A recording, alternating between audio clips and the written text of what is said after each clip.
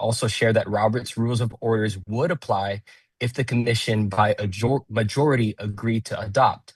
As an example, DAG Ching referenced that there is nothing in our administrative rules that dictate procedure for appealing the ruling of the chair. That would be my amendment. Okay. Second. Discussion. That was Dylan. Question. Yes, please. Dylan, that's you trying to clarify something, or you just adding something totally new in? No, that's what That happened. I asked the question of Yeah. the deputy AG because the OIP correspondence we were discussing had to deal with what rules the commission follows. And so I was asking, so what rules do we follow if we don't follow Robert's Rules of Orders?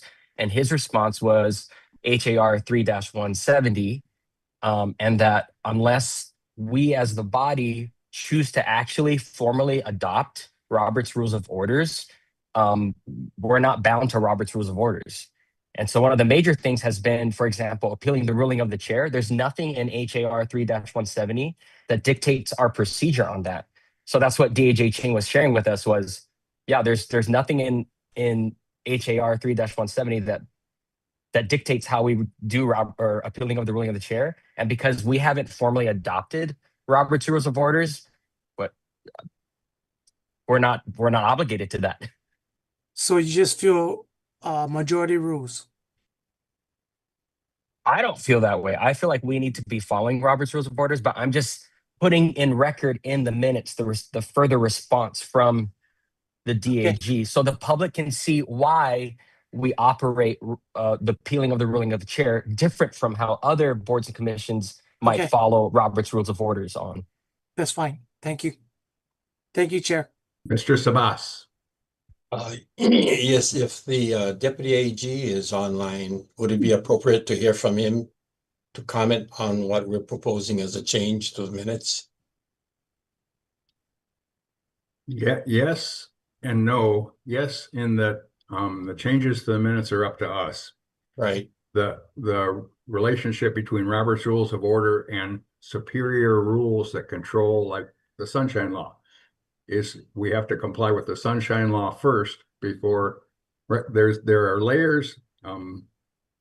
Ms. Dalton, you were going to offer, but I think the layers of authority, the bottom of it's the Robert's Rules of Order, the rules and laws of the state of Hawaii, the Constitution and of the state of Hawaii and the United States are supersede anything that Roberts might say. Roberts is a good foundation, but above and beyond that, there are rules that the state of Hawaii requires us to comply with, including sunshine laws. So there are layers of rules. Yes, Dylan. Yeah, and I'm not trying to discuss even that right now. I'm just trying to, again, put into the record some greater context specifically for the public so that they can see that answer there, because there has been a lot of concern from the public as to why we operate a certain way. And so I'm just putting into the record what Deputy AG Ching response to us was, so that thank you. It's there. Does that make sense? That's all I'm trying to do. Mr. Sabas. Oh, and all I'm asking is to, because my memory isn't as accurate as Dylan's is, but if the Deputy AG is online, just to confirm the accuracy of what we're discussing. Mr. Ching. Yes, Chair. So yeah, I can't recite verbatim what I had mentioned, but I recall having this discussion. I believe that's what generally was stated. Okay, thank you. So was that a motion to amend the minutes, Dylan? Mm-hmm. Yes, sir. What was the amendment? It is page 15, paragraph 5, to add Robert's Rules of Order would apply if the commission by majority agreed to adopt. As an example, DAG Ching referenced that there is nothing in our administrative rules that dictate procedure for appealing the ruling of the chair. And I will put it in the chat for the secretary. Is there a second to that amendment?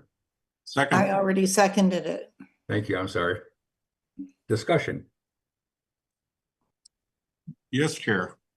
Yes, Ralph. Yeah, so this is important. And the sunshine law says that we need to put accurate minutes, and at the end of that, it says that, and anything else that anyone wants on the minutes. So that is the sunshine law. It shouldn't even be a vote. It should just go on there. Other discussion? Yes, Chair Yes, This is- ma'am. Papalimo. Is this an appropriate time to make a motion The to, motion's on the floor regarding the minutes, okay, I will wait. and the amendment's on the floor right now for discussion. Mr. Ching, aren't these rules codified already regarding Robert's Rules of Order, but it's superseded by local rules like the Office of Information Practices? I mean, I would limit this to the approval of the minutes, but OIP has opinions, various opinions that make reference to this, that above all, I mean, that Robert's rule wouldn't apply unless adopted either by rule by the commission or, yeah. So it's Robert's Rules isn't already part of our protocol. I'm sorry, what is the question? So Robert's Rules is not already part of our protocol as codified in the, Yes, our Rule- rules does not adopt Robert's rules as, So, Chair, can I just, I think I see where you're headed with this, Chair, and I just want to say, one of my follow-up motions was going to be that we do formally adopt Robert's Rules of Orders where it's not superseded by a statute or other adopted rules in HAR 3-170. so we're talking about the minutes. Yeah. Yes. And the motion on the floor is you put that in the chat? I did. Thanks, let's see, okay. Robert's Rules of Order would apply if the commission by majority agree to adopt. So is there any objection to adding this to the minutes? In that case, I'll ask for a vote on the amendment to the minutes as published in the chat. Okay, Commissioner Andrian, Yes. Commissioner Opana, Aye. Commissioner Kushney, Yes, Commissioner Dalton, Yes. Commissioner Cam, Yes. Commissioner Osterkamp, Yes. Commissioner Papalimu, Yes, Commissioner Sabas. Yes. Chair Curtis. Yes, The motion passes. back to the minutes. Amendment passes. Was Thank that the first item we ever agreed on? Maybe. Isn't that awesome? What a win, guys. Okay, how about the minutes now? There's a motion on the floor to pass the minutes as amended. Discussion. Would ask for a roll call vote, please. Commissioner Andrian, Yes. Commissioner Opana, Yes. Commissioner Kushney, yes, Commissioner Dalton, Yes. Commissioner Cam, Yes. Commissioner Osterkamp. Yep.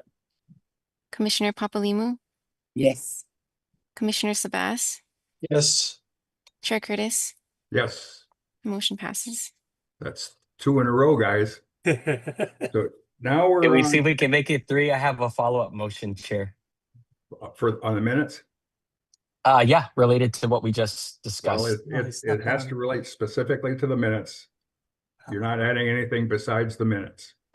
Well, it's a point of order then. It's a motion related to the way we proceed in our meetings. Right now, we're on communications and correspondence. Huh? You can relate it to the minutes, but if it's not about the minutes, we'll move on to the next section. Okay, then I will relate it to the minutes because this is exactly the amendment that I made you're- concerning Robert's Rules of Orders. So You're gonna, the motion I want to make is you're that the gonna Elections add, delete, Commission. or correct the minutes.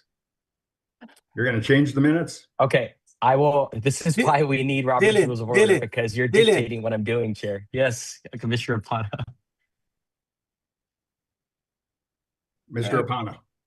Mr. Chair, where would Commissioner Andrian make the motion that he wants to follow Robert's Rules of Order? What part of the agenda? Not on this agenda, There's no place on this agenda? not that I can see. Chair, that's insane. You have to allow us as a commission to govern ourselves. And for me to, as a commissioner to make a point of order and say, I have a motion regarding the way we proceed in our meetings, that should be heard. You not hearing that and showing the public that you're going to ignore it completely is a very bad representation, in my opinion. And I don't appreciate that in your leadership. We're bringing a brand new idea in front of the public without giving them 6 days notice. I'm raising a point of order on how we Okay. proceed in our meetings. I don't think any of our commissioners would protest to that. I'm just trying to. I rest. I But second Not Dylan's motion. correct. Point of orders are at the Yeah. chair's discretion. And That's a the point of problem. order, well, wait. A point of order is a rule that the chair is not following. What rule am I not following? We have no procedures on running the meetings. And we just put that in the record that there's nothing in our administrative rules that dictate procedure for appealing the ruling of the chair. So in other words, you can kind of do whatever you want if we don't agree with you, because there's no formal rules that dictate otherwise. And that's what I'm trying to put guidelines on us for, so that we can be in full transparency with the public and be held accountable with our own actions. That's all I'm trying to do, but it's clear you don't want to do that, I We- guess. We Ms. can amend- Dalton, Ms. Dalton, So I'm already confused. The issue here is that the Elections Commission will formally adopt Robert's Rules of Order as the operating procedures for the for meetings that we conduct. Now, if that couldn't that go under new business for today's meeting and then a vote be taken at the next meeting? is that a substantial consideration for this commission? I Yes. mean, I If don't it's a, think it if is, it's a but substantial consideration for the commission, I would entertain a motion to amend the agenda to include this item, which requires a 6-person vote to add a substantial item to the agenda, according to both Roberts and I think local rules.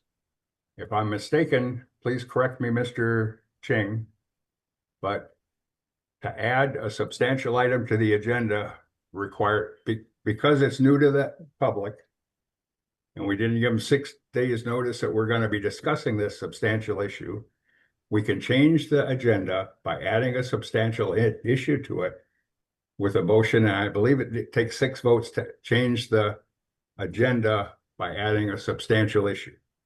This is a substantial issue. And I would ask Mr. Apana. Mr. Chair, if it is a substantial issue, like everyone claims it is, you gotta give the public due notice. That's If my it's- point. If it's minor, you can do it on the fly. But it was deemed it's major. So why don't we just run the meeting how we've been running it since I've been here? Because I thought we were under Robert's rule and we did pretty good.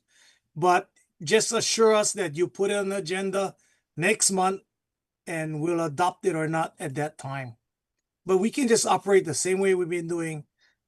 I've been with you guys about 5-6 months now, and I always thought we were under Robert's rules. I just assumed that was the rule of the land. And that's how I've been operating. I think Yeah. there's some rule and reg that mentions Robert's rules, but I'll ask Ralph. Yes, let's take the vote. If we get a majority, we can vote on this. So let's vote. We owe it to the public. These are the worst run meetings in the state, and we owe it to the public to adopt Robert's Rules of Order so that there's some kind of semblance of order on this. So let's take the vote to amend the agenda. Everybody thinks we're running on Robert's rules, so if we adopt it formally, we're just right where we thought we were. Other discussion, Mr. Sabas? May we hear again from the Deputy Attorney General? Mr. Ching? Is there some reference to Robert's Rules of Order in our operating procedures?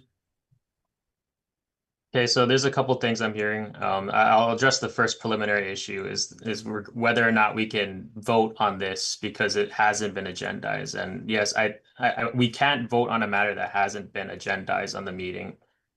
So if we were to vote on this, we'd have to amend the agenda, but we could only amend it to add items that won't affect a significant amount of people or the public.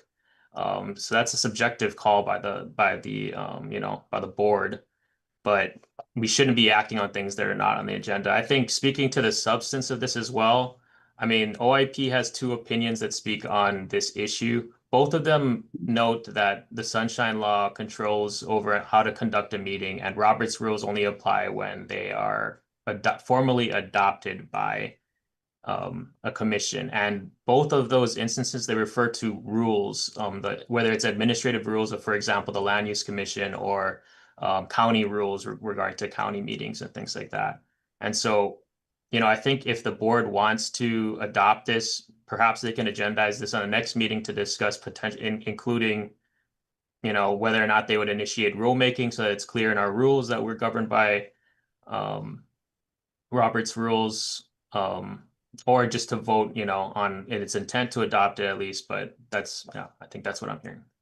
Okay, so there is a mechanism to allow us to change the agenda, assuming that we're within those parameters, and this is subjective, a major issue. I would entertain a motion to add to the agenda under item 5A that the commission adopt Robert's Rules of Order as a foundation for our operating consistent with state rules and regulations. I would entertain a motion to amend the agenda to add that to it. Chair, would you be willing to friendly amend that to take it up next? I feel like this is something that if we're going to do something with procedure, we should just do it now. Yeah, before and correspondence. And that's what I'm offering. If you want to add that to the agenda now, the commission can do that. Right. I'm saying not as item 5. we I'm could saying as defer it to- item next. You'd prefer to defer it to the next meeting?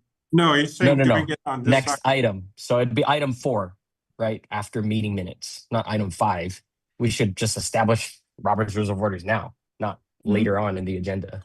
Then we need If to you're- amend the agenda, and we can do that now if you want. Yeah. Yeah. Okay. Amend the So I agenda second.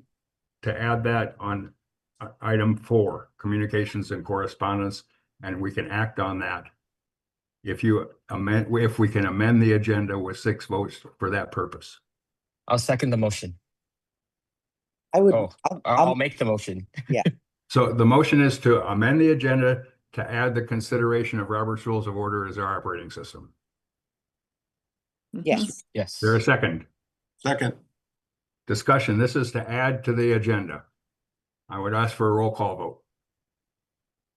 Commissioner Andrion, Yes. Commissioner Opana, Yes. Commissioner Kushney, yes. Commissioner Dalton, Yes. Commissioner Cam, Yes. Commissioners Osterkamp, Yes, there's only one of me though. And you Commissioner only get one Papalimu, vote. yes. Commissioner Sabas, Yes. Chair Curtis. No. The motion passes. So Robert's Rules of Order is added to the agenda as item 4A. I'd like to make a motion, Chair, Sorry, if we're on 4A. Commissioner, sorry, before, I just want to note that because we're adding this to the agenda, the public should be given an opportunity to provide I would- public testimony. I was going to do that next on this item. Okay, on got this, for communications and correspondence. Dylan, you had something else? I'm going to make a motion on 4A, but it sounds like we have to take public testimony first, correct? Yes, public testimony first, please. Other discussion on item 3. So our minutes are accepted. I would open public testimony for item 4, communications and correspondence, including the Robert's Rules of Order inclusion of our operating system. The The Madam first, Secretary? yes, sure. The first testifier is Propel Positive Change. The next, wait, followed by Alohalani Hope Sirmelch.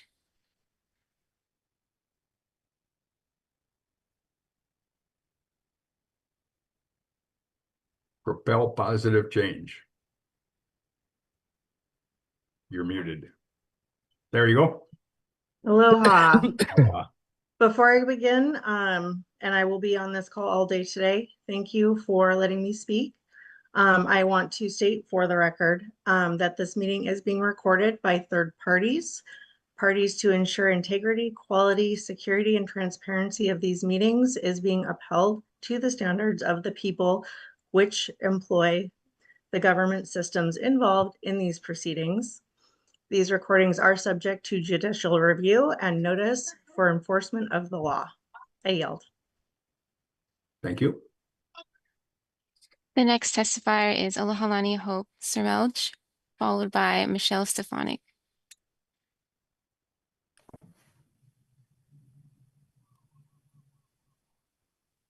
Aloha. Aloha. Am I on? You're on. You people, especially you, Michael Curtis, shame on you. Get this stuff together. This should have been done years ago. And I don't know how long you've been a chairperson, but get it together.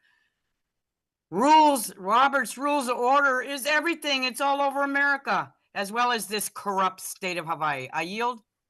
Thank you. The next testifier is Michelle Stefanik, followed by Susan Strom. Aloha, my name is Michelle Stefanik. Thank you for letting me testify, and I'll just make this really brief. It is imperative that we vote to include Robert's Rules of Order as the way that this body governs, because it is apparent over the last years that this body has not functioned properly, and that is what Robert's Rules of Order is all about. Functioning properly. Please pass this. Thank you. The next testifier is Susan Strom, followed by Andrew Aker. Aloha, everyone. I just wanted to add briefly, I wholeheartedly support this proposal to adopt Robert's Rules of Order, and I hope everyone will align with that so we can get this done today as the next item and move forward. So please, everyone, just get on board with this. Thank you. Thank you. Chair, can I just interrupt and get clarification from you on something real quick? Yeah, what you got? Well, you introduced the agenda as communications and correspondence, including the Robert's Rules of Order consideration. When we took up the motion, I thought we were adding it before item 4, so it would become item 4. But if you're including it all together, I just want to make sure the public knows so that they're taking this time to not just testify on the Robert's Rules of Order consideration, but also all the other communications and correspondence, if that's how you're That's how we're taking these items up. That's how we're doing it. And so I would just ask if it includes all the items in section 4 in addition to the Robert's Rules of Order question. So I would just ask for the 3 testifiers that just went, if they still have something to testify on the rest of the communication respondents, they raise their hand again and we can come back to them. Thank you. Next testifier, please. The next testifier is Andrew Aker, followed by Tara Rojas.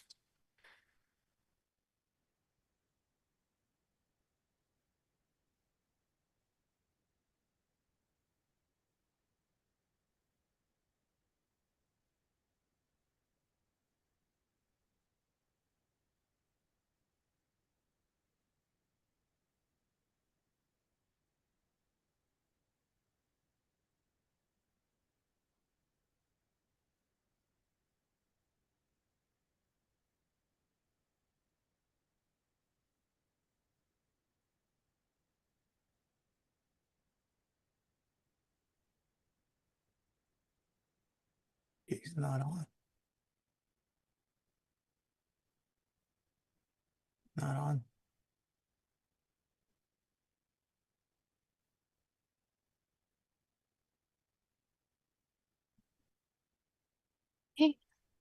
The next testifier is Tara Rojas, followed by Shelby Billionaire.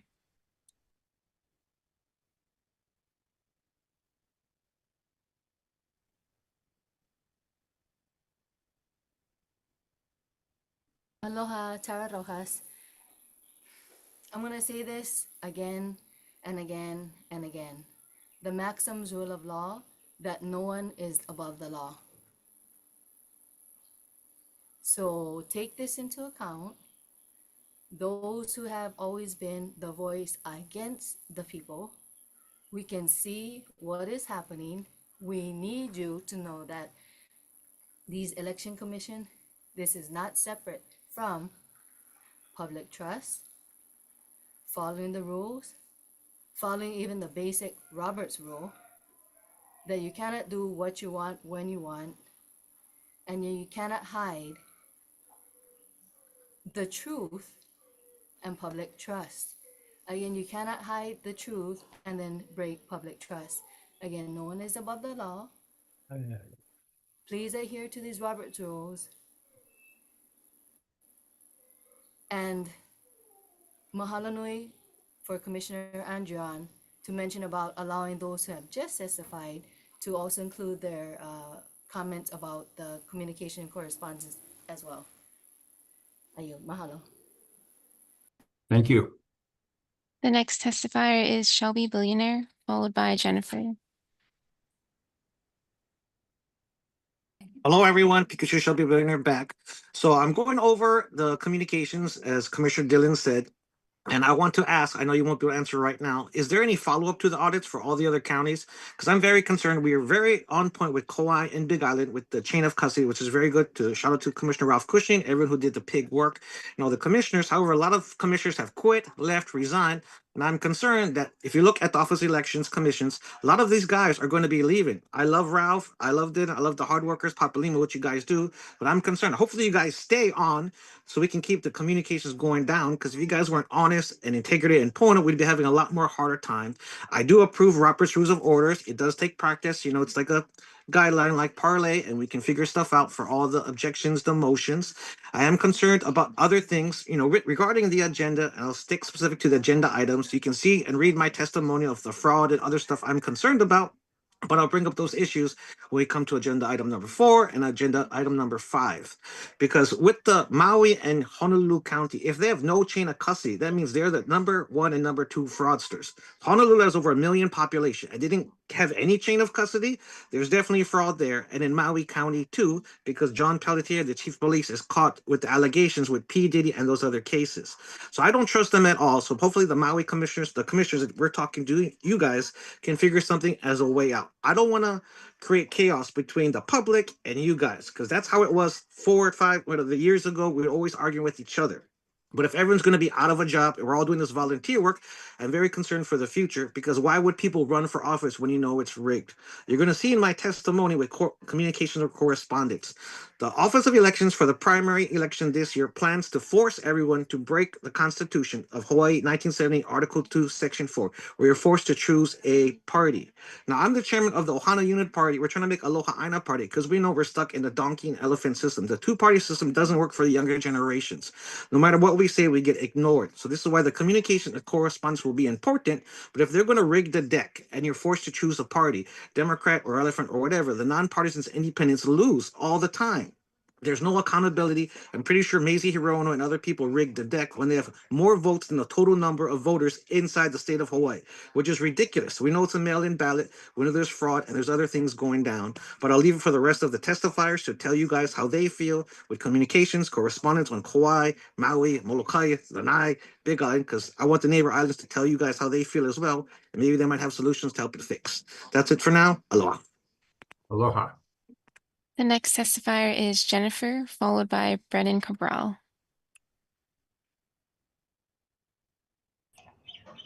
Hello, can you hear me? Yes, ma'am.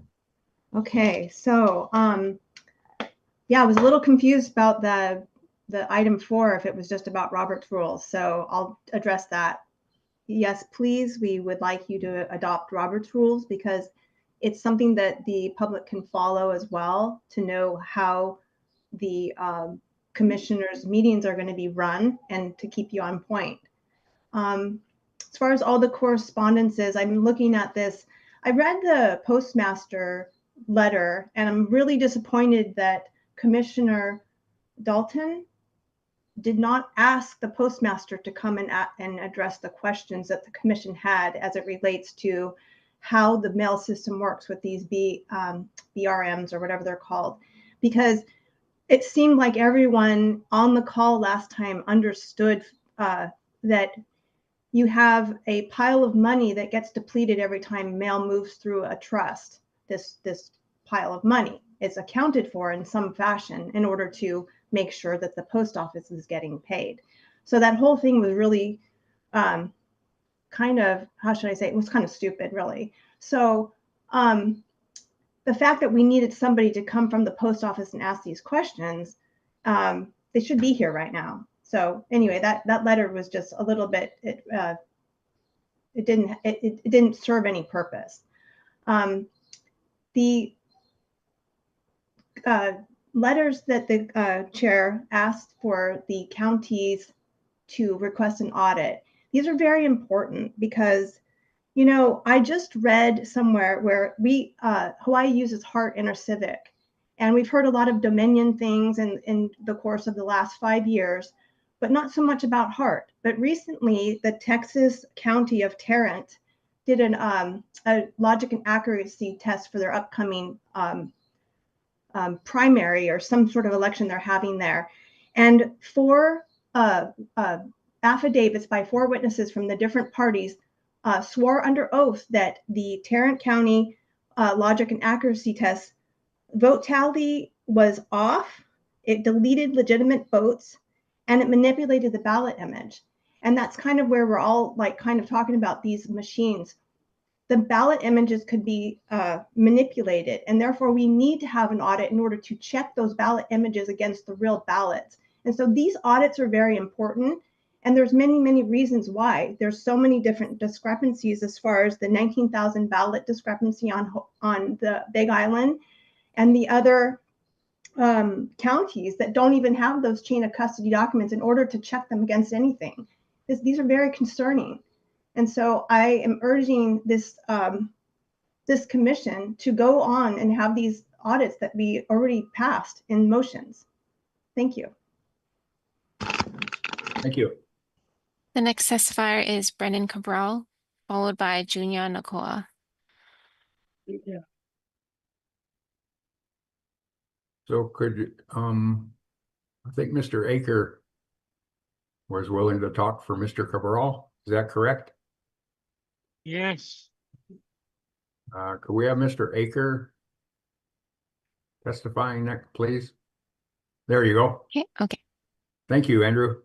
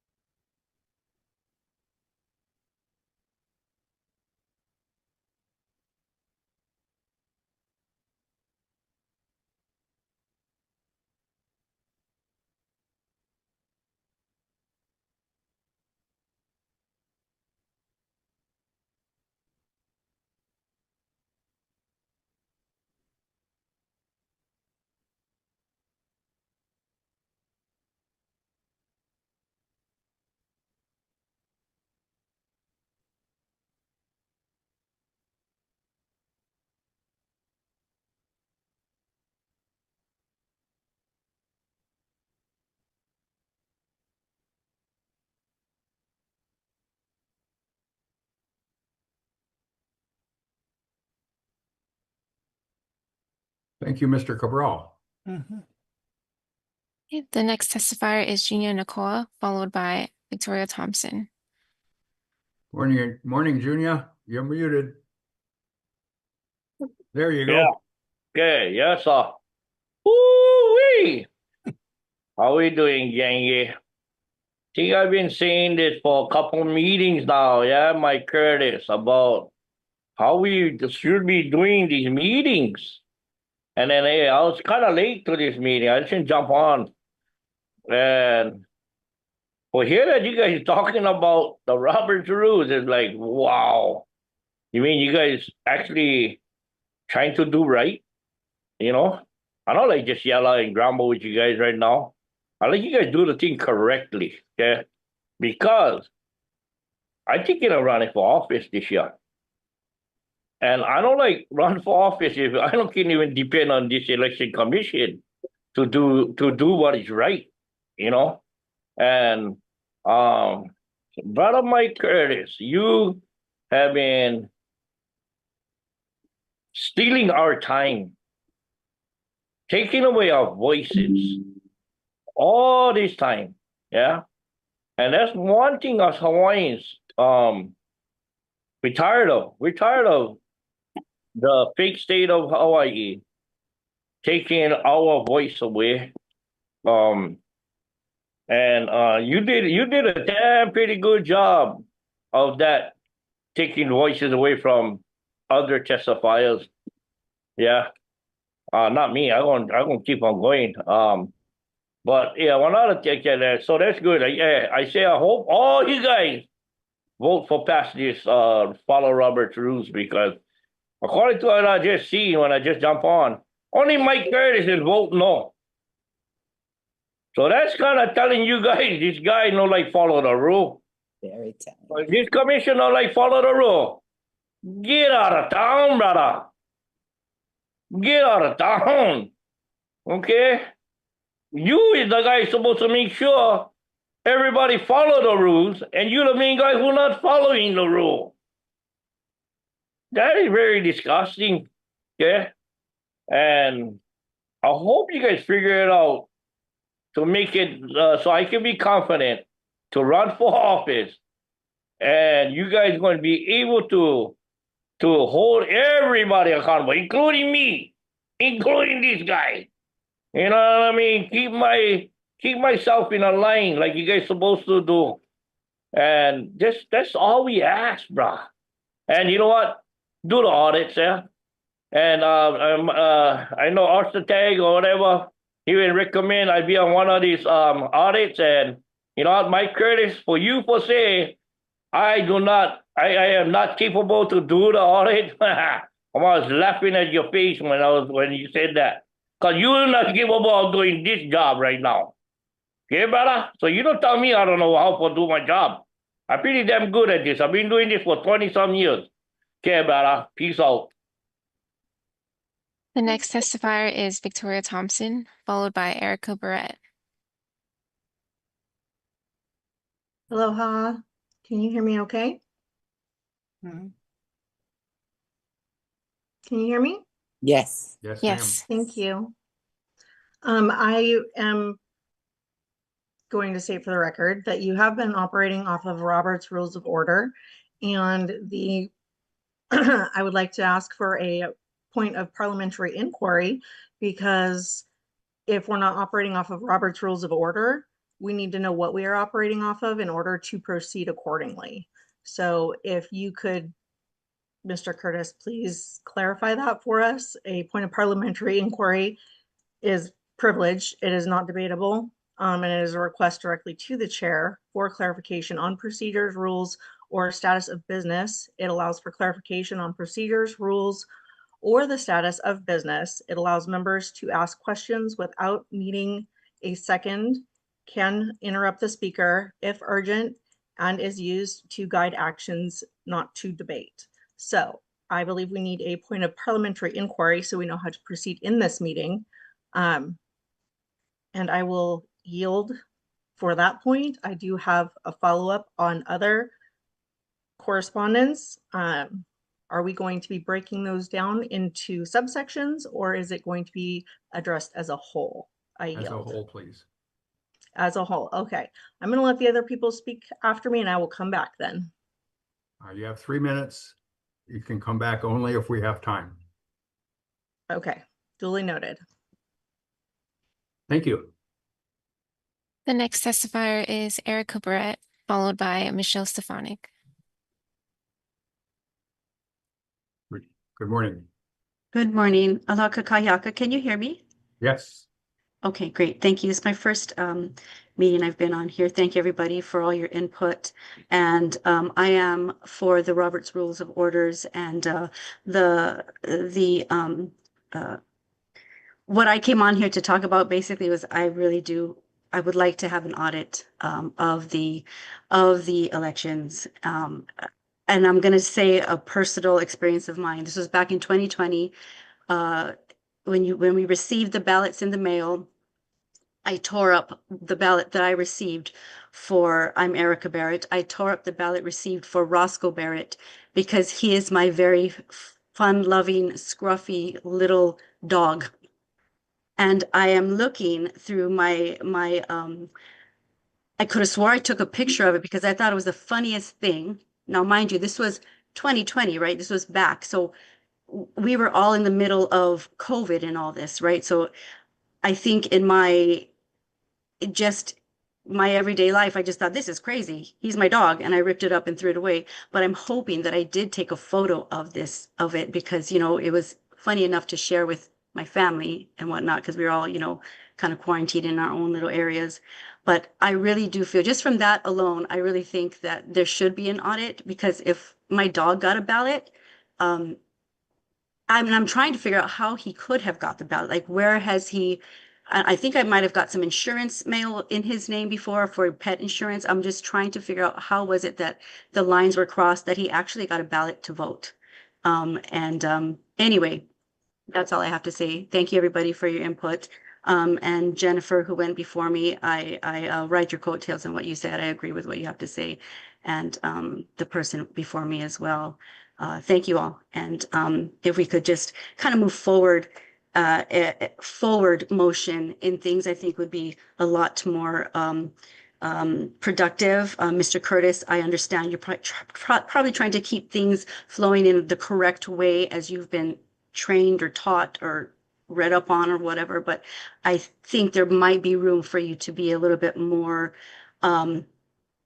agreeable, or just I don't know, just to make things move forward for us. And I think we're going to see a lot more action these coming years as people like, Uncle Junior is stepping up and trying to make a difference. Mahalo, everybody. Have a great day.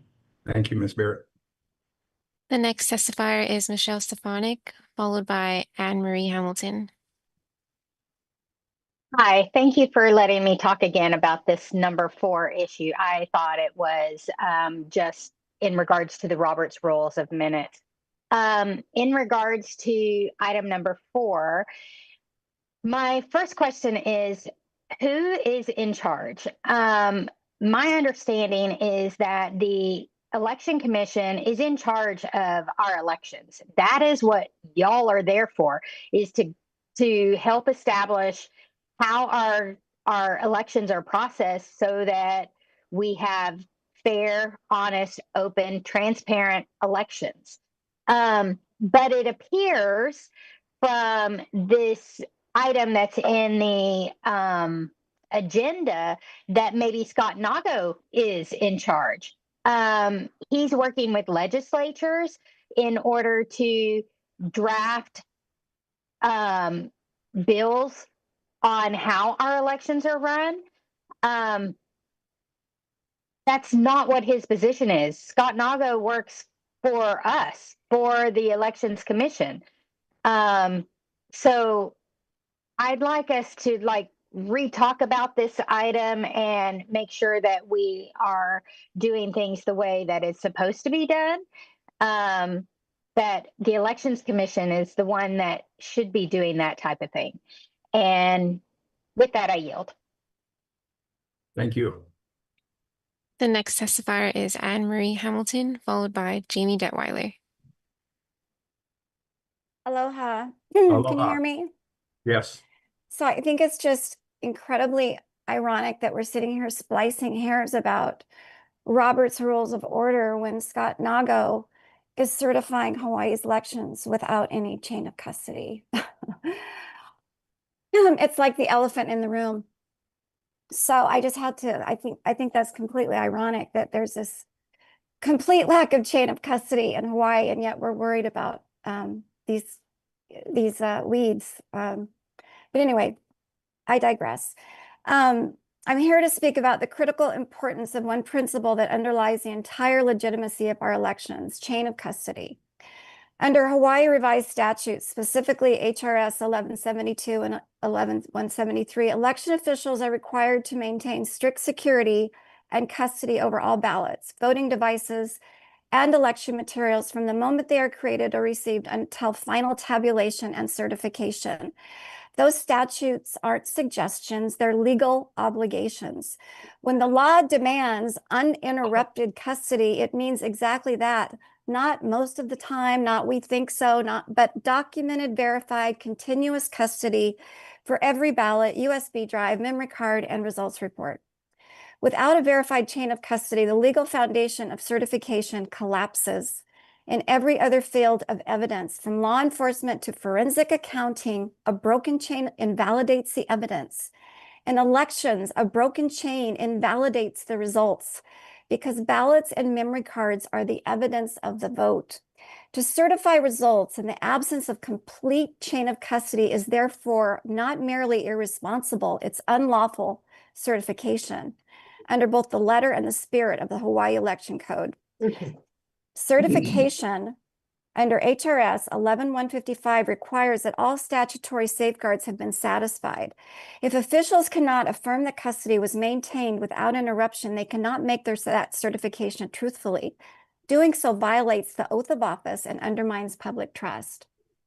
We in Hawaii often talk about doing what is pono, doing what is right, even when it's inconvenient. Upholding chain of custody is pono. Ignoring it for the sake of schedule or convenience is ewa, wrong. Transparency is not optional when the people's sovereignty is at stake. I urge this commission, before certifying any election, issue a full public accounting of all custody logs, transport records, and custody chain documentation. If any gaps exist, pause certification until they are resolved. Because a ballot without chain of custody is not proof of a lawful vote, and certification without proof is not credibility, it's a liability.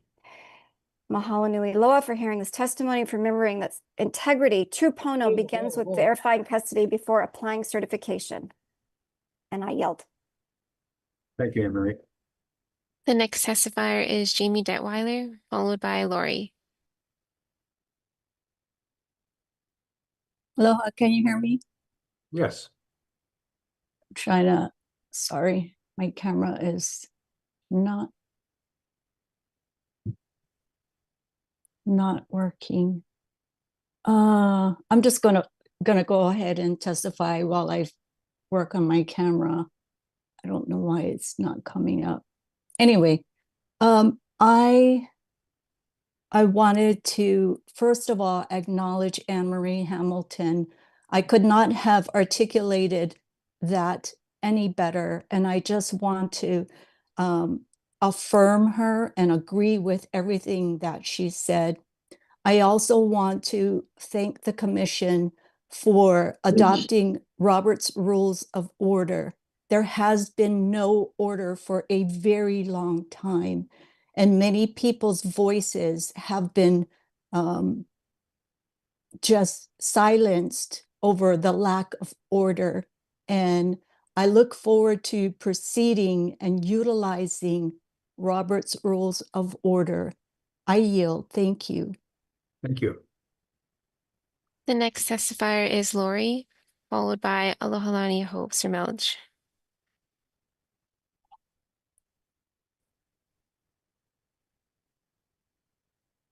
Need to unmute.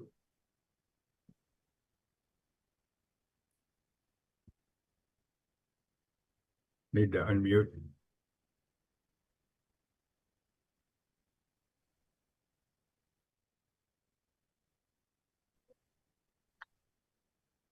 We'll come back to her. The next testifier is Alohalani Hope, followed by Tammy Ash Perkins. Okay, I'm going to be Kalohe again.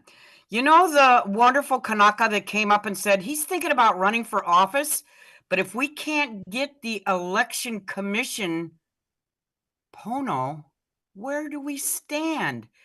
Here's my correspondence to you folks, and I just wrote up an email. I'm taking Scott Nago, John Hendricks, and you, Mike Curtis, to the federal court venue. You people have got to do your job. Shame on you, Barbara Dalton, that you didn't bring the postmaster. 19,000 votes could have had my name voted on there in 2024. That's very upsetting when I did and worked so hard on OHA to be a stinking trustee that young Kai Kahele got the job. I'm happy for him. But in the meantime, please, people, know that there's going to be a federal court case and you're all going to be subpoenaed in to tell the truth, as God is my witness. I yield. Thank you, ma'am. The next testifier is Tammy Ash Perkins, followed by Lori. Morning, Tammy. Morning. I'm just here to speak in support of election integrity and public confidence in our Hawaii elections. And it shouldn't be a big deal and we shouldn't have to argue about it. You know, we do have some revised statutes and that the chief election officer is required to supervise all the state elections. That responsibility is really not ceremonial. It's a legal duty to ensure that elections are conducted in full compliance with Hawaii law. We want transparency, accountability, and safeguards that protect the integrity of our vote. The OE page 4 raises serious concerns about the lack of documented chain of custody and the absence of transfer logs for election materials. Among the concerns identified is the lack of transparency in how materials are transferred from the counties to the state. These are not technicalities. Chain of custody is fundamental to election integrity. Without it, the public has no way to independently verify that ballots were properly handled, secured, and accounted for. We have a Hawaii revised statute. Also, we've discussed it here, 11, 172, and 173, and they are clear. Hawaii law requires specific procedures for tracking, securing, and transferring ballots with defined responsibilities shared between the county clerks and the state office of elections. These safeguards exist to protect the process from error, confusion, or misconduct, and to ensure that election results are trustworthy. When election results are certified, that certification should reflect compliance with these statutory requirements. Certification without documented chain of custody raises legitimate questions and undermines the public confidence. Even if there is no allegation of wrongdoing, transparency is what allows the public to trust the outcome. The statement that the Office of Elections will continue working with county clerks to refine transfer procedures suggests that improvements are needed. While continuous improvements is important, the law requires compliance now. Election integrity cannot depend on future fixes. The people of Hawaii deserve elections that are not only fair, but demonstrably fair. That means clear chain of custody documentation, verifiable transfer logs, strict adherence to the statutory roles and responsibilities, and certification only after those requirements have been met. Protecting election integrity protects public trust. I respectfully urge this body and the Office of Elections to fully comply with the statutes, to correct any deficiencies immediately, and ensure that transparency and accountability remain at the center of this election process. Thank you. I yield. Thank you. The next testifier is Lori, followed by Jennifer Coblon.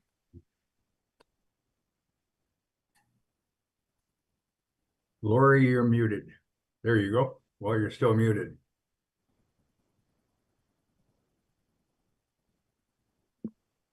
So we're sending you a request to unmute. If you can do that for us, Lori.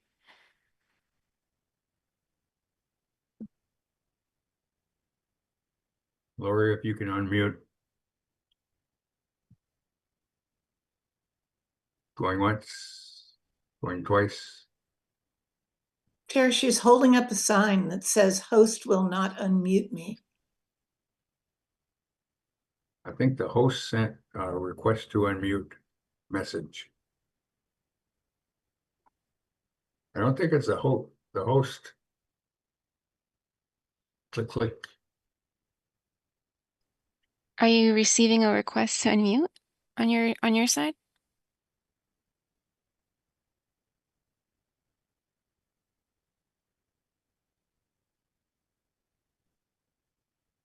We'll come back to you one last time. Thank you. The next testifier is Jennifer Coblwan, followed by Magaso William Dennis.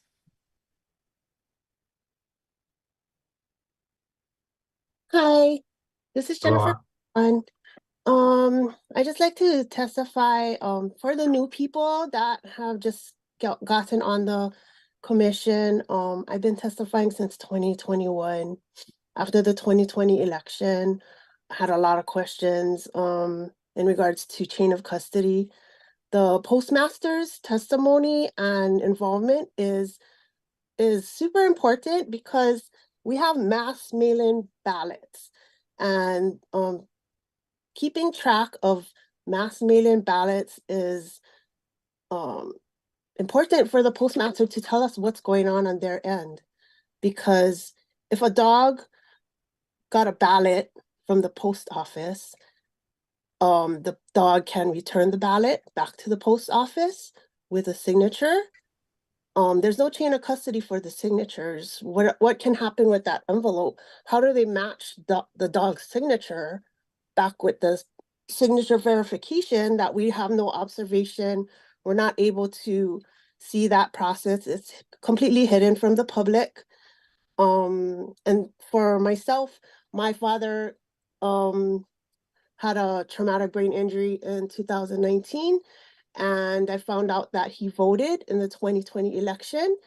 And I requested from the county clerk to get a copy of the envelope because I wanted to verify that it was my father that voted, because it's pretty interesting if my dad could actually vote. I would be very surprised because he had a lot of stroke-like symptoms from his brain hemorrhage.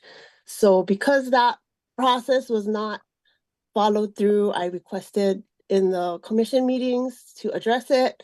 Could I please get a copy of my dad's signature from the envelope? No response. Many meetings, no response.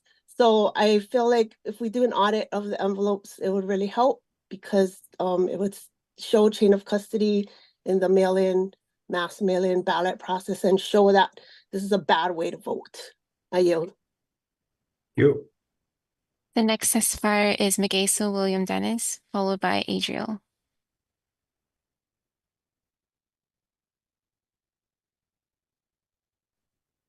Aloha, can you hear me? Aloha, yes, sir. My name is Magaso William Dennis. At these meetings, the people who are the government have spoken out about election integrity, resignations, improper audits, chain of custody violations, crimes committed, firings, voter ID, and now Robert's Rules of Order, which I support 100%. A recent independent poll has indicated that 95% Republicans, 71% Democrats, 85% white, 82% Black, and 76% of the Latino community, and 81% of Americans overall want and need in-person voting, voter ID, verified citizenship status, federal holiday, paper ballot only, stop ballot harvesting, exceptions being household invalids and military. Disenfranchising voters is a myth. It's also a racist commentary and an insult to the intelligence of the minority communities. The days of the Election Commission aiding and abetting in corrupt elections is over. Chair Curtis and Scott Nago can only save face by becoming whistleblowers against the green machine occupying the governor's mansion. The people have spoken. Thank you for your attention to this matter. I yield. Thank you, sir. The next testifier is Adriel, followed by Lori. Aloha, Chair. Thanks for the opportunity to testify again. If you, I just bring up that I was initially testified in 2022, January, in March and April. Chair, I believe you were there at that time when we brought questions about the statewide voter registration system, which in our last meeting here that the Office of Elections seemed to rely heavily on the statewide voter registration system. And at that time, you know, I raised the issue with the commission that United States Hawaii, a registered voter in Kaneohe, who does not live at that residence, did not receive mail at the residence, did not receive a ballot at the residence, still sent a ballot in the mail and recorded as voting in the 2020 general election. I brought other issues like the registration of some voters that were from 1917, who initially registered to vote in 1917, which is really odd that we have such a person on the rolls from way back then, and that they would have been, I suppose, born in 1898, if they were 21. But there's also the issue of the list ID of some of the, and you know, granted, the Office of Election did correct this in their system, that list IDs seem to have a timestamp on them.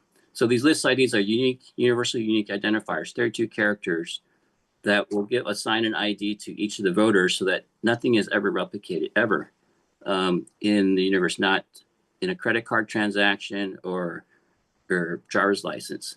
But these list IDs were tracking people's time of registration, as it appears to be. And some of these registrations were grouped together in 2 or 3 groupings within milliseconds.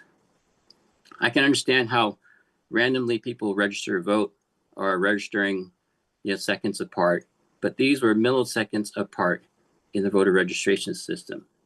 So finally, I bring up this last point.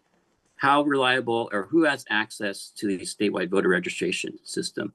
Because when the County of Honolulu reported to us that they had purged 80,000 records in the last election cycle, somehow we had 80,000 records pop back into the voter records.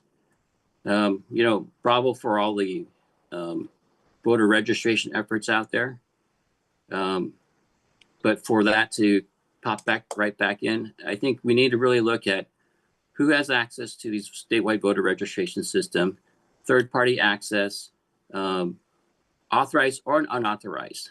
That is the question we have here. And I'm supporting the audit because if the question isn't answered about the statewide voter registration system, we need to go back to the paper ballots and verify physically what has happened to the vote count. Thank you. I yield. Thank you, Mr. Lamb. The next testifier is Lori, followed by Sherilyn Wells.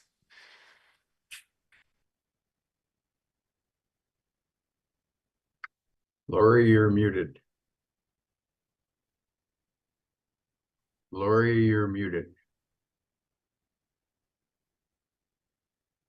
System sends you a request to unmute.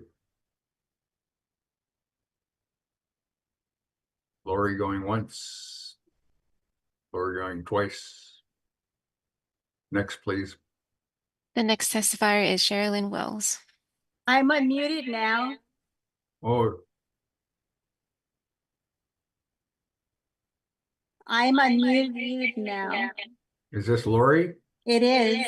Okay. Okay, go ahead, Lori. Okay. So what I want to talk about is Hawaii Revised Statute, Chapter 92, talks about the Sunshine Law for the purpose of ensuring transparency in government. It is clear that transparency proves Scott Nago is altering the ballot count. The reason for this is because he supports the Democrats being in office.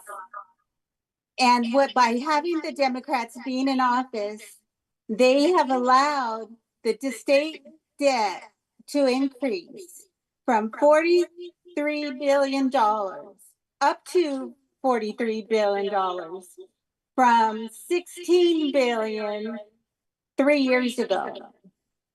That's a $27 billion increase in the state debt. In addition, by the Democrats remaining in office, they're allowing state employees to steal federal funds from federal agencies. My lawsuit against the Hawaii Public Housing Authority proves that Hakeem Owansoppi has stolen $117 million since he's been hired January 2012. Nobody will stop him.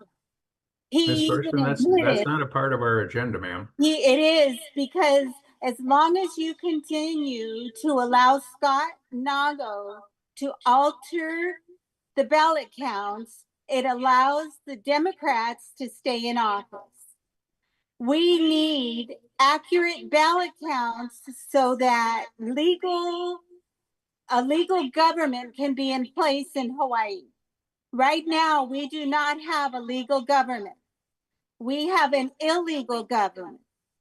$117 million was admitted being stolen by Hakeem Owansoppi already.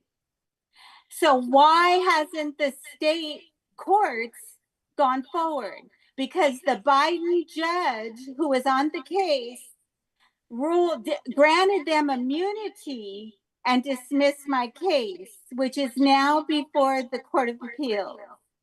And I am appealing it, case number 25-3663. If anybody wants to read my opening brief and my reply brief that prove fraud in Hawaii. That's all I have to say. Thank you. The next testifier is Sherilyn Wells. Sorry, Sherilyn. Thanks for waiting. No worries. Thank you, Election Commission. And it is long past time that Hawaii is no longer a poster child for election corruption.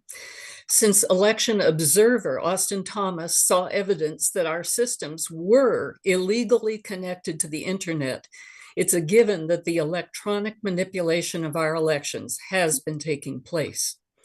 When I provided the Election Commission with full documentation of a federal felony by Scott Nago, his failure to provide timely requested cast vote records for 2020 Hawaii County elections, a majority of commissioners did nothing to hold him accountable. And the USPS sent an overnight express envelope with that cast vote record request to Scott Nago from Hawaii County to California, where the USPS kept it for a week before delivering it to Scott Nago, at which time it would have been past the statutory cutoff had I not flown over to Oahu and hand-delivered my request in time. Because the cancer of election fraud has infected Hawaii for many years, we are excited not only by Assistant AG Harmit Dillon's lawsuits, but by DNI Gabbard and FBI Director Patel's launch of a coordinated national investigation into election interference, establishing the connection between a cabal of Venezuelan software engineers, Cuba, China, Iran, and servers in Serbia, and manipulation of more than 70 countries' elections will no doubt shed a light on the failure of a majority of our elected officials and commissioners to listen to the people and vote accordingly. Mahalo. Thank you, Ms. Wells. Chair, there are no further testifiers. Those with their hands raised have already provided testimony. Thank you. So let's take this chain of custody, or not chain of custody, but Robert's Rules question. And have we passed that, or we just put it on this agenda to where I would entertain a motion for the Robert's Rules? Yes, And Chair, I'll make the motion. so go make it. I move that the Elections Commission adopt Robert's Rules of Order as our parliamentary authority for conducting meetings, except where superseded by our administrative rules or sunshine law. There a second? Second. Discussion. Would ask for a roll. I'm sorry, Mr. Apana, go ahead. You're muted.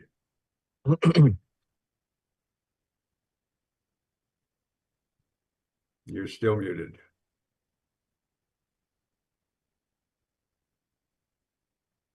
Mute. There. There you go. I turned off my Zoom, but can you hear me? Yes, sir.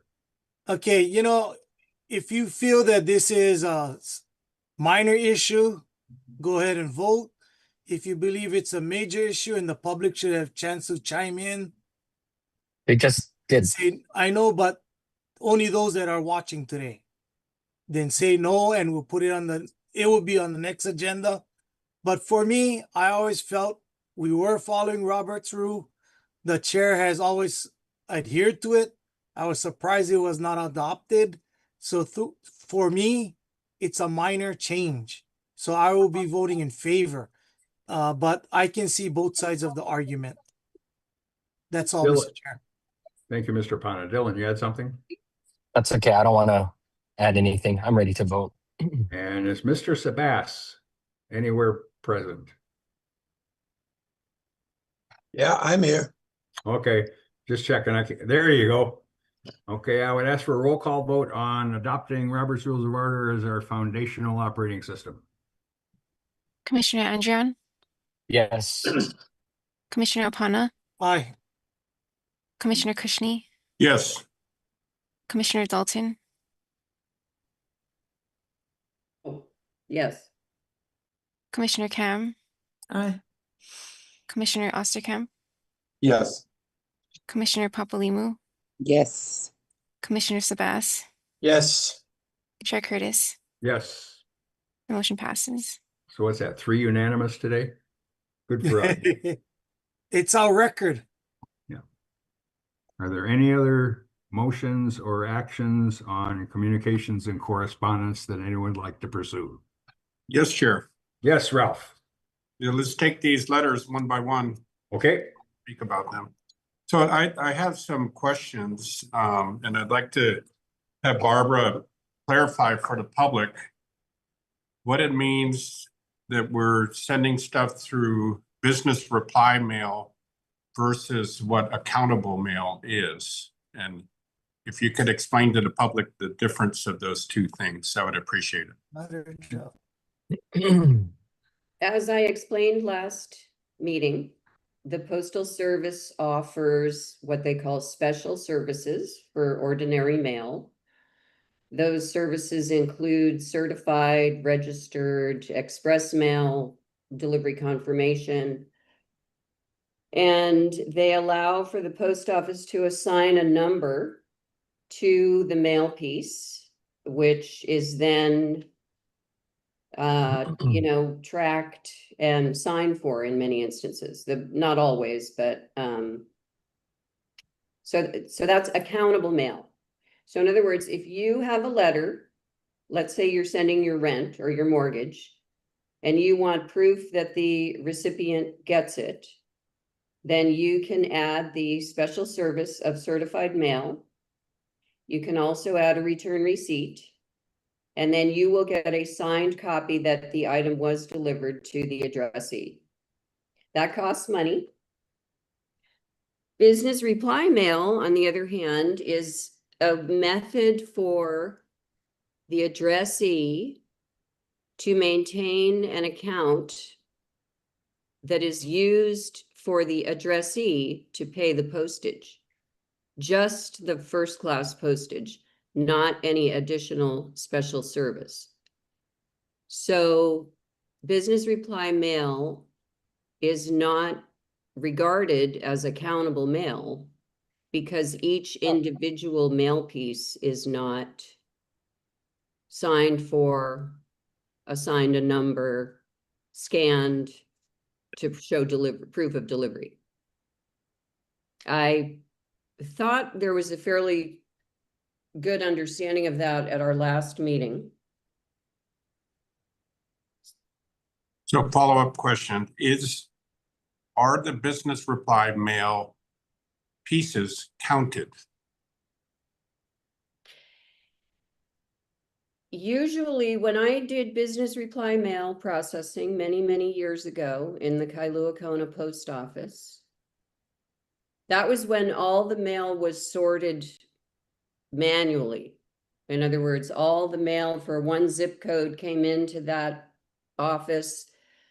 The clerks sorted it. Anything that was a business reply mail piece was put aside and then was processed through the service window in order for that deduction of postage to be made.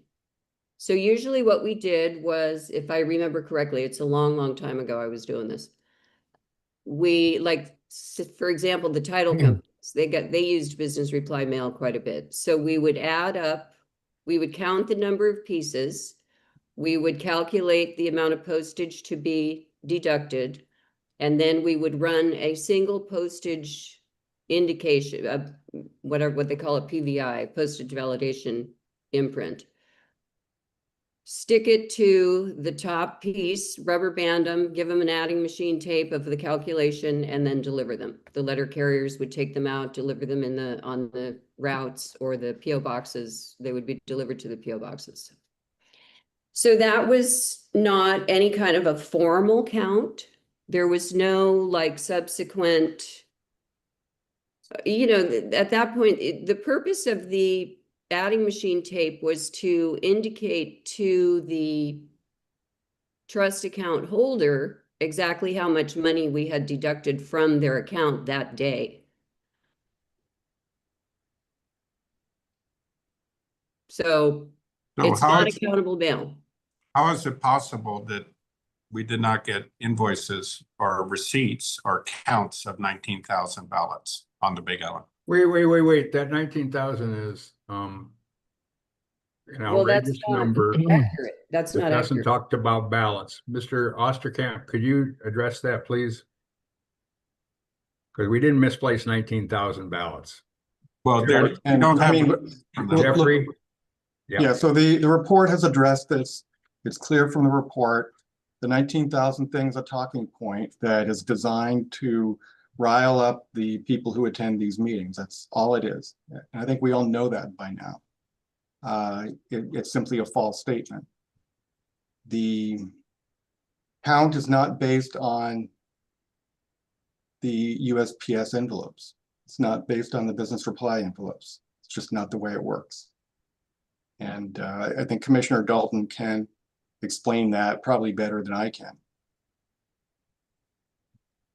So what how is metric- it possible Wait, to not? Ralph, what metric does that 19,000 value apply to? Well, the county has a record of collecting 27,000 ballots. They have through the Dropbox and then 28,000 through the post office, and we're missing 19,000. The county clerk said that those pieces came through the mail and the post office did not give receipts for those pieces that were received through the mail and their business reply mail. So I'm wondering how the post office would not be able to count the 19,000 ballots and invoice them. So that's the crux of why we voted to count envelopes. And so I'm just asking Ms. Dalton, do they count them? And is this a possibility that they would accidentally not bill for 19,000 business reply mail receipts? I'm not certain what receipt you refer to. On the business reply mail receipts that I sent to you, there's a count of each piece and there's a 72 cents charge for each envelope that is delivered to the post office, to the County of Hawaii for the mail-in ballot envelope packets. So they did not provide receipts for over 19,000. And I'm wondering, is that a real possibility or did? No, it is not. Okay, so the official statement by the County of Hawaii is that the post office did not give those receipts. And you're saying that's not possible. And that is why we have voted to count the envelopes, to confirm what is true. But I'd like to make a motion on this, Chair. Can I have the floor to make a motion? You have the floor. Okay, I move that all mail-in ballots for the 2026 election be sent via accountable mail in order to enhance chain of custody controls and reduce the risk of fraud. Do I have a second? A second for discussion. Barbara. It would cost a fortune. It would never happen. It would, to send a certified letter costs $6 or $7 per piece. And that's the cheapest. Postal rates, like everything else, have skyrocketed. Yeah, I mean, it's completely unrealistic. Dylan. Thank you, Chair.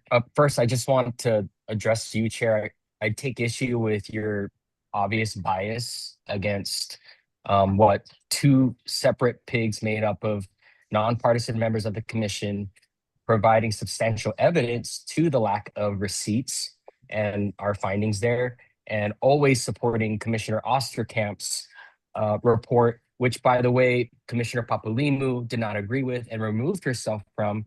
And you continually state that the findings of the other pigs were ludicrous. And so I would appreciate if you did not operate in that bias and instead presented to the whole commission all three reports as considerable. Secondly, I think what I'm hearing here, I'm just going to share where I'm at with all of this, okay? I think what I heard from Commissioner Dalton is that, everything I heard from Commissioner Dalton is that with the business reply mails, they manually sort, they calculate in order to figure out how much to deduct from the trust account. And for me, that transaction right there requires some kind of quantity, some kind of count. And that's what Commissioner Cushney is saying. If there's that kind of transaction happening, there should be documentation and paperwork for that. There should be a receipt for that. So when you've got all that the Hawaii County had given to the two pigs, showing the 50-some thousand combined with what was at the ballot boxes with the business reply mail receipts, that should equal the same number that was inputted into the SVRS. But however, there is a discrepancy there. And that's what we're trying to solve. And so what Commissioner Cushney is now after is, okay, if we're saying we can't have, listen, if we're using the USPS for our elections, they should be able to tell us exactly how much envelopes have come through the USPS for our elections. If we're saying we can't do that, and the only other option is to spend a fortune with accountable mail, then let's do that, because the confidence of every ballot is worth that fortune. But in my opinion, I believe it's actually already something that we can be accountable to with the business reply mail, and wires are just being crossed here. We're saying that, the what's turned into the business reply mail is going to be subtracted from the trust account that's set up. How does that happen? There has to be some kind of metric to know how, right? I'm just saying, the USPS has to be able to tell us how many envelopes have come through the mail for our elections. That's where I'm at with this. Lindsay, you had your hand up. I do have my hand up. It's not about the motion though, so I guess I'll save it. It's a question for Commissioner Dalton. Okay, we'll save that one. Ralph. Yes, Chair. So these are our elections and they must be secure. And to say, what are our ballots worth to vote? And we're saying $6 or $7 is not worth sending them in the mail. So this really has me perplexed. The budget for the state is billions of dollars. And if you divide that by the number of people voting, each vote is worth, I think, around $30,000 or $40,000 when it gets delivered. So to spend $6 on an envelope for somebody's vote is not unreasonable. And we should also take a look at how many envelopes we're sending out. So what we're doing right now is we're blasting out envelopes to everybody and their brother and now their dogs And it's akin to sending leaflets out of an airplane. And we're scattering these things all over the place, and there needs to be more security.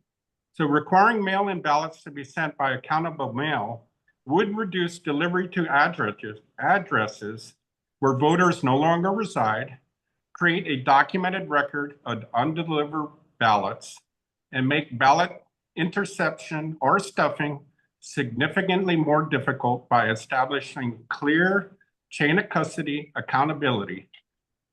If we cannot secure our ballots through the mail, then we should not vote by mail. Thank you. Thank you. Ms. Papalimou. Yes, I appreciate what you said, Commissioner Adrian. I also want to speak to, if Commissioner Dalton is saying it is too expensive to track these ballots and call them accountable, that's a prime reason to go back to voting in person. We have voting by mail for those who cannot make it to a ballot box. We've always had that. You go in, you request it, they send it to you. They were taking away that. That's what they were stopping. They were stopping people asking for their ballot and just saying everybody's going to get one. And if you remember, when you went in to vote in 2020, they were requesting, when you came in to vote at the service centers, that you sign this green sheet of paper for any address changes, etc. But they wanted you to fill the form out. That form, if you read it, said that I want to be included in forever mail-in ballots. So they were trying to get authorization from you that you wanted mail-in ballotings forever, so that it would back up the law that they passed, that emergency proclamation law, that we were all going to vote by mail. And when I refused to sign it is when they told me I couldn't vote. And then we cleared that up because it is stated in the statute that it is not mandatory, that form. So there's so much wrong with this, and there is a discrepancy. It's the reason I took my name off of that pig. John Hendricks said he gave us everything that they received from the US Post Office. So he is saying that we did not receive receipts for 19,200 whatever ballots. That's what he's saying. If he is saying to us in Commissioner Osterkamp's report that he has given everything he has, then he is saying the post office, the receipts that we've gotten from the post office that gives them permission and validation to take money out of the account, because we gave them that. We gave them authorization to take that money out. Then there is a discrepancy because they're only taking out the receipts that they gave to John Hendricks, which he is saying is all of them. So we underpaid the post office, apparently, or we have to figure it out. There is a discrepancy. Now, no one has suggested getting to the accounting office and saying how much was deducted from the United States Post Office to the Hawaii County Clerk for this election. Because if you divided by 74 cents, you would know exactly how many ballots they got paid for. Why would the post office not take money owed?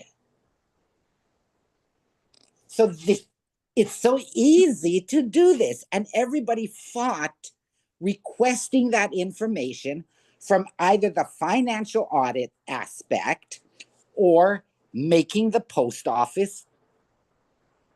You know, they're saying they did everything. Hendricks is saying he has everything. And there's still a discrepancy. But nobody wants to go look at the money in the bank. Go look at the money in the bank. That will tell you exactly how much the county clerk of the county of Hawaii allowed the US Postal Service to take. And the only person that can look at that money, from what I understand, is Mr. Scott Nagle I think Mr. Hendricks, but and Mr. Hendricks, but Mr. Hendricks already gave us a letter, see, stating that he gave us everything. So he is stating that what the county recorded as the ballots received is exactly the money that his county clerks were paid out. thank you. He is saying that in his letter, Thank you. in the report by Commissioner Osterkamp. This is why it is a valid discrepancy. And I too, frustrated to the max when you continue to say it's not. Ms. It is. Sullivan? Motion on the floor. I would just like to point out that We county we have a clerk, motion on the floor. Are we speaking? Yes, we do. We're talking about it. Miss Dalton, I please. just want to clarify that our county clerk is named John Henricks, not Hendricks, like Jimi Hendrix. Yeah, It's I'm thinking that he Henrick. owes me one Thank, because he thank put it. you. Mr. Apana, you had something? Yeah. The maker of the motion, I wanted to know the definition or what system is used to do accountable mail. We just talking certified letter? Is that what they requesting? I'm leaving it up to whoever, but Ms. Dalton has said that there's a difference between accountable mail and business reply mail. And so we can leave that That's up. not to just Mr. me Nagle. talking. That's So we- postal service function. Okay, so Mr. Apana, please continue. I just he's wanted to asking know you- what Ralph, please be system- quiet. Ralph, I just wanted to Mr. know what Apana, we're system talking is, about the motion is on the being floor. requested to see if it meets the goals. I don't know what the difference of accountable mail is. Could I ask the secretary to put the motion in the chat so that we can all stay on the motion? And we're going to take a break in about 5 minutes. Yes, okay. Thank you. I mean, So that's all I Ralph, wanted. we do have a motion on the floor. Mr. Apana, go ahead. That's all I want to know, what accountable mail the definition is. Ms. Dalton just got done explaining that. It's And mail that you sign for. so And it's it like has a number certified mail. assigned, and delivery can be proven. Certified mail. Correct. Or registered. More expensive. Yeah. So that means the post person gotta get everybody's signature. If they not home, they need to go to the post office. Correct. etc. Cumbersome. Well, that's on the assumption that all ballots are mailed to registered voters via certified mail. And then I would imagine that Commissioner Cushney would like to see all ballots returned by certified mail. To be honest, I don't know if you can affix certified or, any special service to a business reply. I don't think you can. So you're that saying would it's then both ways then? invalidate that. Then the post office would not be paying for the incoming ballots. Rather, the individual voters would be relied upon to mail by certified mail to at the expense of, anywhere between $5 and $10 per. So, essentially that's, you're asking people to pay to vote. Mr. Apana, would you continue your line of thinking? Yeah, I mean, so the state is gonna pay somewhere between 7 to 10 per ballot going out, and the individual voter needs to pay $7 to $10 to send the ballot back to the state. Is that how it works? I mean, I'm not a postal guy. Okay, in the chat, there's the motion that all mail-in ballots for the 2026 election be sent via accountable mail to enhance chain of custody controls and reduce fraud. Additional discussion? Yes, Chair. Yes, Ralph. Yeah, well, this would be a great time for Scott Nagle to check the voter rolls to see if there's people that have been gone for a long time and to reduce the list that that's a different question. No, this is part of the No, question. it's a different question. The motion is that all mail-in ballots of the 2026 election be sent as accountable mail to enhance chain of custody controls and reduce fraud. We're now on Robert's Rules of Order. This is my time. I'm tying it to the question. By reducing the people on the voter rolls, there would be less ballots to send out and less fraud perpetrated. So if Mr. Nagle looked How does that relate to this motion? Well, I just did. You would have less mail ballots to mail out. So you want fewer voters? I'm saying there's voters that are on the registered list that aren't voting, and we got about 50% participation rate. That's a different question. Well, it's the same question. Addressing this question, a motion that all mail-in ballots of the 2026 election be sent to accountable mail to enhance chain of custody controls and reduce fraud. Yes, so That's to every registered voter is what this mail-in motion addresses. Is there any other discussion related to this motion? Yes, Chair. Okay. So I think the security deserves the money. We should know what's happening to our. That's after we vote on this motion. Let's see what the motion, if the motion carries or not. Chair. Yes, Dylan. You're muted. Yes, Chair. I'm in favor of the motion out of principle because we're saying that we can't track with BRM, but we could track with accountable. I just want to tell the commission, like, I don't think it's feasible. I don't think we can actually, and the result of even passing a motion like this would be, of course, we're not the administrator of the department, right? It's Scott Nago who's the administrator. He would have to enact this or work through the legislature to enact this. So I'm voting yes out of principle because we can't just sit here and go, well, the BRM we can't track how much, we just have to trust it, right? So that's why I'm voting yes on this, that's all. Chair. I would ask for a roll. I'm sorry, Chair. Jeffrey. Just to be clear, there have been more false statements than I think we can correct here, but among other things, this issue came about because Mr. Cushney asked for records from the county. The county didn't make statements in providing the records, it provided the records to him. It didn't provide groups of receipts, it provided summaries by day for the number of business reply mail tallies that the USPS had said that it gave the county. There were a number of days for which the USPS did not provide numbers.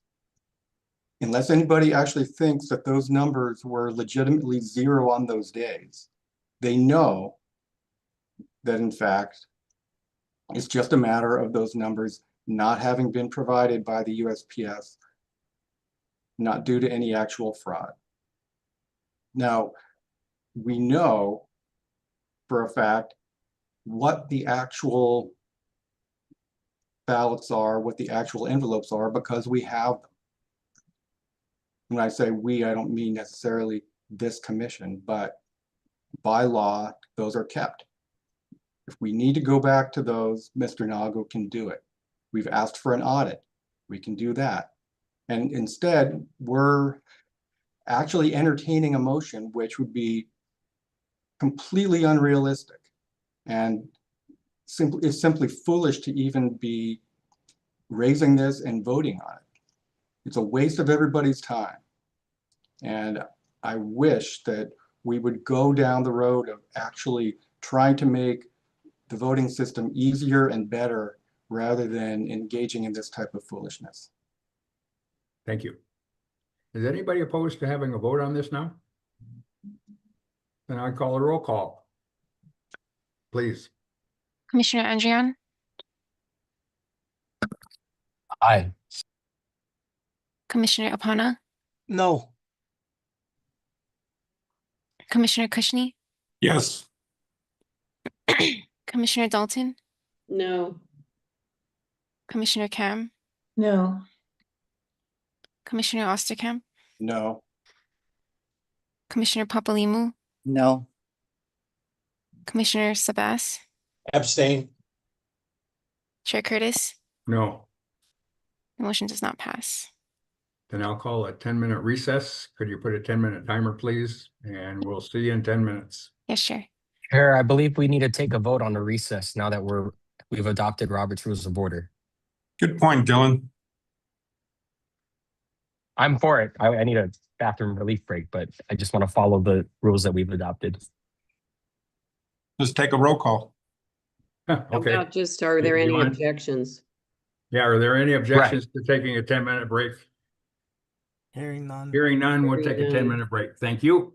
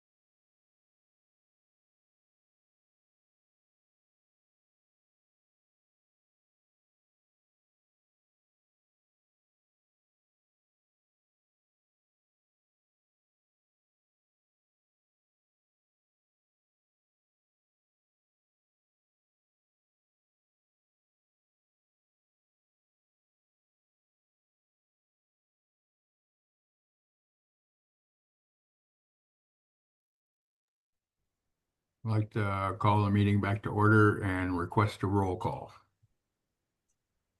Yes, Chair. Commissioner Andrion, Here. Commissioner Apana. We'll come back around. Commissioner Kushney, Here. Commissioner Dalton. We'll come back. Commissioner Cam, Here. Commissioner Osterkamp, Here. Commissioner Papalimu, Here. Commissioner Sabas, Here. Chair Curtis, Here. Commissioner Apana, Commissioner Dalton. Here. Okay. Okay, you still have quorum, Chair. Thank you. Continuing on, communications and correspondence. Is there any other discussion on any of the other letters? Chair, Yes, Lindsay Cam. Yeah, so my recollection about the letter to someone in the Postal Service was what we voted on was inviting someone to come to the meeting and answer questions. And Commissioner Dalton either, I don't know, volunteered or was assigned the task of doing that, but this letter does not invite anybody to come. It kind of lays out, you know, what she thinks. So I'm just curious about why it wasn't exercised the way that we voted on. Barbara? You know, my understanding was that we would write a letter and then try to elicit some involvement from a postal employee. So what I did was reached out to the postmaster of record on the website, Roberta Ka'aumoana, but turns out Roberta retired at the end of last year. So I went into the Hilo post, after I sent the letter, I followed up, went into the Hilo post office. I spoke to a window clerk who is familiar with business reply mail. And then she also told me currently there is no postmaster, but they have an officer in charge. And I haven't yet gone in to talk to her. I also checked with my former colleague in Kona, Paul Teixeira, who I mentioned in our last meeting. And I'm not getting a lot of willingness to come and speak to the commission. Because these are, you know, these are people that work long, hard days in the post office. And, you know, I think what's needed is for, oh, and then the other suggestion that was made was to reach out to the business mail entry unit in Honolulu, because in the many years that have elapsed since I was a postal employee, much of the mail processing is centralized through the processing and distribution center in Honolulu, out by the airport.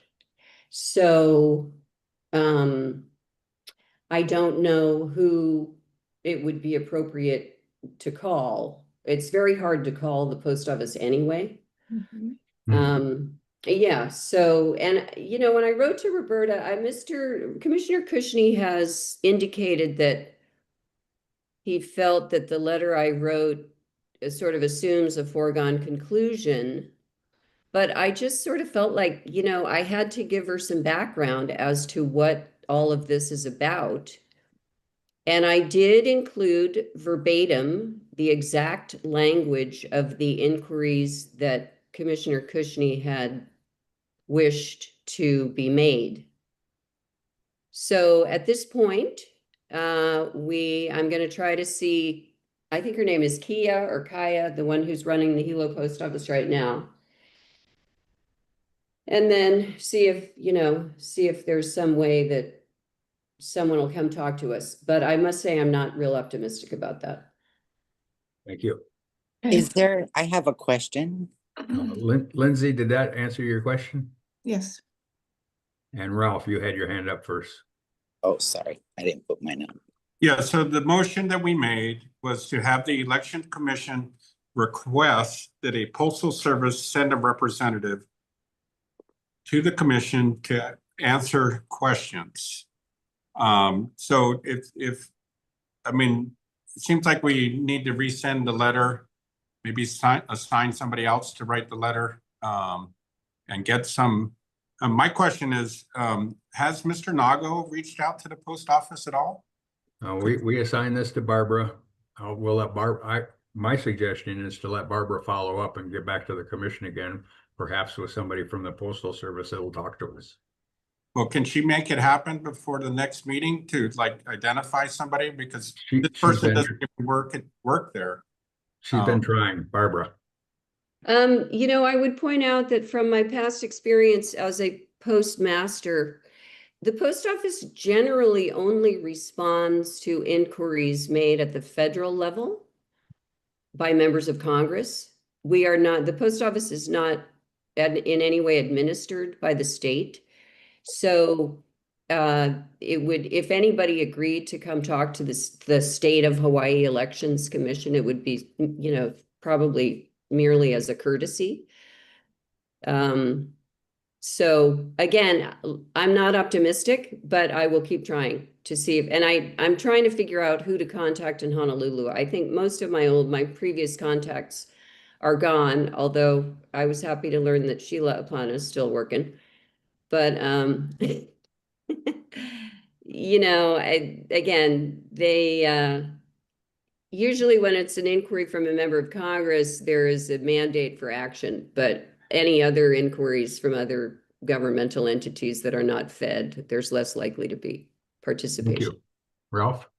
Yeah, so how are we instilling confidence into the public right now by saying the post office won't send anyone, not going to happen?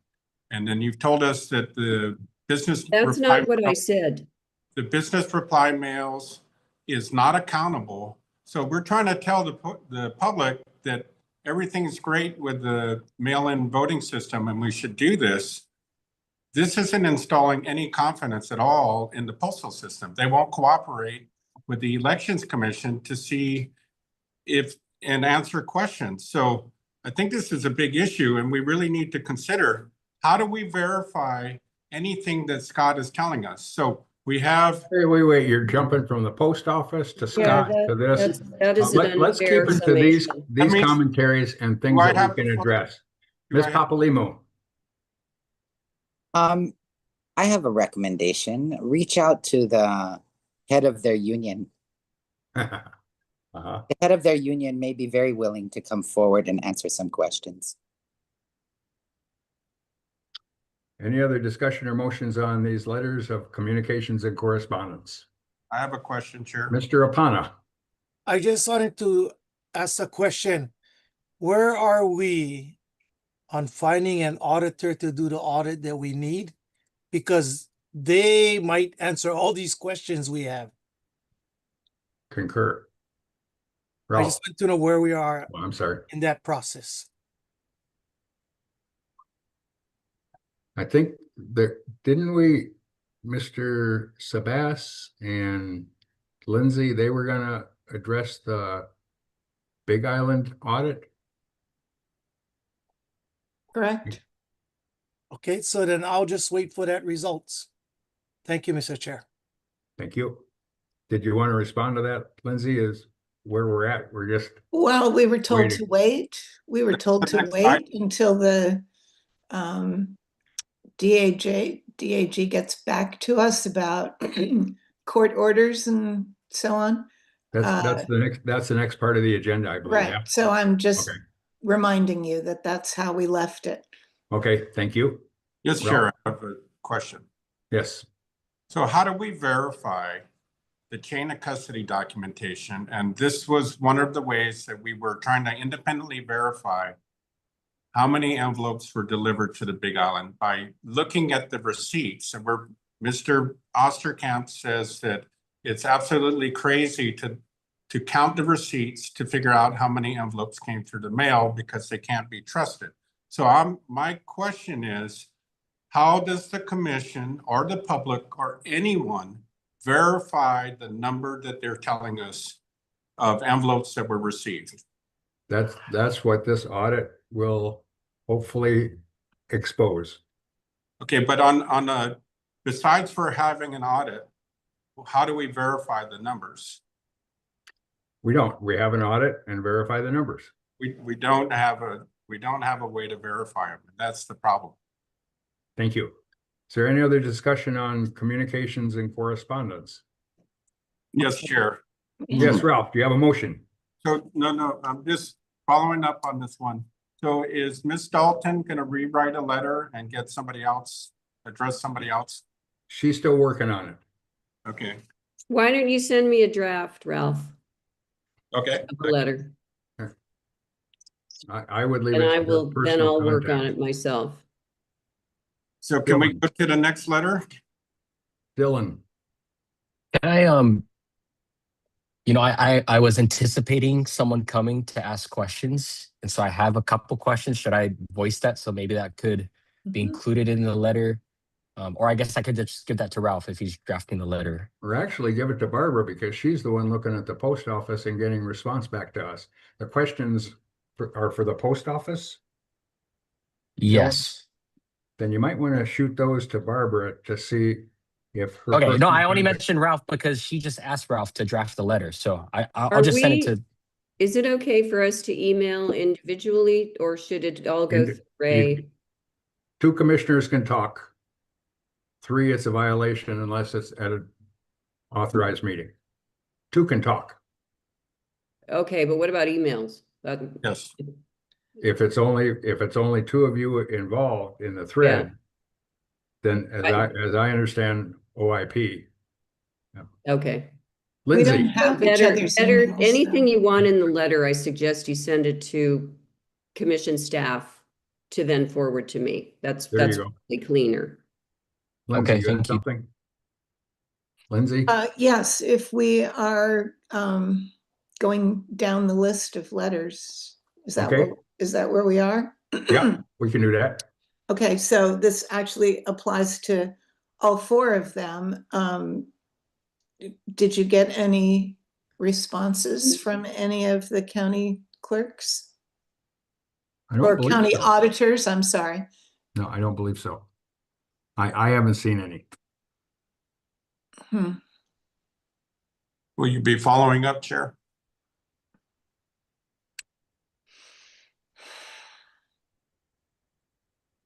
Ralph, Yes, will you be following up? I'll be waiting for a response. I'll take that as no. So I have a question for Mr. Nago regarding the auditor, the letter to the auditor. In the last meeting, I made the statement that the Hawaii County did not have any transfer logs. So does And Mr. Nago, which letter are we talking about? the Hawaii County letter, Okay, thank you. audited the 2024 election. So Mr. Nago, did you find the transfer logs for Hawaii County transferring the envelopes from the county of Hawaii to the state of Hawaii? Do they exist? We did not look for those letters, those logs. Okay, you said you would have those for the next meeting in the last meeting. So I've requested those through Freedom of Information Act, and they do not exist.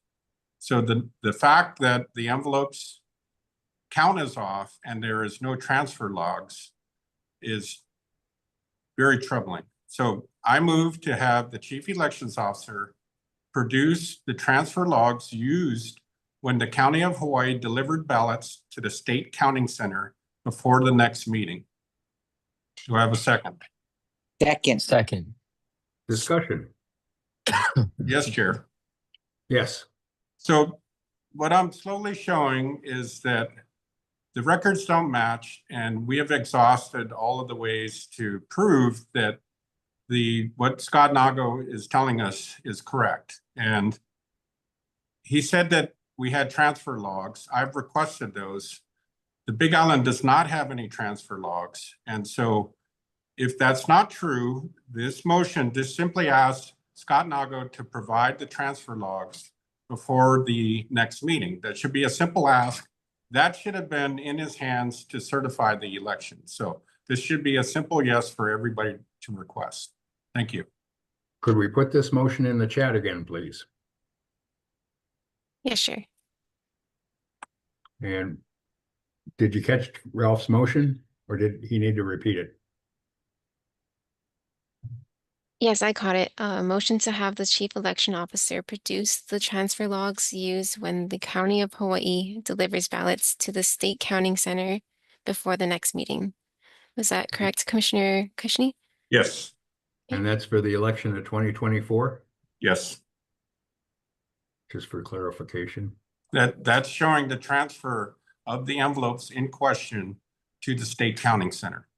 The envelopes or the ballots? Envelopes. Envelopes. Okay, Mr. Apana. So all they want is a sheet of paper with the number of envelopes that were transferred from the county to the state. With the signatures from the observers on it.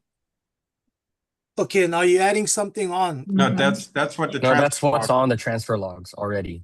Okay, I remember one time, I'm not sure what it was. I was asking our Maui County clerk about this, and they said they sealed it for so long and they need a court order to open something. Is this the thing that we need a court order? No, Different. I have the I don't think so. transfer I think the logs are different from the ballots. Okay, okay, so we're not asking for an impossible thing in 30 days. Okay. More discussion, Barbara. So you want the ballot security envelope that No. contains the ballot? That's what you're asking for? No. No, there's a log. Transfer log. It's A chain what? of custody documentation. Chair, The number of envelopes being transferred from the county to Chair. The ballot security envelopes, not the No. business reply mail envelopes. Right. I'd ask for Scott to clarify this. Yeah, So Chair, we did provide that, we did provide for the sealing and unsealing forms in the March 19th meeting packet. But they did not provide, the county did not provide the number of envelopes transferred, just the seal numbers, which was already provided in the March 19th packet. Scott, Okay. would the numbers be the same? It's basically, they take the envelope, they seal it, they sign off on it, they take it to the counting center, the observers look at the seal number. You can't get into the box without the seal number being broken, sign off on that, it's unsealed. So that's the chain of custody there. But he's So- asking for envelope count, which they did not do at that, for that election. So an envelope count was never done at the Hawaii County Clerk's office prior to transporting those envelopes to the state. Is that what you're saying? Yeah, so like I said last meeting, that's where we see that as an inventory issue rather than a chain of custody issue. Because those envelopes were sealed and the number was recorded and it was verified before it was unsealed. Well, if you transfer $100,000 from the bank and they're all in seals, you don't give them the seal count. You actually count the dollars.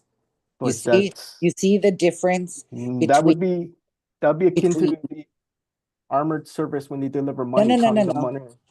I'm talking about, you see the difference between the actual 100,000 being transferred? If and it's the under seal seal, count? but if it's under seal and the seal matches, we wouldn't count the envelopes. So then your transfer log should show the seal number and the envelope count and observers observing that that count is correct, but you are saying there is no count. So you can have $100 seal from the bank. I can observe that the $100 seal of money went to the next person, but I Mhm. never verified the $100 or But the that's- $10,000. That's You where the see how seal, that is not a chain of custody issue? Because you are not validating the count of the envelopes. Validating the seal tells me absolutely nothing about the envelopes. That box could be empty. Exactly. This is what we're talking about, chain of custody and evidence. I'm glad that everybody wrote down the seal number, but nobody counted the envelopes.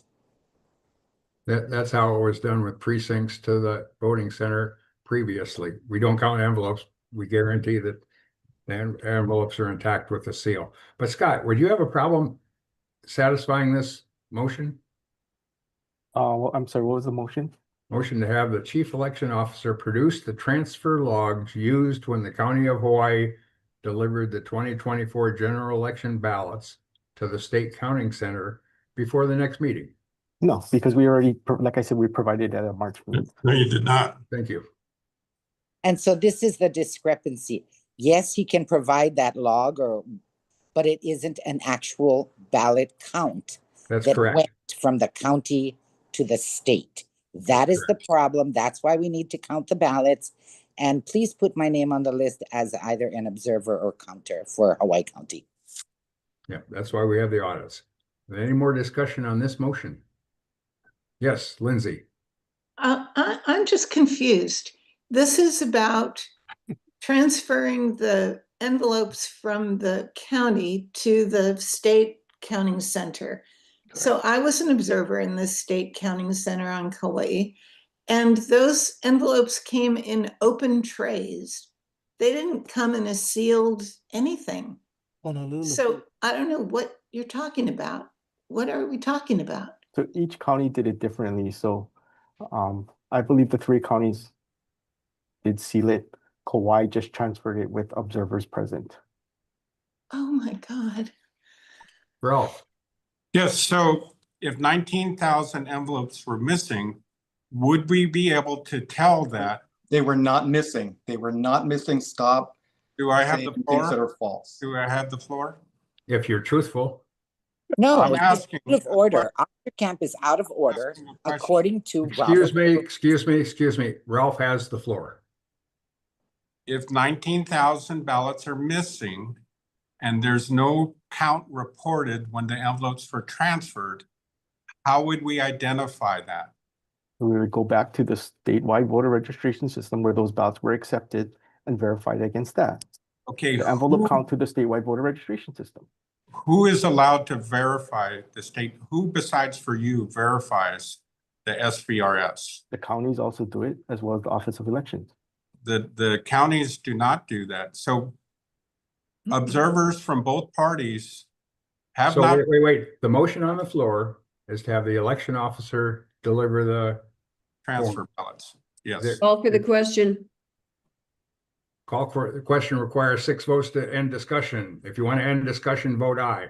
I take a roll call. Commissioner Andrian, No. Commissioner Opana, Aye. Commissioner Kushney, No.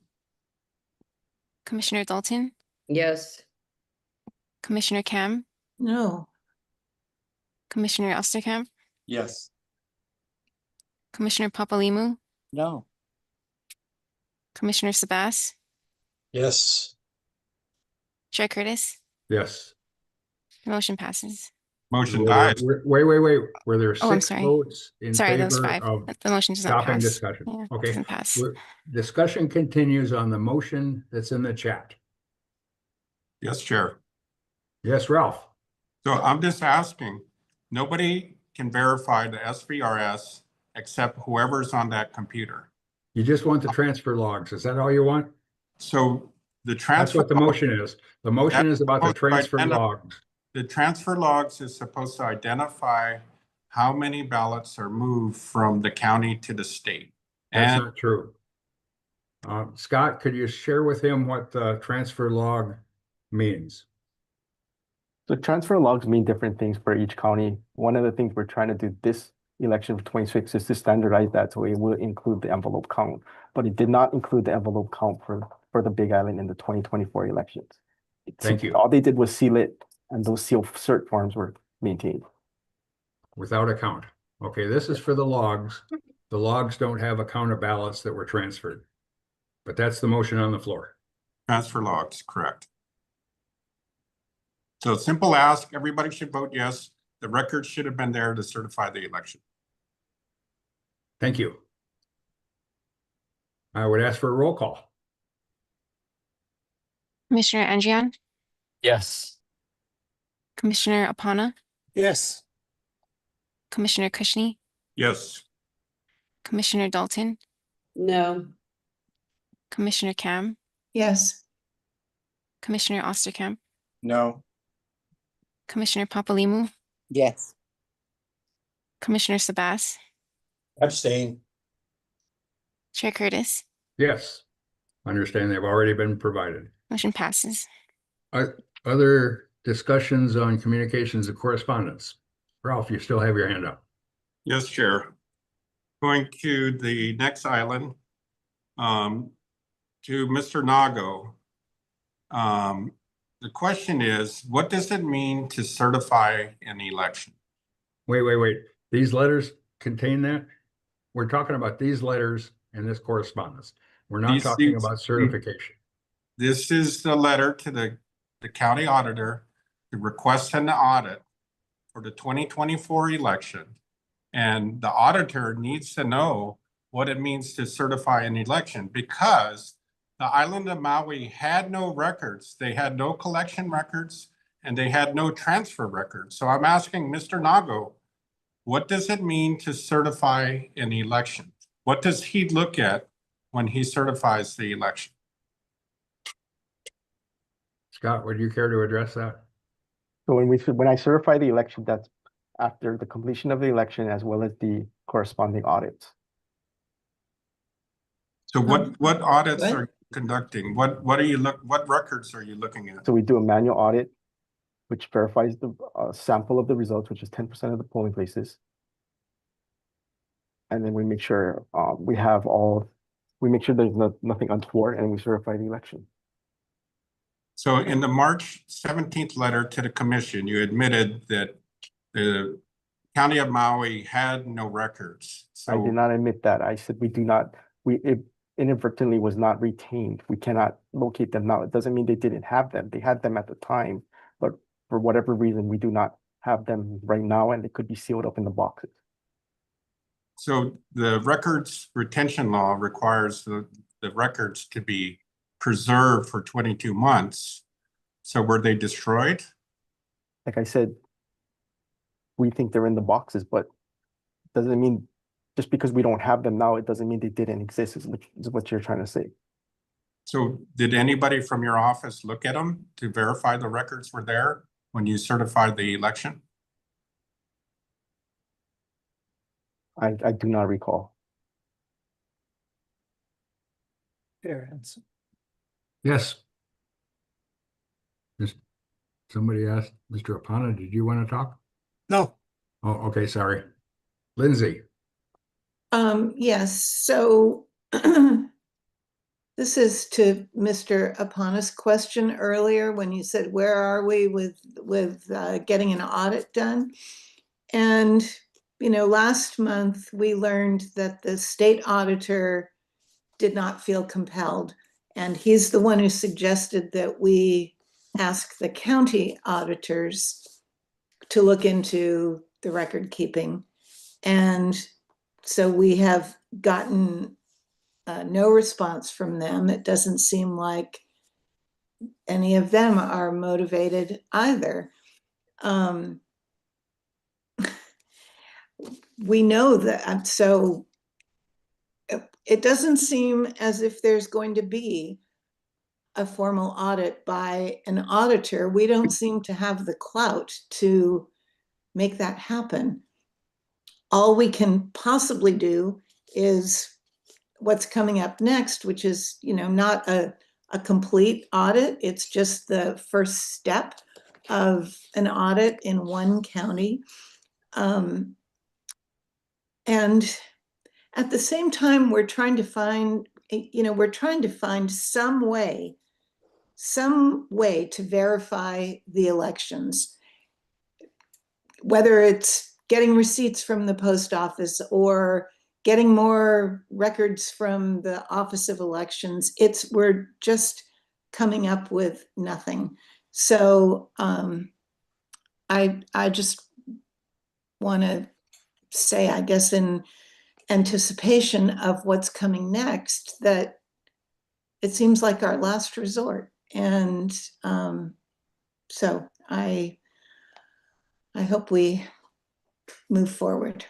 That's all. Mr. Apana. I'm glad to hear at least we're somewhere with the audit. I always assumed the state and the counties would say no because it's too close to home. When we did that, we go to other jurisdiction, but we're back to the same thing. So I believe that we need I guess lack of not knowing who does it, like a Deloitte and Touche to do a audit as well as a management audit, something that should be done yearly anyway. And since we don't have the money, now is the time for us as commissioners to ask the legislature to put some money aside so that we can move forward on this particular issue.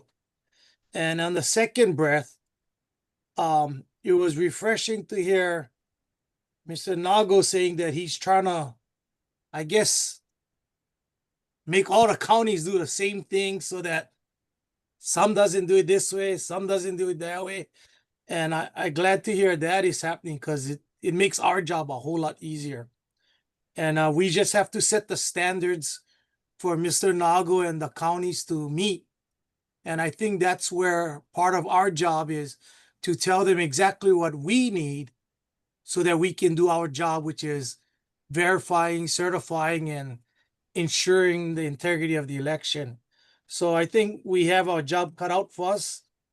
Mr. Chair, later on in this meeting, let me know when it's the time to make a motion to ask the legislature for some money for an outside audit because we have exhausted all the most inexpensive way to do it.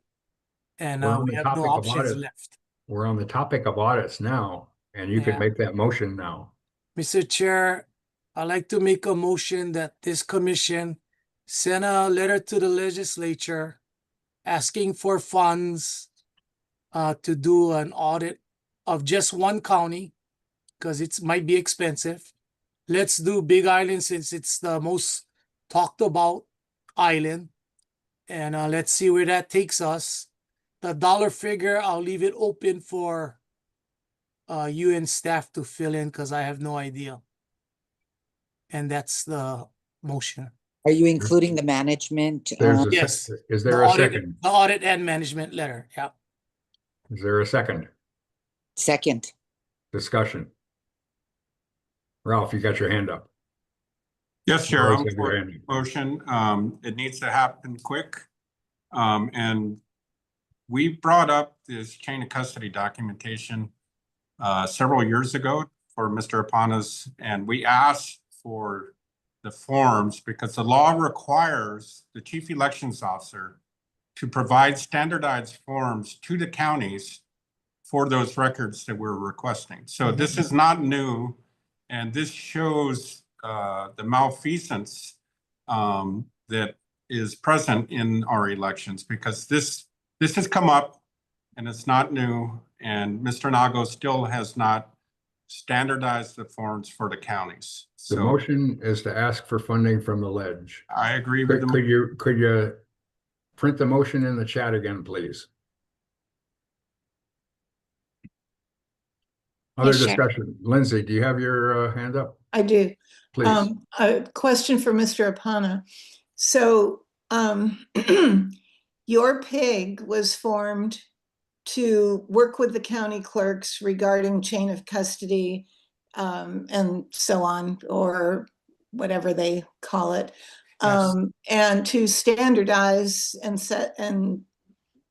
to standardize their procedures. And parenthetically, it is astounding to find out today that in one county they put things in a bin and lock it up, and in another county they put them in a tray and shuffle them over.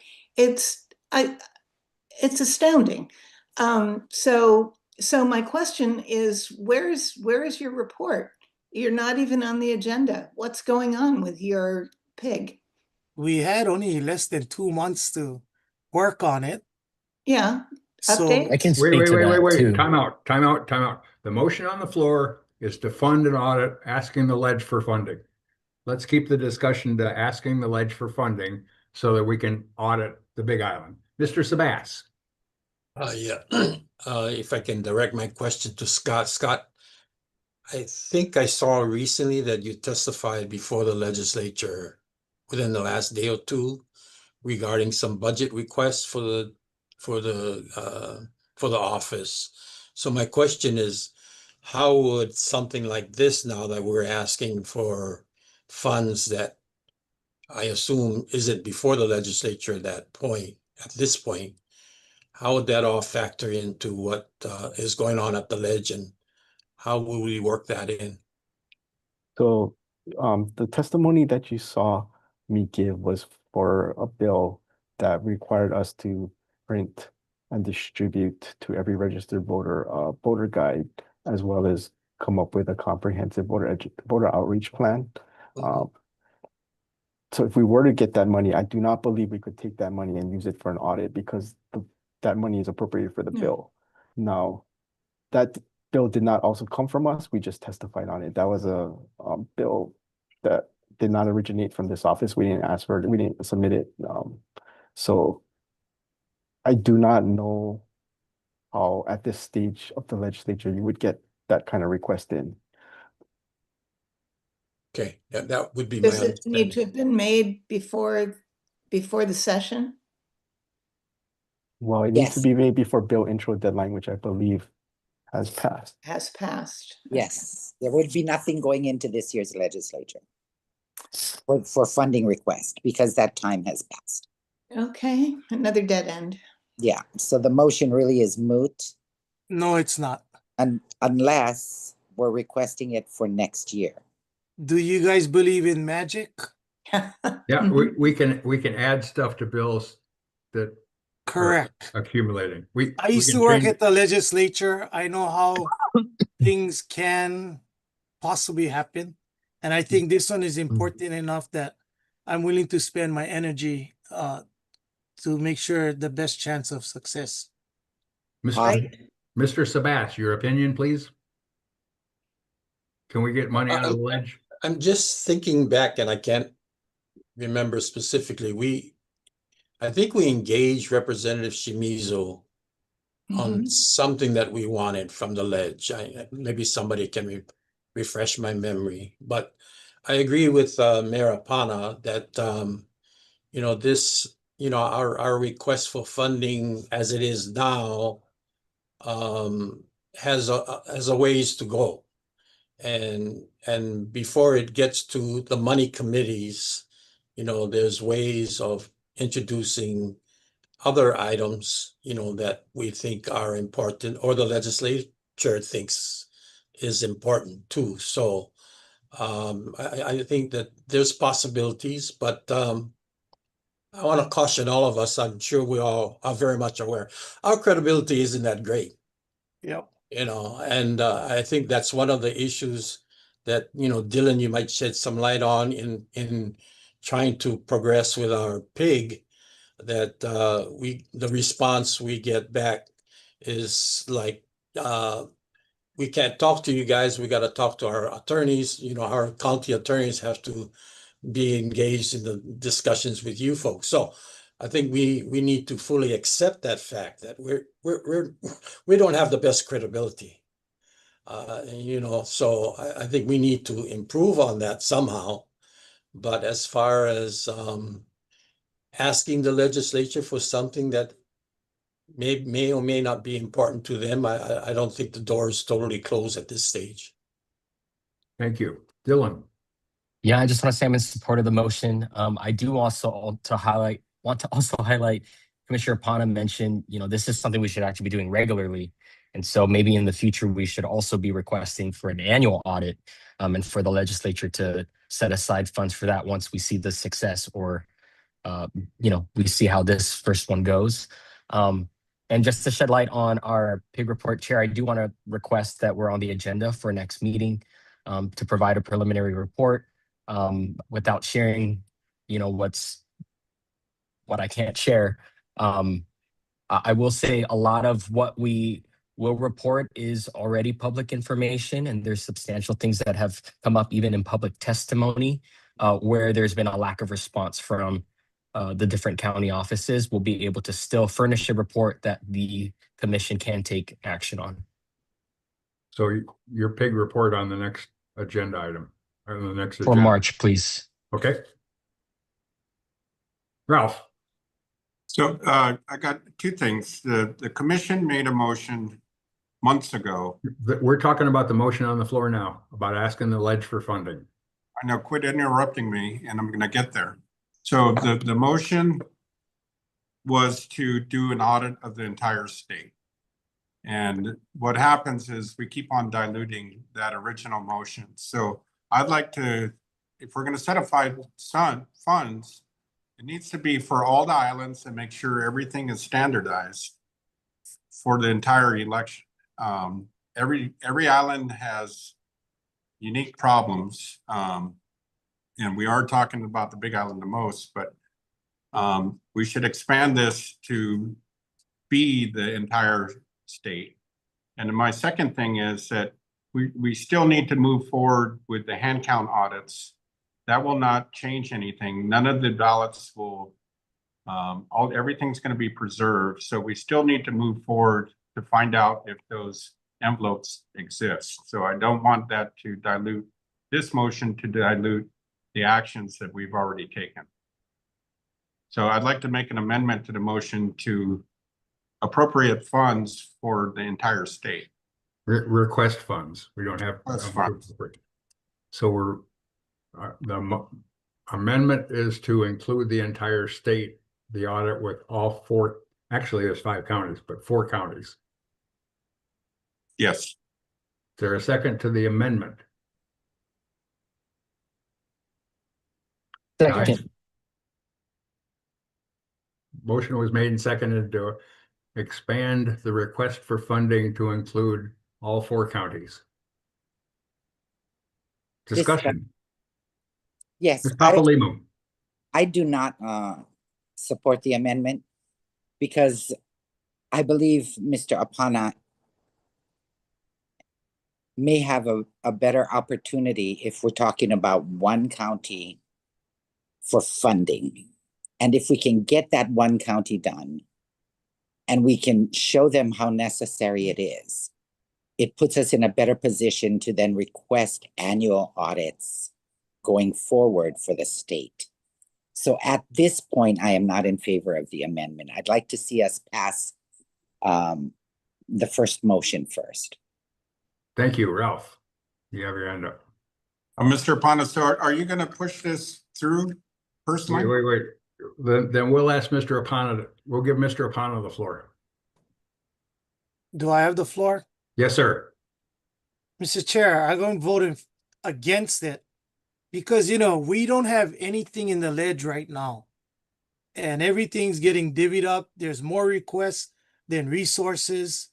We're coming in almost after the horses have left the gates. And, but I think I can make a compelling argument that this is what we really need.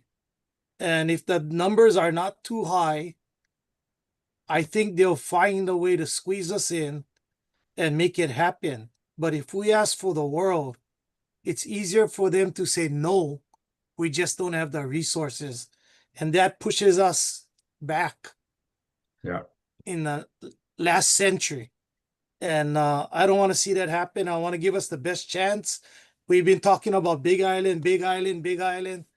That's why I think that's the one we should shoot for. And everything else will fall in place after that, provided I can really convince people what we're doing is worthy. Thank you. Ms. Papalimu. Mr. Nago, are you in support of this motion we are considering today?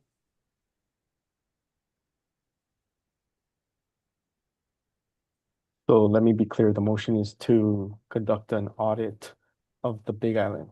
To request the legislation for funding for an outside audit of the Big Island election and management. Was it management also you said? Yeah, like a management letter, they'll give us ideas of how to make it better. Yes, great. Yes, that one. Yes. Okay, excellent. I'll take a vote on the amendment to include the whole state in this money request. Please. This is on the amendment. The roll call is on the amendment to Yes. add the whole state rather than this, the original motion is limiting to Hawaii County. Yes, Roll Chair. call, please.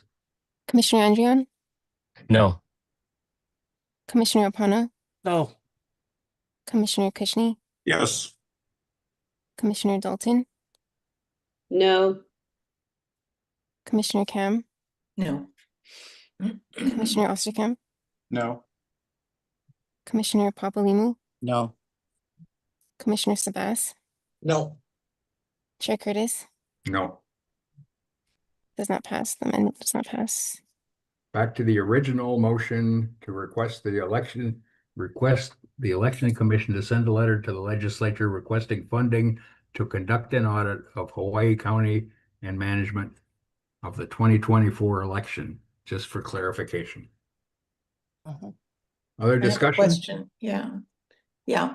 Yes, Lindsay. Can we make it clear that Commissioner Opana is going to take the lead on that and work No. his magic? No, we're No, not going to sign him it's- up for a new job. No, He's we're agreed doing to this do it. on behalf of all of us. And I'm just the unlucky guy that gotta fly to Honolulu and convince everyone. Right. So it's always a question, well, who's going to write the letter? And it, sometimes it falls between the cracks. So I'm leaving it up to the chair and staff to do it. Okay. so when do you come in then? As soon as they get the letter to them, I'm gonna call ahead of time to my Maui delegation, let them know this letter is forthcoming, and so they can start doing their job. Okay. Any other Thank you. discussion? With Chair. anything, roll call. I'm sorry, Dylan, go ahead. I just want to, I don't know if I need to say this, but since I also represent Maui Island, and I just want to be a part of learning from Commissioner Opana and the process and what he does to be efficient, I'd like to join him on his whole journey and all that. So if that's okay, it's just 2 commissioners, right? Not 3. Not a Yep. problem. Oh, I was I've just been- gonna put my name in since it's Big Island we're going for. Okay, I tell you what, I'll go on a different day than you, Opana. I'll ask for a roll call on the motion, please. Commissioner Andreon, Yes. Commissioner Opana, Yes. Commissioner Kushney, Yes. Commissioner Dalton, No. Commissioner Cam, Yes. Commissioner Osterkamp, No. Commissioner Papalimu, Yes. Commissioner Sabas, Yes. Chair Curtis. Yes. The motion passes. With your permission, I'll go on to item 5. That's going to be a good one. No, Chair, we're not done. Okay, what's your motion, Ralph? So on the Maui County, I'd just like a discussion that there was no. I need a motion on the floor for the purpose of discussion. What's your motion? I'm going to go to Kauai and I'll come back to Maui. So I move that the commission request a written legal opinion from the Deputy Attorney General on whether it was lawful for the Chief Elections Officer to certify the 2024 general election on the same day a timely election contest was filed under HRS 11-174.5. Do I have a second? Second for discussion. Isn't that something we can just ask him right now? Could What's we that? have the motion in chat, please? Could you read that again, Ralph? I move that the commission request a written legal opinion from the Deputy Attorney General on whether it was lawful for the Chief Elections Officer to certify the 2024 general election on the same day a timely election contest was filed under HRS 11-174.5. Thank you. Discussion. Yes, Chair. Yes. So this motion comes from, I filed an election contest on Kauai because they had an overage of ballots. I turned in the contest on the 25th of November.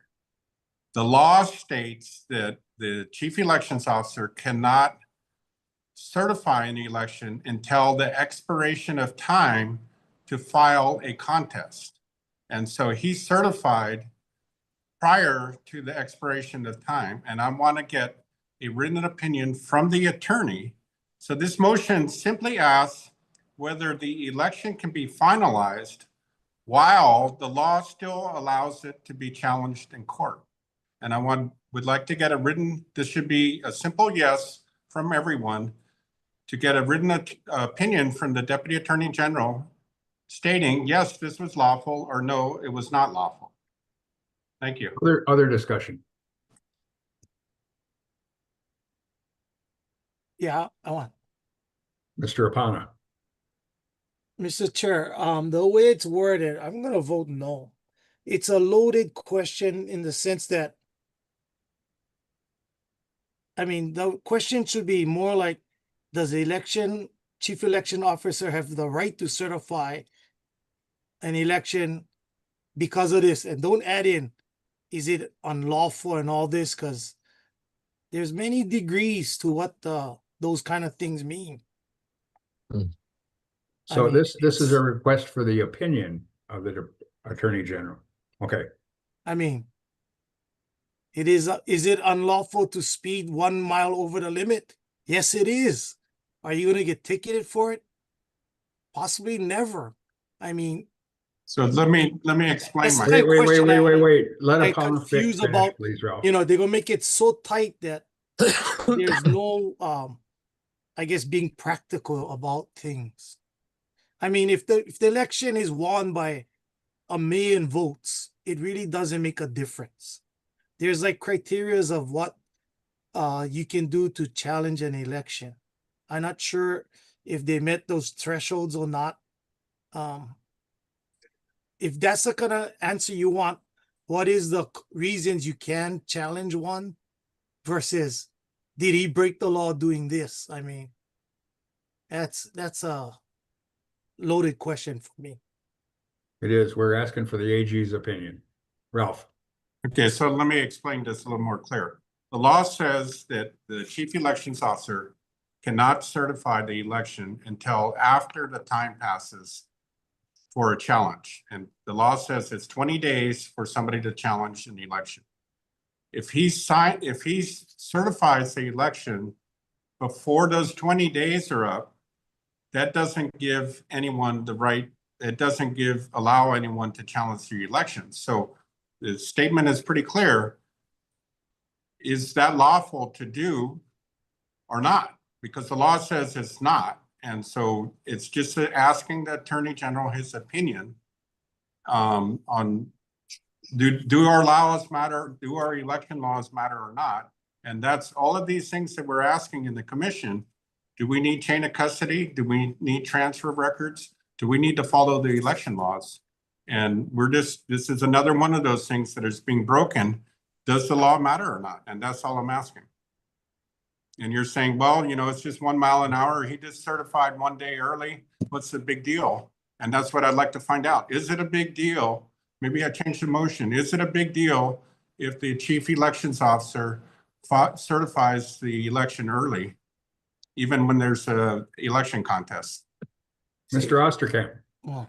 Yeah, so Ralph has filed a series of cases before the courts, some of which have reached the Hawaii Supreme Court. And what he's trying to do here is add something that he can put in his filings. And so this isn't a motion to benefit him individually. This isn't something that is going to benefit the commission. In fact, it's the opposite. I would invite everybody to read some of the opinions, all of which reject the positions that he's taking. Thank you. Other discussion on the motion to ask the Attorney General for a written opinion? Yes, Chair. Yes, Ralph. I think the public deserves to know if the chief elections officer is following the laws or not. So we're simply asking, was he following the law when he certified the election early? Other discussion? Yeah, one last one. Yes, Mr. Apana.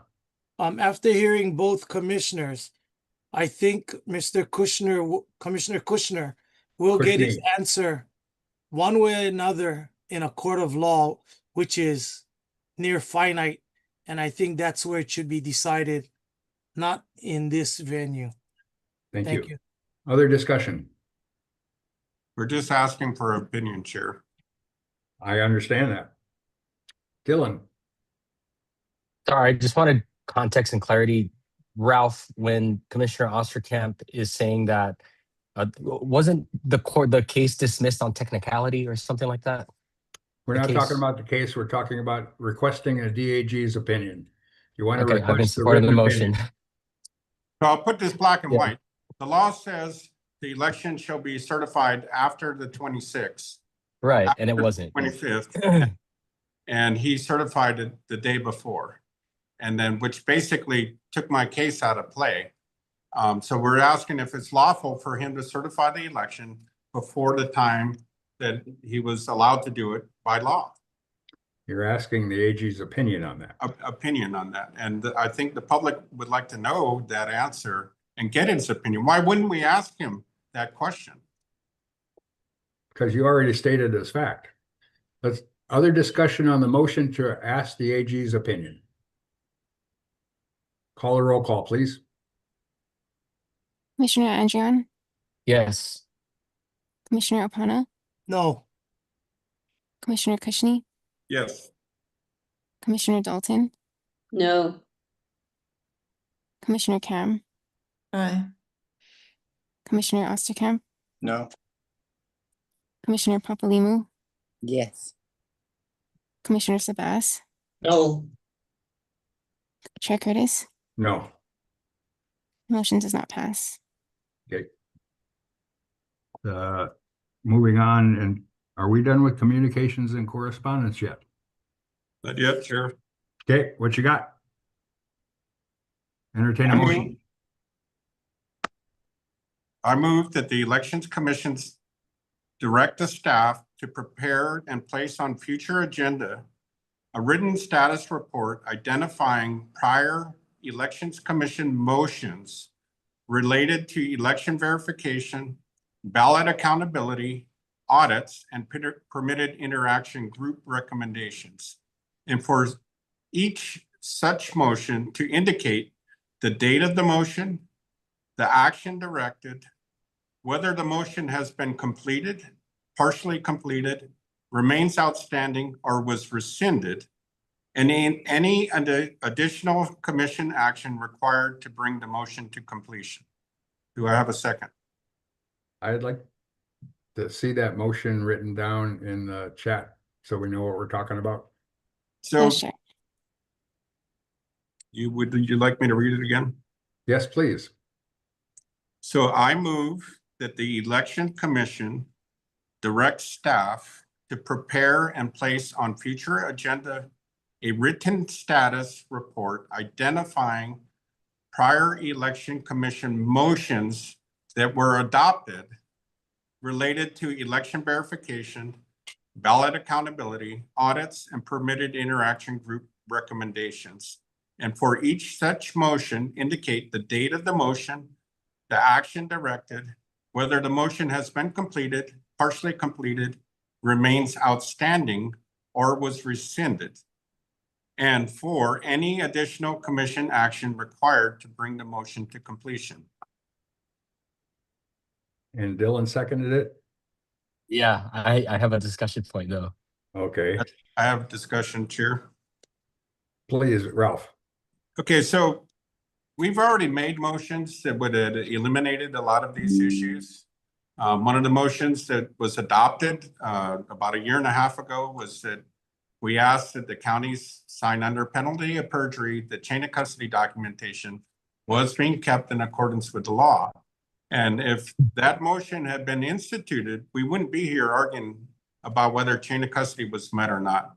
So the status of motions and the motions that we passed just go to the minutes to die. And what I'm asking here is for the motions that we've made to keep them updated to the commission and put them on outstanding business or whatever you want to call it. And until the motions have been acted on, pop them up, who's in charge and how are we going to get those things implemented? So I'm just basically asking for the motions that have already been made, not to let them die into, you know, the. Okay. I understand. Dylan, Okay, first of all, Commissioner Cushney, your motions are so long. You gotta make it bite-sizable for everybody. Secondly, we have actually passed this motion already. Yes. To Commissioner Cushney's point, where we did have a summary of all of our motions and whether they passed, what was outstanding. It stopped along the way. It sounds like we're just renewing this request. And I'm in favor for it because, like he said, we wouldn't be here talking about chain of custody documentation had we actually implemented the motion that we all agreed and passed in the previous meeting. So I'm supporting the motion. Work on your motions, Ralph. other discussion? Ralph, you have your hand up. No, sorry. Okay, Lindsay, you have your hand up. Yeah. I'm not sure if Ralph is asking for a one-time thing or, you know, like a one-time report or an ongoing It should be like old thing business. on the agenda. I would be very much in favor of a unfinished business section on the agenda, which is pretty much routine in any other organization that I've ever been a part of, because people forget. Unless it's on the agenda, they forget what was directed or decided in past meetings. And so even if something is not ready to be presented, like the December pigs, you know, report or update or something, it would remain on the agenda so that it doesn't just fall off the table. So I'm not sure if that's the same thing or a different thing from what you're talking about, Ralph, but I am in favor of that. Same Other thing. discussion, Ralph. Yeah, no, it's the same thing, unfinished business. I'm gonna raise my hand. Okay, Does this require a motion or do we need to just have the chair remind staff that this was voted on, that we had been doing it, but that it had stopped? And to remind them to get that back up on par. Chair, yeah. do you think it requires a motion or just you going back and reinforcing that we had already passed this? Well, They were doing it and then they stopped doing it and we need them to start doing that again because the motion had been passed previously. we did have a status of motions that I think we went through. We categorized, eliminated some of the complaints by batching them. And I think we've been working through that, but yeah, it's a fair idea. Technically, the staff doesn't prepare the agenda. The chair does. And the chair has that prerogative. And I've exercised that in a few cases. Mostly I keep it open, but there are some things that too petty or detailed for us to consider as a commission. Like Dylan mentioned that Ralph's motions are convoluted. Lengthy. And yeah. But there was no need for this motion because if they were still doing what we had passed previously, he would never have to do this. I'm the one that does it. The chair is responsible for the agenda and totally responsible for the agenda. That's within my authority to limit it as committee chairs in the ledge do. There are some laws that they don't pass through. There are some requests that Ralph's made that I have ignored. And as my prerogative as chair. The other thing is, on the next agenda, I'm going to add the replacement of the chair on July 1st. I term out in June. It takes 6 votes to elect a chair, and that'll be on the next agenda is the process for replacing me. I'd be happy to help you with that. If you get 5 votes, I'll be your 6th vote for a new chair. But The agenda is mine's, not the staff's. Point of order. And Ralph continues to address staff and request and require them to do stuff. He doesn't have that authority. This agenda is my authority. What point of order would you like to raise that what rule am I not? My point of order is just that my request was to you regarding this motion, saying, can you just have that done as an unfinished business in the agenda, so we don't need another motion for this? And then you were talking about your term and leaving, so I just felt we were going off campus. And I was just trying to bring us back so I can get an answer from you that you would like to include unfinished business in the agenda going forward, as we had requested and passed a year ago. I'll make that commitment on a meeting by meeting basis. Perfect. Sure. Is there any, Jeffrey, did you have something? I did. So sorry to ask this now, but are you able to vote on your replacement? Do you have a vote? I mean, I'm Yes, just genuinely. I'm a member of the commission until I'm voted off. I'm not sure what kind of extended chairmanship your lack of action will cause. That's why I'm going to bring it up at the next commission meeting. Right. Is that if you cannot find with 6 votes another chair, what is my status in July? You're required to keep going. Wait. Okay. No, the motion on the floor. For that with Scotty Anderson. So the motion on the floor is the agenda thing here. Oh, I thought we were going to vote. Other discussion on the agenda. I'll call for a roll call vote on this request. The motion on the floor that's posted in the chat. Commissioner Andrion? I'm sorry. Commissioner Andrion? Sorry, I couldn't hear. yes, sorry, I had to read through the whole motion. Yes. Okay. Commissioner Apano? No. Commissioner Kushney? Yes. Commissioner Dalton? No. Commissioner Cam? Yes. Commissioner Osterkamp? No. Commissioner Papalimu? I'm going to say no. I think we've already done this. Commissioner Sabas? No. Chair Curtis? No. The motion does not pass. Is there any other motions anyone would like to make on section 4 commitments, that communication and correspondence? I would like to make a motion. Okay. I would like to make a motion that the agenda for the Elections Commission contain old business and new business going forward. Second.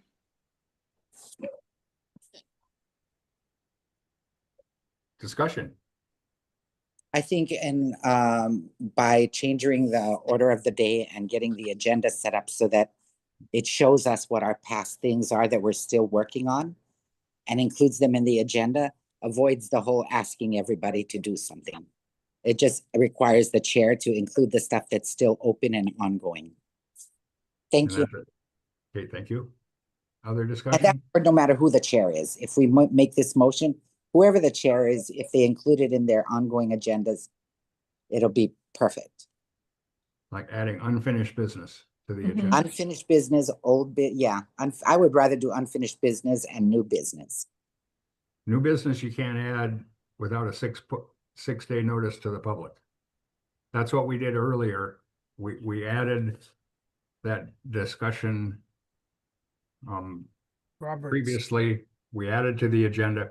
It takes, you got to jump over backwards to add anything on the agenda. So no new business can be added after the agenda is posted 6 days prior to the meeting, according to OIP. That was the OIP and parliamentary procedure training that we talked about last meeting, that nothing's come up, but we've asked, I think OIP has some online training stuff for open meetings.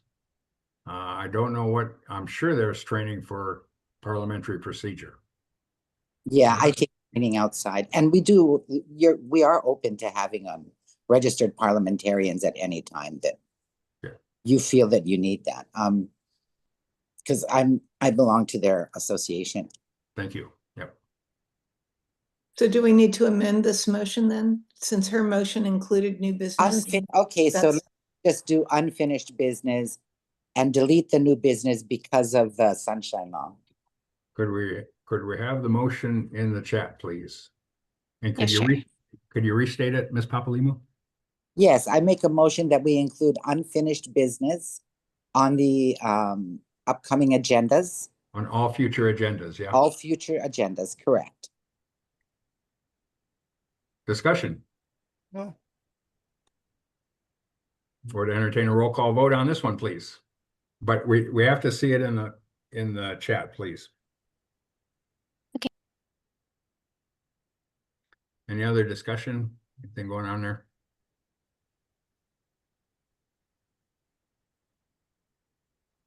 So it's pretty clear. Unfinished business is to be added as an agenda item. Is the motion. I would entertain a roll call on that.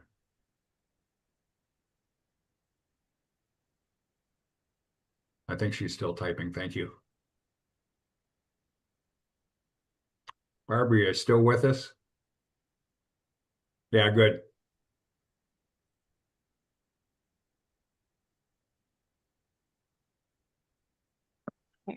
Entertain a roll call. Thank you. Commissioner Andrion, Aye. Commissioner Opana, Yes. Commissioner Kushney, Yes. Commissioner Dalton, No. Commissioner Cam, Aye. Commissioner Osterkamp, No. Commissioner Papalimu, Yes. Commissioner Sabas, Yes. Chair Curtis. No. The motion passes. Okay, thank you. Any other items on section 4, communications and correspondence?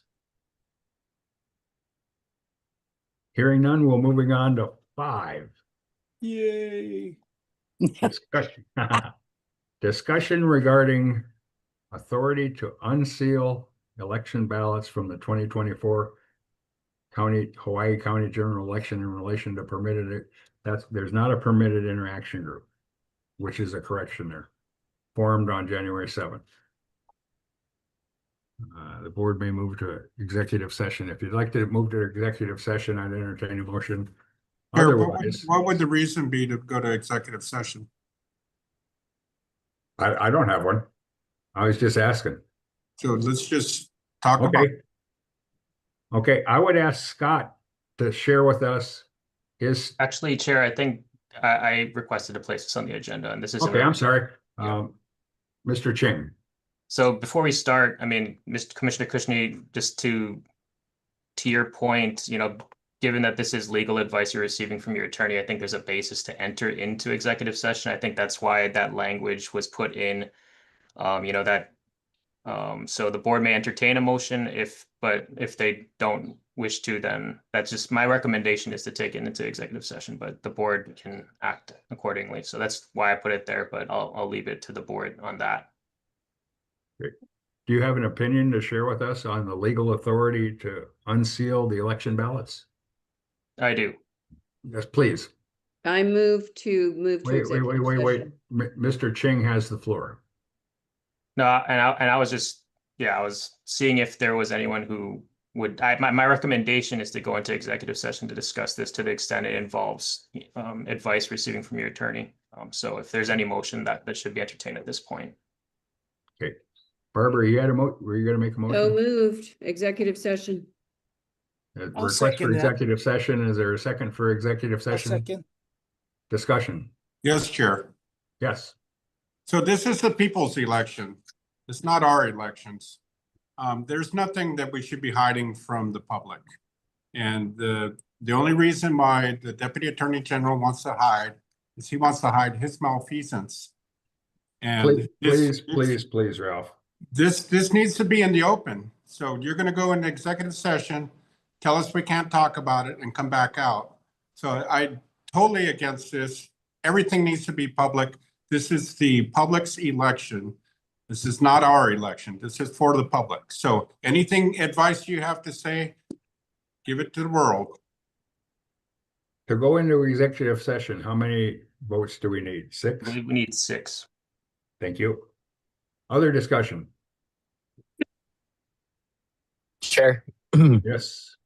Dylan. I agree with this being in public so that we can hear everything, but I'm also not against going into executive session if it means we would still be able to repeat to the public whatever counsel that DAG Ching gives us, or how does this work? It's just everything he says to us, we can't tell everyone else? Yes, correct. The purpose of that is to resolve something in executive session with discussion with attorney-client privilege. The motion in executive session would be brought out into public session where we could discuss it, the resolution that we have after agreeing or disagreeing with the county attorney, with the DAG's opinion. Gotcha. So- Okay, I'll be against moving us into executive session. Okay. Other discussion? Yes, Chair. Entertain a roll call for going into executive session. Okay. Commissioner Andrian, No. Commissioner Apana, Yes.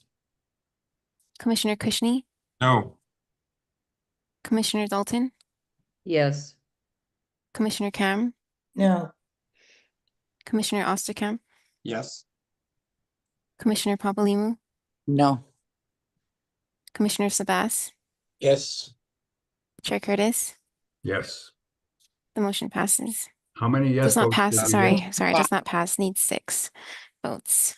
You got 5. You got 5. Yes, Yep. sorry. So we'll discuss this in public and ask. Are we supposed to take public testimony ahead of the? I'm sorry, you're right. That's a correct point of order. I'll open it to public testimony on the attorney on unsealed election ballots on item 5. Would entertain public testimony. Okay, the first testifier is Elizabeth C., followed by Austin Martin. Aloha, thank you for hearing me. My name is Elizabeth Cook.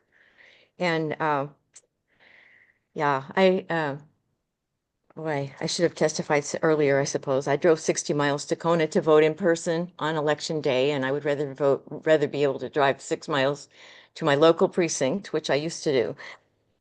And so anyway, I that's what I'm like, that's what I am. That's why I'm here to testify, but I also approve of the, like, have this testimony being in public. So I do approve.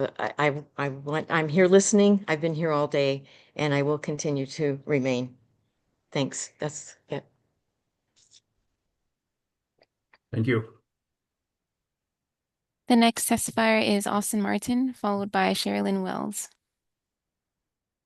Aloha, and thank you for hearing me today. My name is Austin Hi. Martin. I'm the chairman of the Yeah, Libertarian. I just did, but I didn't testify the whole. Please mute Mr. yourself. Reclaim my time. I would appreciate Yeah, it. Austin, please set it to 3 minutes. I'm Austin Martin. I'm the chairman of the Libertarian Party of Hawaii. You guys have seen me here before. I am extremely disturbed by the desire to hide this behind secrecy because we've heard the deputy attorney generals give legal advice to this committee before without the need for secrecy. What you're watching, ladies and gentlemen, is a crime. These people know that the motions presented recently, particularly the one about certification, highlighted an actual illegal offense. They manifested knowledge of this fact and used that knowledge to say we shouldn't pass this motion because we know there was a violation and that the DAGs would have to incriminate themselves and that could be useful in court. That doesn't benefit Ralph Kushney personally. It's a public interest suit. These scumbags are stealing your elections. Wake up, Hawaii. These people should be in prison. This is wrong. The secrecy is not going to stand. And I really hope that the feds are watching this because if they just saw what I just saw, it's not going to stand. Now, let's talk about something forward-facing. The agenda belongs to the committee, not the tyrant chair, Michael Curtis. You guys are not operating under any actual rule sets, and due to that, they are taking advantage of the fact that there's no rules in order to jam their agenda and their made-up rules selectively down your throats to shut up whenever commissioners are working for the people. If you don't think these commissioners are getting threatened, pressured, and coerced outside of these meetings, if you don't think this has implications for them, think again. This takes a lot of bravery to stand up for you. And you see these absolute subhuman slime balls pretending to care about the election in order to vote down everything that would expose the fraud. And yes, it is safe to say there has been fraud. And I think that anyone with wits to rub together could see it. Commissioner Barbara Dalton should not be standing in for the USPS as some kind of expert witness. She's a Democrat operative. These people do not care about democracy. They're communists. They want to overthrow us, and that is what they are doing right now, and they are defending a government that did not win elections. I am saying this because I am outraged, absolutely outraged. Now, Commission, get this together. If you're not working for the enemies of Hawaii, then you should take control of the agenda. Stop letting the chair completely dominate the committee. You need to make sure that the agenda gets voted on at the beginning of every meeting. If not, it's not an agenda. And if you can't handle that, adopt Robert's rules. You wouldn't need to vote to format your agenda if you had Robert's rules, because it would have been required all along. And shame on the scumbags who are doing this and stopping Commissioner Cushney and those good commissioners. Thank you, Mr. Martin. Shame on you, Mr. Curtis. Shame on you. Thank you, Mr. Martin. The next testifier is Sherilyn Wells, followed by Jennifer. Aloha, Commission. Aloha. As I previously pointed out to you in an email on June 20th, 2024, Election Officer Scott Nago erroneously conflates retention and preservation with sealing records for 22 months. Retain means don't throw it out. Preserve means don't tamper with the content. A July 2021 federal law constraints on post-election quote-unquote audits is a DOJ guidance document that says federal law imposes additional constraints with which every jurisdiction must comply. Examinations would look at ballots, election records, election systems, all documents and records that may be relevant to the detection or prosecution of federal civil rights or election crimes must be maintained. I think that includes envelopes. The materials covered by Section 301 extend beyond papers to include other records. They also go on, here is the sentence: jurisdictions must ensure that if they conduct post-election ballot examinations, they also continue to comply with retention and preservation requirements of Section 301. Therefore, according to the DOJ, retention, preservation, and examination can be simultaneous. But how can one examine if access to records is denied because Mr. Nago is sealing those records? Sealing records would thus make Nago guilty of concealment under U.S. Code 52, Section 20702. That briefly, it goes to concealment of records or papers. And legal definition of conceal includes the act of intentionally not sharing certain information, especially when there is a legal requirement, the intentional act of making something hard to retrieve. Violators of this section of federal law can face fines of up to $1,000 and imprisonment of 1 year for every violation. Scott Nago is an at-will employee of the Election Commission, which means although you bear significant responsibility for Mr. Nago's actions, you also have a liberally construed ability to act quickly to resolve his myriad failures to protect the integrity of our elections. Commissioners, As you contemplate your next steps in regards to Mr. Nago and his blocking the examination of election records, please consider the legal implications of continuing to circle the wagons around his actions, thus assuming the risk of becoming accessories after the fact of a failure to act upon misprision of felony, Thank you. of obstruction of justice, etc. Thank you. The next testifier is Jennifer, followed by Jamie Detweiler. Thank you so much. Can you hear me? Yes, ma'am. Thank you. The previous speaker was so perfectly eloquent and absolutely on point. I was just going to add that it's an absurdity to think that you can't look at election records in order to validate discrepancies or whatever. That's the whole point of keeping them. But she said it way better than I could ever do. So thank you. I yield. Thank you, Jennifer. The next testifier is Jamie Detweiler, followed by Michelle Stefanik. Good afternoon, Jamie. Good afternoon, Chair. Before you start my time, I do have a clarifying question.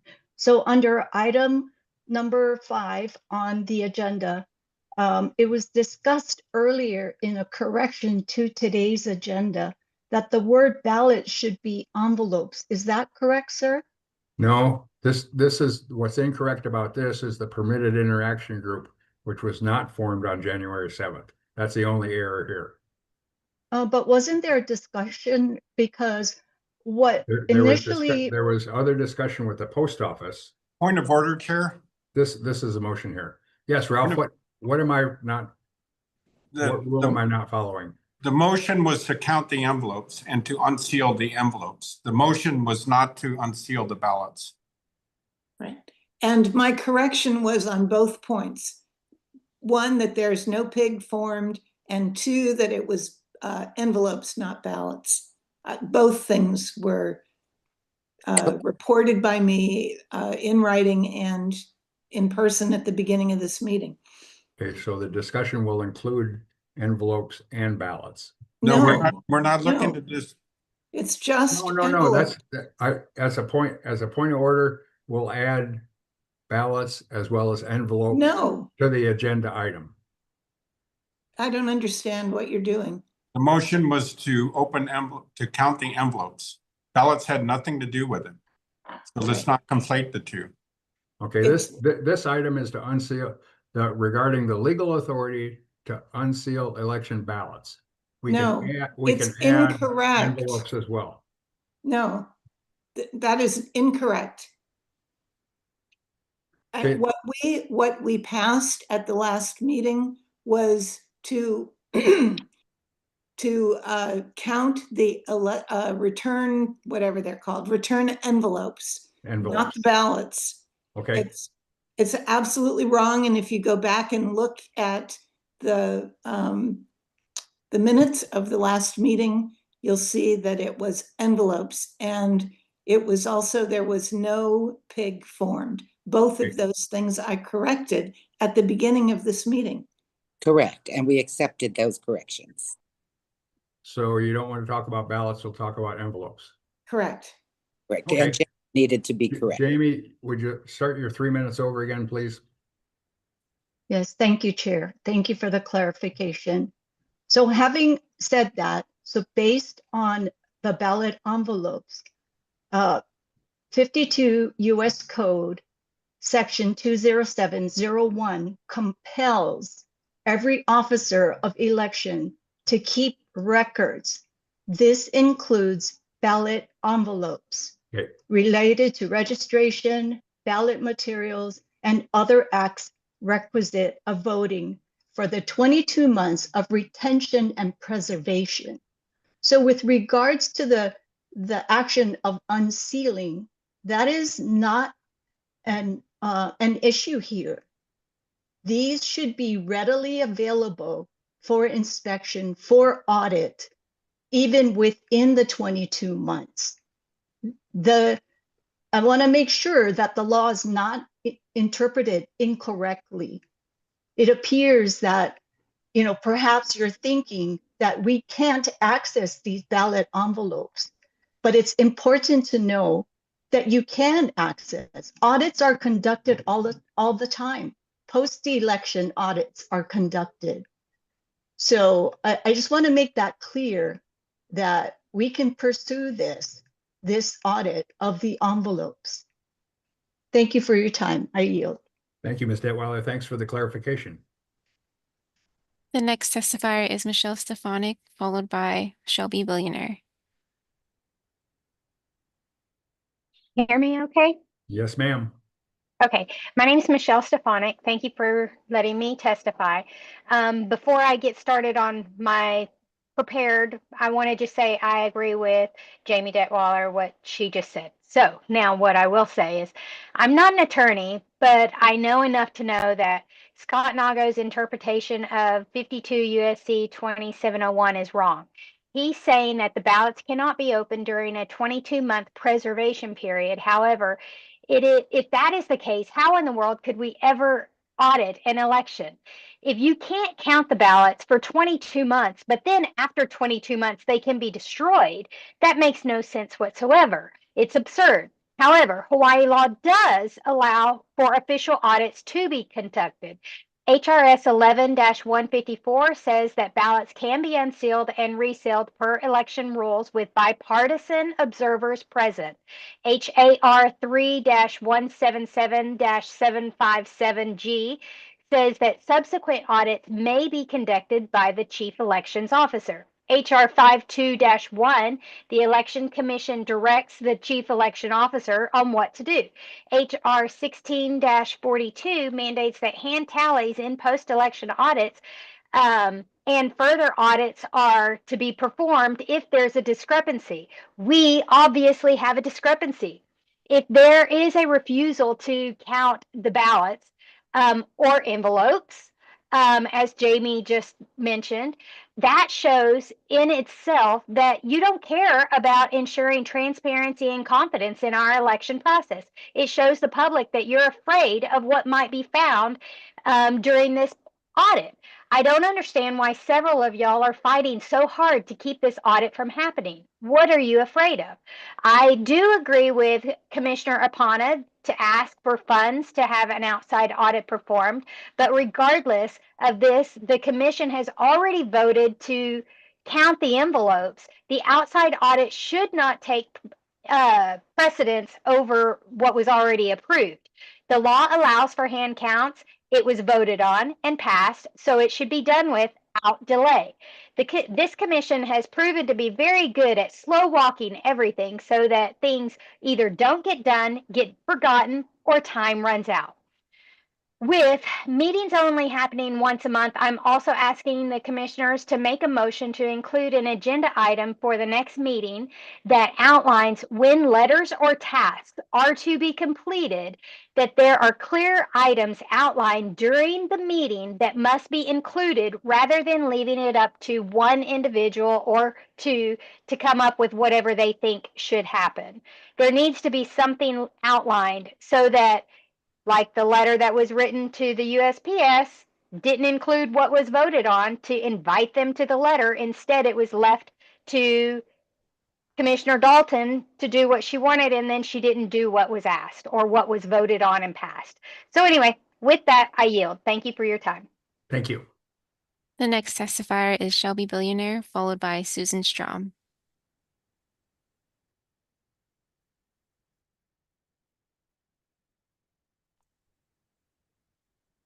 Hello guys, Pikachu Shelby Billionaire back, chairman of the Ohana Unity Party. And I feel like you guys are going through a therapy session because you guys are arguing, fighting each other more than the general public. And we have to listen to this because usually you guys go till 2, 3 o'clock. There's other meetings going on. And with this agenda item, obviously everything's all kapakahi. I put my written testimony because I'm frustrated with a lot of things.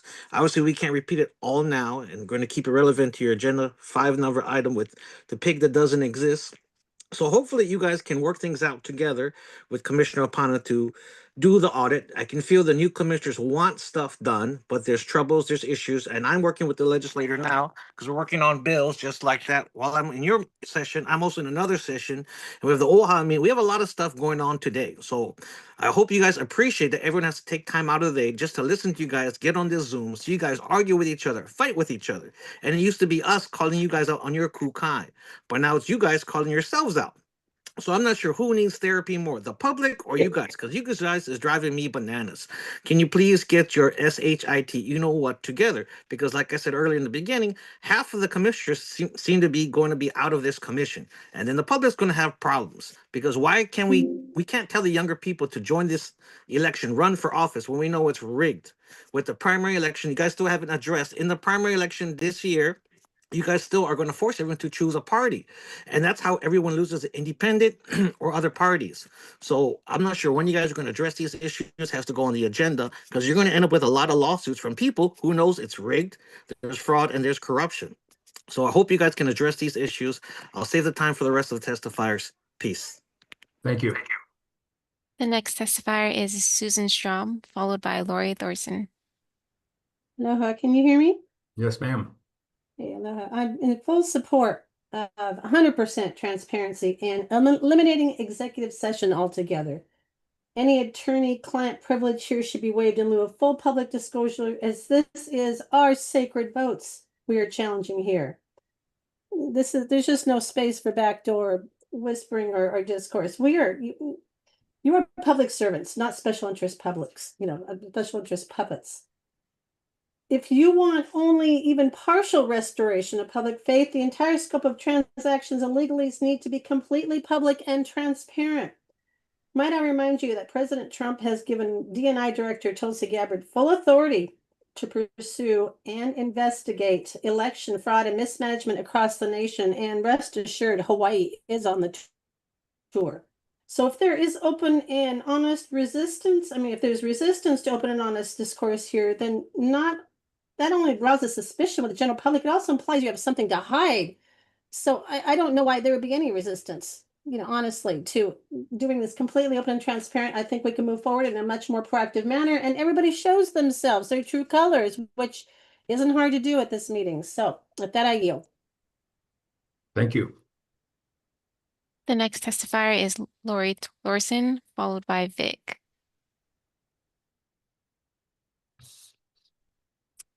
Okay, so I guess I want to talk more about the executive session and the Attorney General's office. You're muted. Sorry, you're muted. Sorry, you're muted. Please unmute your, there you go. Okay, it's not happening at my end, it's happening at your end. And I understand why you guys don't want me to talk, because I'm going to talk about the fraud. That all this is happening, this circus going around and blaming this person or that person. One person talks too much, one presents too much information. It's just a circus you guys are presenting to the public. And the Attorney General's office doesn't represent the public. We want to believe they do, but they actually don't, because they actually represent Scott Nago. They actually represent Hakimo Insafi, who I caught stealing $117 million. I filed a lawsuit against him, which is now at the appellate court. So you have to know that even though they talk about going into executive session to talk to the AG is giving them information so they can continue down that road of committing fraud. And part of that is keeping the Democrats in party. We have to make sure, that's their thinking, we have to make sure so nothing happens to Scott Nago, because he's been in office now for years. And he's the one who alters the ballot counts. And he doesn't need to substantiate anything or prove anything to you guys, because the AG backs him up. And so when you guys are relying on the AG for information, tell us the definition of this, and really they're just appeasing you. They're giving you just enough information just so that you'll go away. Really what they're doing is they're supporting Scott Nago. Ann Lopez, the Attorney General, was appointed by the governor, Governor Josh Green. Remember the state debt, $43 billion. In the last 3 years, it increased $27 billion. Who did that? The people didn't do it. Our government did it. The Democrats did it. And the only way that we can change this is by voting Republican I have never voted in my life until this recent last election because I saw the corruptness. I saw what they did to me. I saw how they treated me, and I'm just a citizen. I'm just a person. I'm on Section 8. I'm on housing assistance. I'm retired. I have disabilities. And still, that they came after me after I caught the fraud, and they took away my living aid. They took away everything that I need help for, because I have epilepsy. I have seizures. And they took everything away from me after what they did to me. They made me homeless last year in October. For a whole month, I was homeless. And I stood on the driveway with a big sign saying fraud. I caught them at the fraud. Everybody knows now. All of HPHA knows now what Haki Moensafi is doing. And the state of Hawaii is allowing them to do it. Nobody's stopping the steal. And so I'm a voice now for the people. I'm not even a local. I've been here for like 10 years, but I'm still not, I'm just a person. But I caught the fraud because I used to be a paralegal, so I can read, I can write, right? So I'm reading the information. They're telling me about these policies. I say, oh no, they're illegal. They don't comply with HUD regulations. And they're like, oh, well, what do you know? You're a Section 8 recipient. You know nothing. I'm like, well, you're Thank wrong. you. Okay, go ahead. I'm fine. Thank you, Ms. Larson. I can stop now. Thank you. The next testifier is Vic, followed by Jennifer Cobb-One.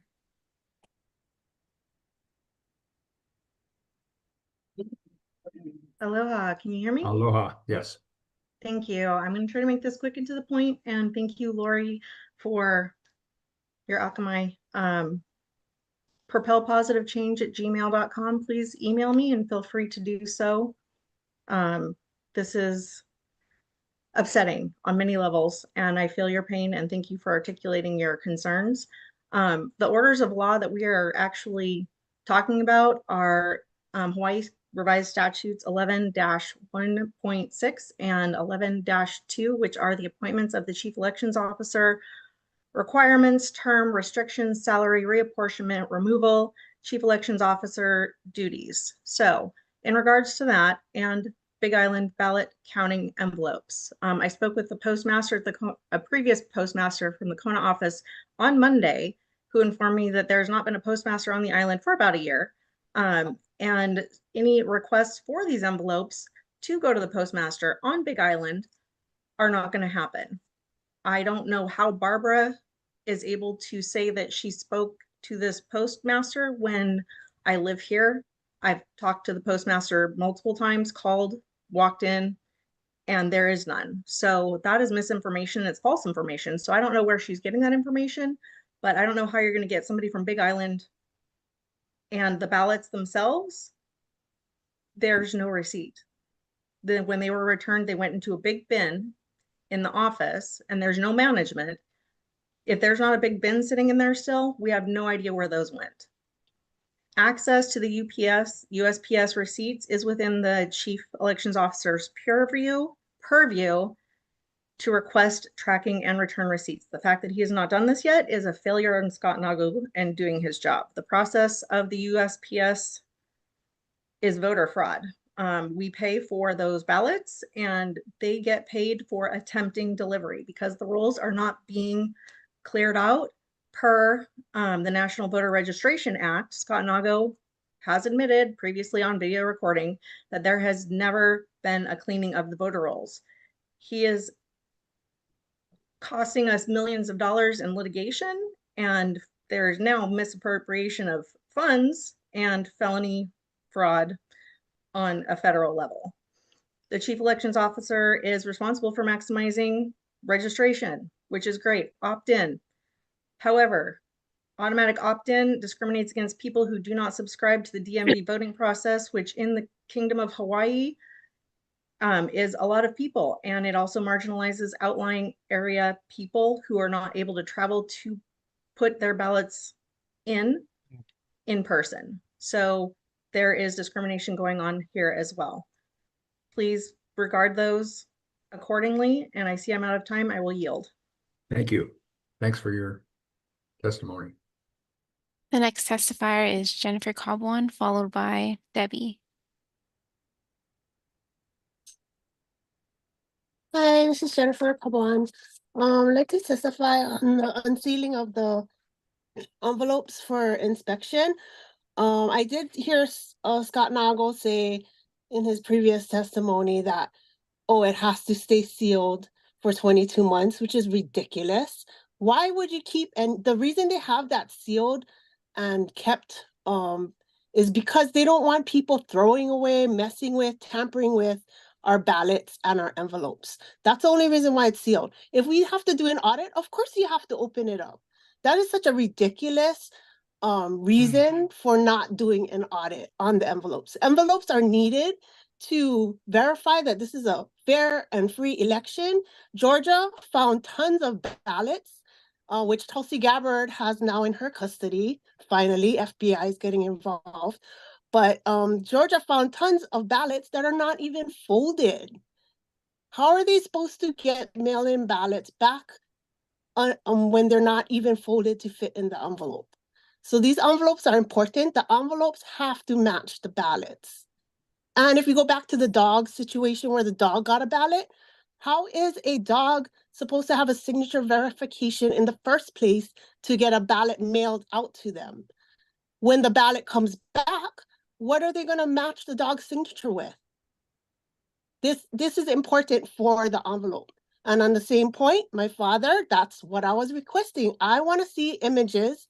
And doesn't the post office have images of their mail? Because our signatures are clearly on the outside of the envelopes. Why can't we request images from the post office? I'm sure they have some. But the elections office should be keeping images on their system of these envelopes as they're returned, because you don't know who's signing it. I'm pretty sure the dog's not going to sign it, return it. Would they have counted it? How would you follow up and audit that? My dog voted in the 2020 election. I would like to see the signature on the envelope, right? You should have some kind of tracking system for that. And on the point of Pikachu, we're getting ready for our 2026 election, and Pikachu pointed out an important point on the primary ballot. I hope you guys are looking into that and fixing it right now, because you're not supposed to make people choose between Democrat and Republican parties when you guys are voting. So can you guys fix that and hear the testimony that people are giving, so that take this information and go back and fix it? I yield. Thank you, Jen. The next testifier is Debbie, followed by Junior Nakoa. Can you guys see me? Can't see you, but can hear you. Okay, let me see. There we go. Okay, can you see me now? There you go. Awesome. Thank you very much. Okay, aloha everyone. My name is Deborah Bringman. Our elections are critically important. We need strong checks and balances that promote fairness and transparency. Refusing audits only increases the public's distrust in our election process. I respectfully urge the Office of Elections Commission to use the tools available to ensure the Hawaii residents can have confidence in our elections. Ralph Kushne's request for the Deputy Attorney General to verify whether the process of the certification was done correctly is not supporting Ralph's lawsuit. It's actually supporting the majority of the people who are speaking out for accountability. I support voter ID, in-person voting, and audits when discrepancies are identified. I yield. Thank you. Thank you, Debbie. The next testifier is Junior Nakoa, followed by Wallen Christian. Good afternoon, sir. Yes, sir. How you guys doing? Thank you. Can you hear me? Yep. Yes, sir. Okay. First thing first is, all kind of problems with this vote by mail thing is happening. Yeah, choke. I don't like them. I actually went in and walked into the Lahaina Civic Center over here, and then I did see my county clerk. Yeah, Moana Ludi. And so it's and then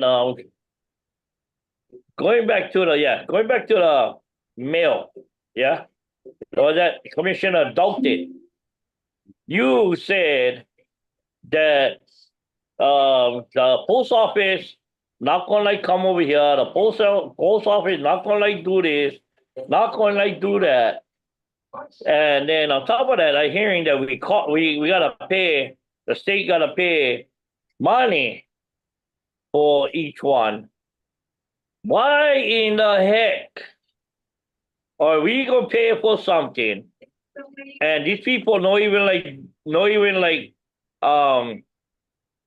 prove that they're doing their job, that is being counted, but that is being counted, that is all the kind of stuff. Why are we paying the post office? Hey, you guys don't know me, but I am an organizer, mobilizer. I am definitely gonna get out there, tell the people out there that never mind the mailing anyway. We all know go do the mailing, and we all go walk into all these places where we can walk in, and we'll start bombarding all of this elections office, and because the post office is not doing their job, it's not making me feel confident. So I might as well go walk in anyway. Since we're saying we like do the walk in, and you guys not listening, you're definitely not listening. Now go, he like do whatever that Eric thing that he is a board member on and he supports. So this is all some corruption bull crap. And so I'm gonna tell all my Kanaka that is over here on Maui especially to go into the elections office. So I hope you guys gonna tell the county clerks, Moana Muludi, them to get ready, because we will stand in line. We're gonna make sure our ID is matching my ugly face. Yeah, we'll make sure this happens, because this mailing thing doesn't work. It does not work, and I don't know how you guys think it's working. Stanago, that machine thing sucks. Okay, Thank you, Junior. mahalo. Aloha. The next testifier is Wallen Christian, followed by Tora Malia. Good morning. Can you folks hear me? Good afternoon. Yes. Oh, sorry. Good afternoon. My name is Wallen Christian. I am currently residing in the Nu'uanu area. I know a lot of you have seen me on here before. I've been on this call from the beginning. And let me tell you, I spoke about this the last hearing, about how we continue to go over and over and over. I will say I'm thankful for today because we did get some things accomplished for the people. I do want to address the Deputy Attorney General. It's really unfortunate that attorneys are so quick to go into executive session so that you protect the few instead of the many. The people are the ones that you should be protecting. So in other words, you should have a transparency, and you should be really what we call hot, honest, open, and transparent. And that's what needs to happen. Right now, the people are really, really discouraged to even go out and vote because they think it's the same old, we're not going to get anywhere. The same people get into office.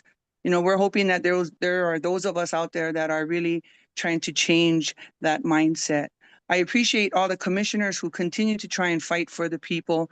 For the commissioners who continue to vote against the people, and I've said this before, maybe your tenure here is no longer needed because your values are not for the people, but for the political system. And that needs to change in order for Hawaii to change. Hawaii is known as one of the most corrupt states. We need to change that. All of that starts with integrity in the voting so that we get the right people in office. We also need to hold people accountable. That's why Robert's Rules of Order was very, very important in this particular forum of the Elections Commission. So I appreciate that that was voted in. What I want to do is, I want to just say one thing, and somebody had brought it up, I believe it was Pikachu. Months and months ago, I brought up about the primary ballots. That needs to change. Unfortunately, I don't think we're going to see it change on this session, in this voting session, but that does need to change because it is illegal, and that is against the people's constitutional rights for privacy. What I want to just ask one thing from the commission today is please let's get this moving forward. It is 1:52. We started at 10. I'm sure all of you have other things to do as well as the rest of everybody else. And with that, I yield. Thank you. Thank you, Wallen. The next testifier is Tara Malia. Aloha, can you hear me? Yes, ma'am. Hi, everyone. Tara Malia Gregory here, District 4, running for City Council. I definitely stand on Wallen. I won't repeat what she just said. Her testimony is powerful.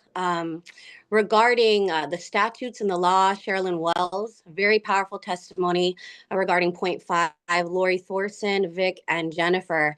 Something that I will add is the public needs to understand that these ballots are preserved for 22 months. That means in 7 months, that window is going to close. So in September, being able to see the ballots that are supposed to be preserved for the purpose of auditing, which is Scott Nago, the Chief Elections Officer, his due diligence and his duty is to make sure we have fair elections. So with all of the laws that have been broken by him that we've seen in the Ninth Circuit Court just the past year alone, I just want to stress that that's the importance of why we're speaking about this. And I'll tell you why, because Hawaii has received approximately $30 million in federal election funding over recent cycles, primarily through HAVA-related programs. Those funds are conditioned on auditability, transparency, and cooperation with lawful oversight. That hasn't been in existence since Mr. Nago's been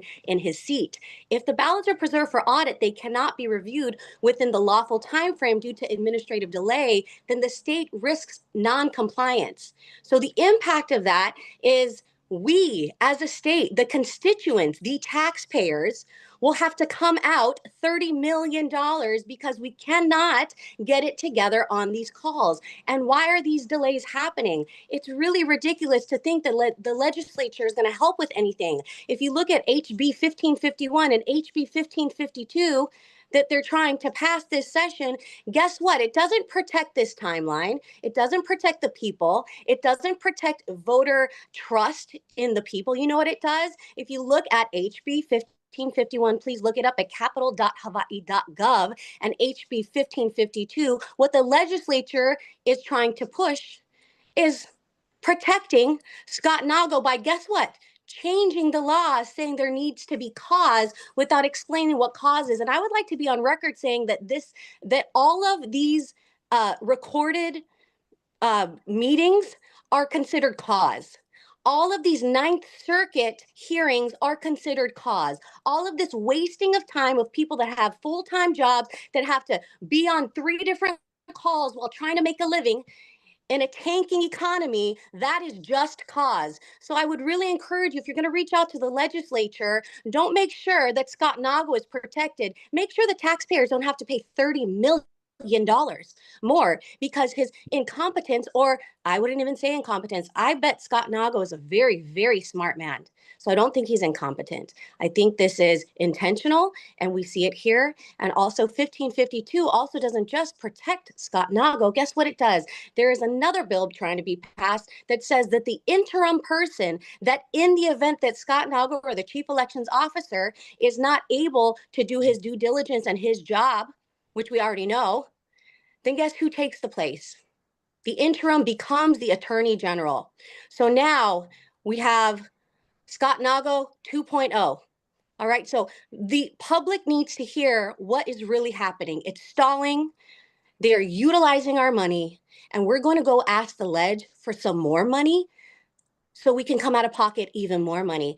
Thank you for so much for the time to speak. Mahalo for the time that the commissioners put into this. Thank you, Ralph Kushney, again, for bringing all of this to light, and God bless you all. Thank you, Tara. I yield. Thank you. The next testifier is Adriel.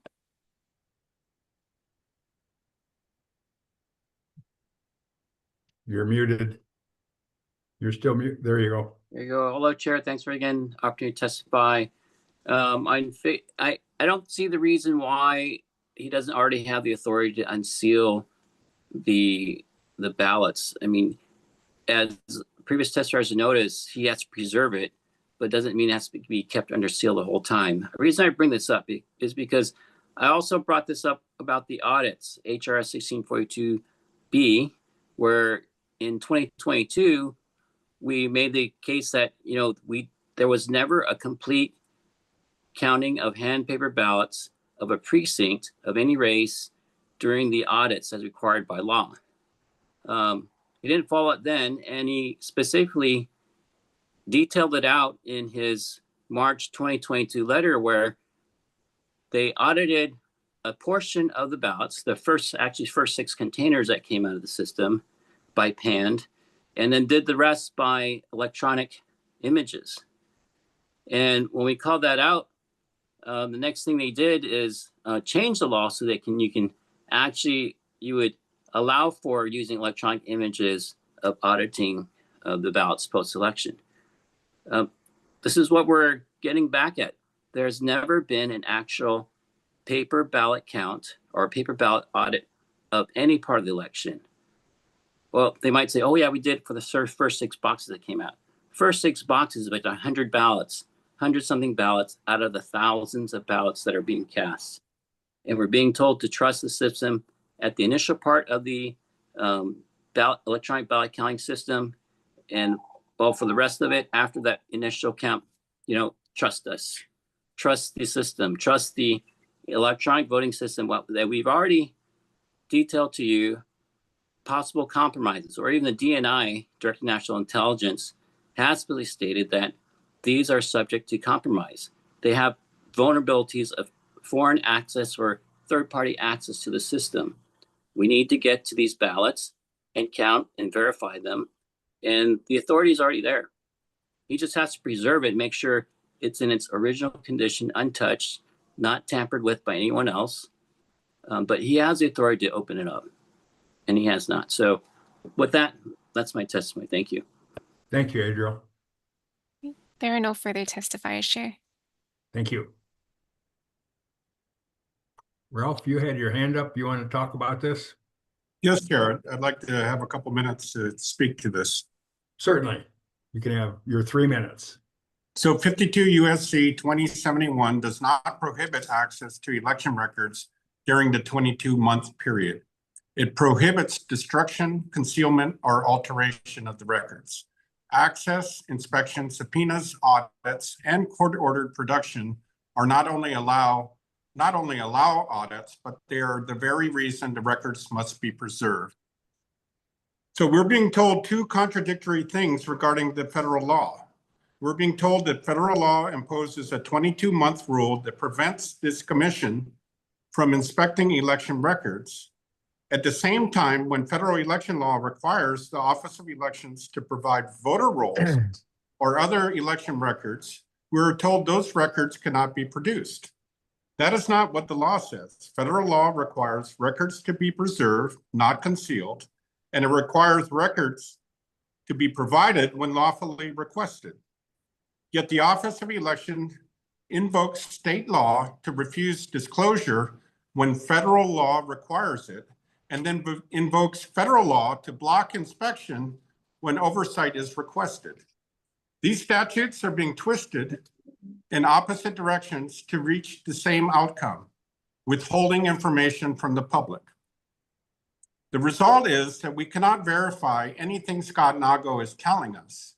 So that's why this is important, that we're able to count the envelopes. Thank you. Thanks, Ralph. Is there any motion in section 5?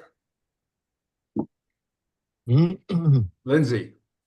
I don't have a motion. I mean, we've already voted on doing this and authorized Mr. Savas and myself to organize it. But we were told that we needed to sit on our hands until we heard from the Deputy Attorney General about whether or not we can proceed. So why don't we get to that? Okay. Mr. Ching, what would it take for us to access those envelopes for our audit? Okay, so I'm going to start with the federal law. So I know that there's a lot that's being discussed, but I think Chair, can we see Mr. Ching? I see him. I can't see him on my screen. No, me neither. There you go. Okay, can everyone see me? Mhm. Yeah. Okay, so I'm looking at both federal and state law and trying to answer the question of whether we can unseal these certain election records, including election ballot envelopes, within the 22-month retention period. And for the 22-month retention period, that starts with 52 USC section 20701. And that essentially requires every officer of election to retain and preserve for a period of 22 months certain election records in every federal contest, except for very few limited circumstances, which includes when it's required by law for them to deliver those records to another officer of election, and if the state designates another custodian of record to preserve it in that manner.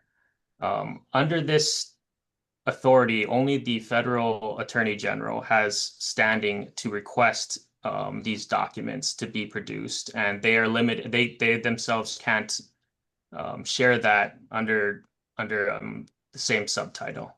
So there is no standing under the federal law to, I guess, to gain access to these documents. So then we turn then to our state law and what it requires for these ballot documents. And for that is HRS section 11-554. And that provides that it says that after the ballots have been tabulated, they shall be sealed in containers. And thereafter, these containers shall be unsealed and resealed only as prescribed by rule governing elections. And then it also further provides that I believe it says that the ballots and other records may be destroyed by the chief election officer or court where all elected candidates have been certified by the chief election officer, or in the case of candidates of county offices by the clerk, and after the compliance of retention of applicable federal law. I'm sorry, retention schedule of applicable federal law. So all that to say is that what this statute, our state law requires, is that after they're counted, they're to be sealed and only unsealed and resealed based on rules that are prescribed governing elections. So I'm going to turn to our rules on these records. And in applicable, I'm looking at HAR 3-177-757. And I'm going to start from subsection. Could you repeat that? Excuse me. Please repeat that. Yep. HAR what? 3-177-757. Can that go up on the screen? I'm not sure if I have the ability to share. Let me see. Perhaps I do. I think I do actually. So let me just make sure I'm sharing the correct.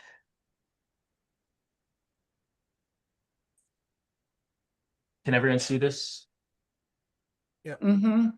Okay, so I'm going to start from subsection F. It says that after all ballots are counted, the election database and vote data storage media test ballots and results for the election results, and the voted ballots shall be sealed in containers or cabinets.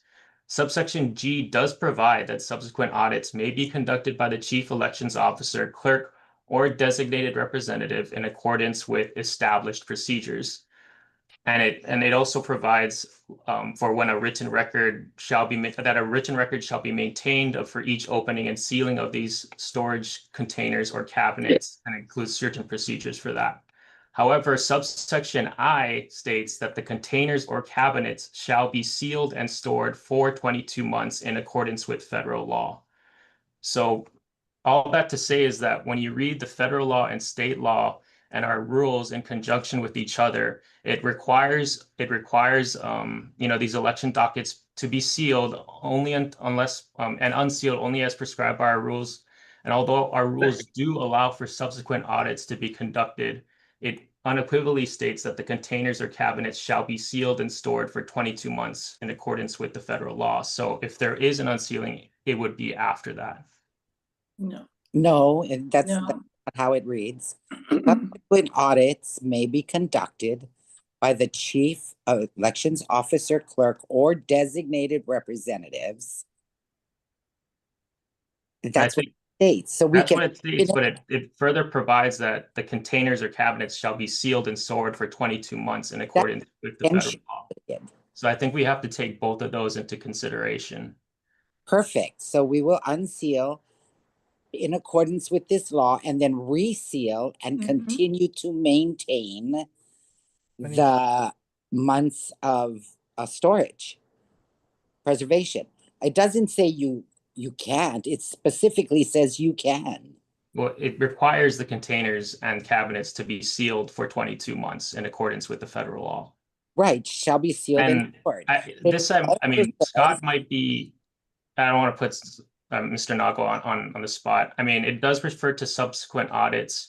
However, I think a lot of the audits, subsequent audits conducted by the chief election officer or clerk or designated representative in accordance with established procedures. And and there's a lot of, there are additional rules that call for auditing, but I believe that this is done before the ballots are secured, as I think it relates to misreporting, and it requires it to be done prior to the contest period stated, which I believe is within 13 days of the election. But I don't believe it contemplates audits after that. But having said that, the rule doesn't make that distinction. All I can say is that the rule does state an unambiguous requirement that it shall be sealed for 22 months in accordance with federal law. So that's what I'm basing this opinion on.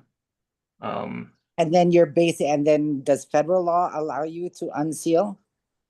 Well, the federal law only requires that the election officer retains and preserves those documents. However, when you read that in relation to our state law, and I believe, and I can show it. Sorry, I think the state law is very clear. We may conduct audits, and the established procedure is that there are observers from both parties to watch the audit. So we're going to count envelopes. It clearly says that can be done. We get the established procedures, which is what Lindsay Cam and Mr. Savas were tasked to set up. So let's go ahead and get this. Let's set a date so that we're not bugging the Office of Elections when the elections come up here pretty quick. So let's set a date pretty quick. Get this happening. We can unseal them for an audit with the established procedures, which is observers from both sides. We're going to count them and then reseal them. It's pretty simple. And what you just said there is what you didn't want the public to hear. The Fed law says that the state election officer, the clerk, or their designated authority have the authority to open those ballots. That's right. It's very specific that says if Scott Nago wants to do it, if the clerk wants to do it, or one of their designees are allowed to unseal those ballots. We're oversight. Chair, I don't believe that.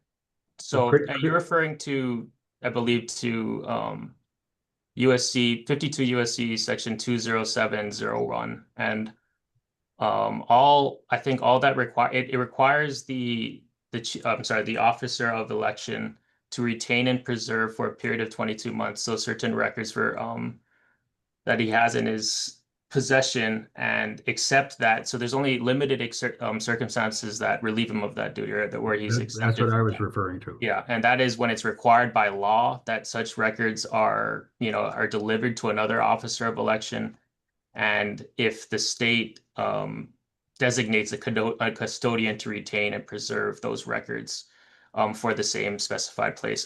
For the same period. And the only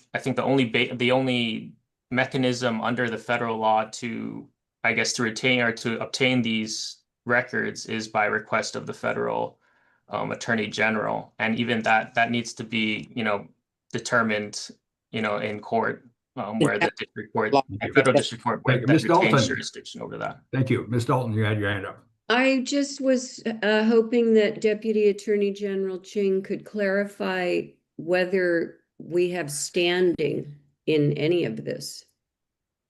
Yes. Are you in regard to, requesting to unseal? Yeah, because my understanding of what you said about the federal statute is that we would not have standing to seek the unsealing of this stuff. Only the Fed AG.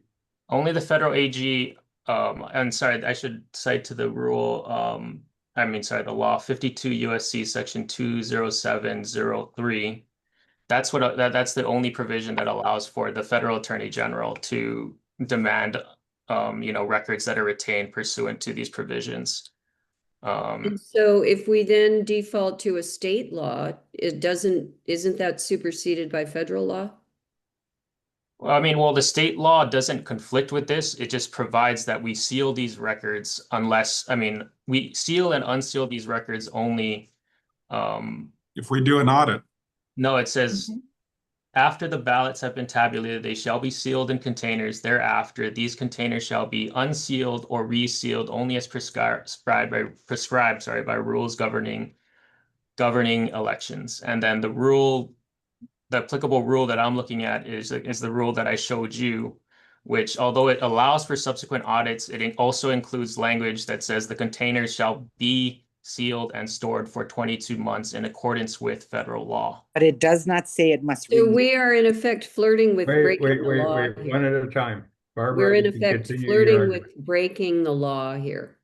I believe that unsealing these records would potentially violate these provisions, specifically our state law. Why would it do that?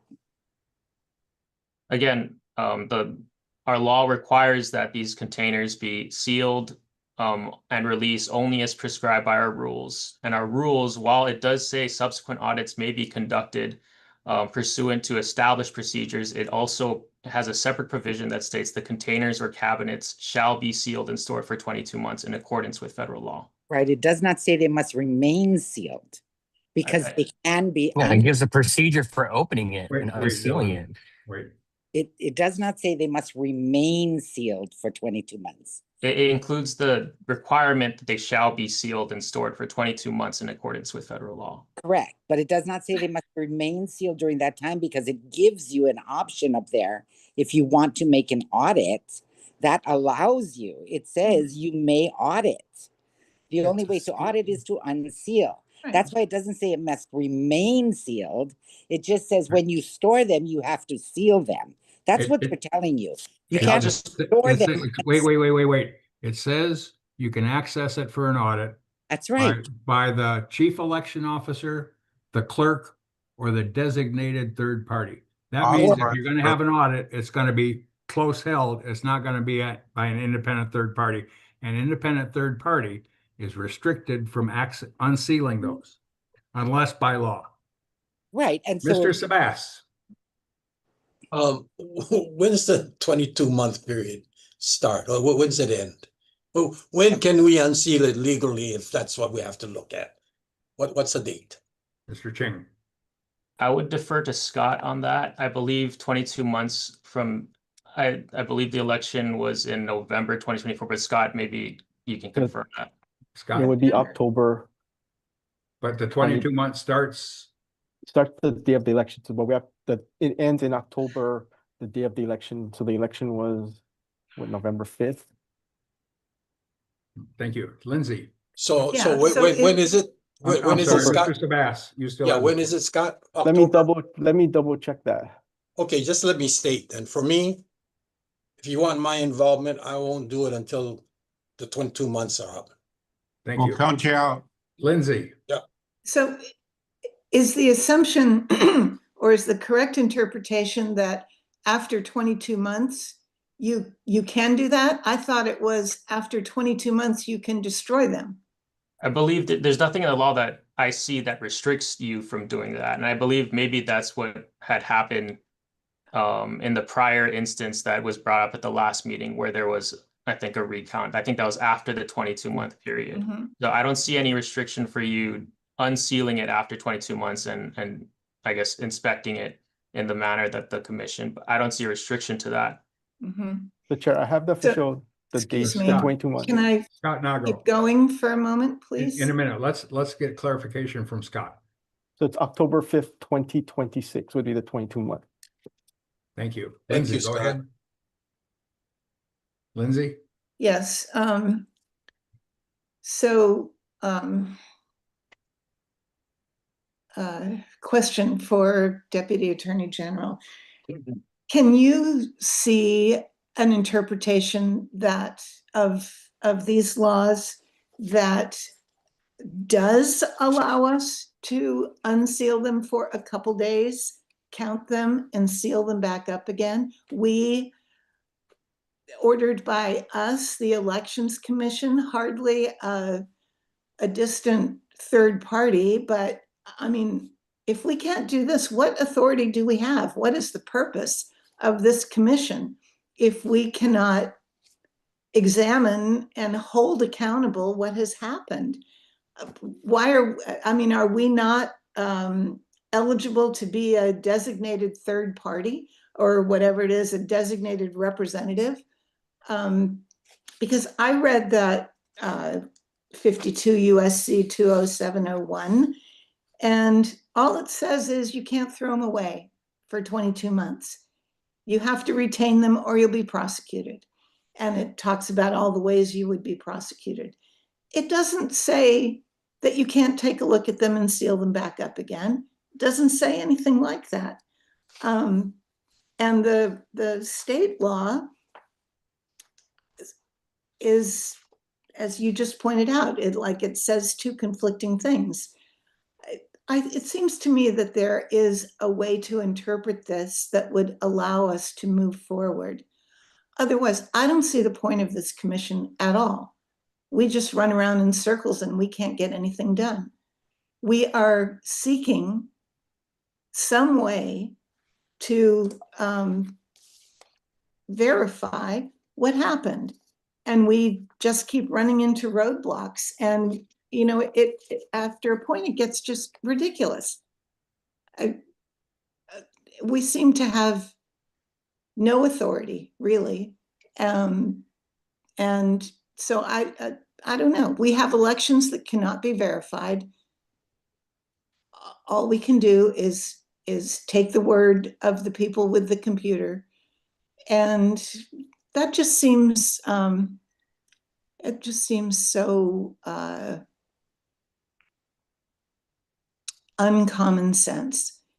This is not a big, complicated thing. It's just checking the work of the employees. That's all. Checking their work. That's all we're doing. And it doesn't seem like there should be a law that blocks us from doing that. Can you see a way that Ralph we has could the be next- Ralph has authorized? the floor after Lindsay.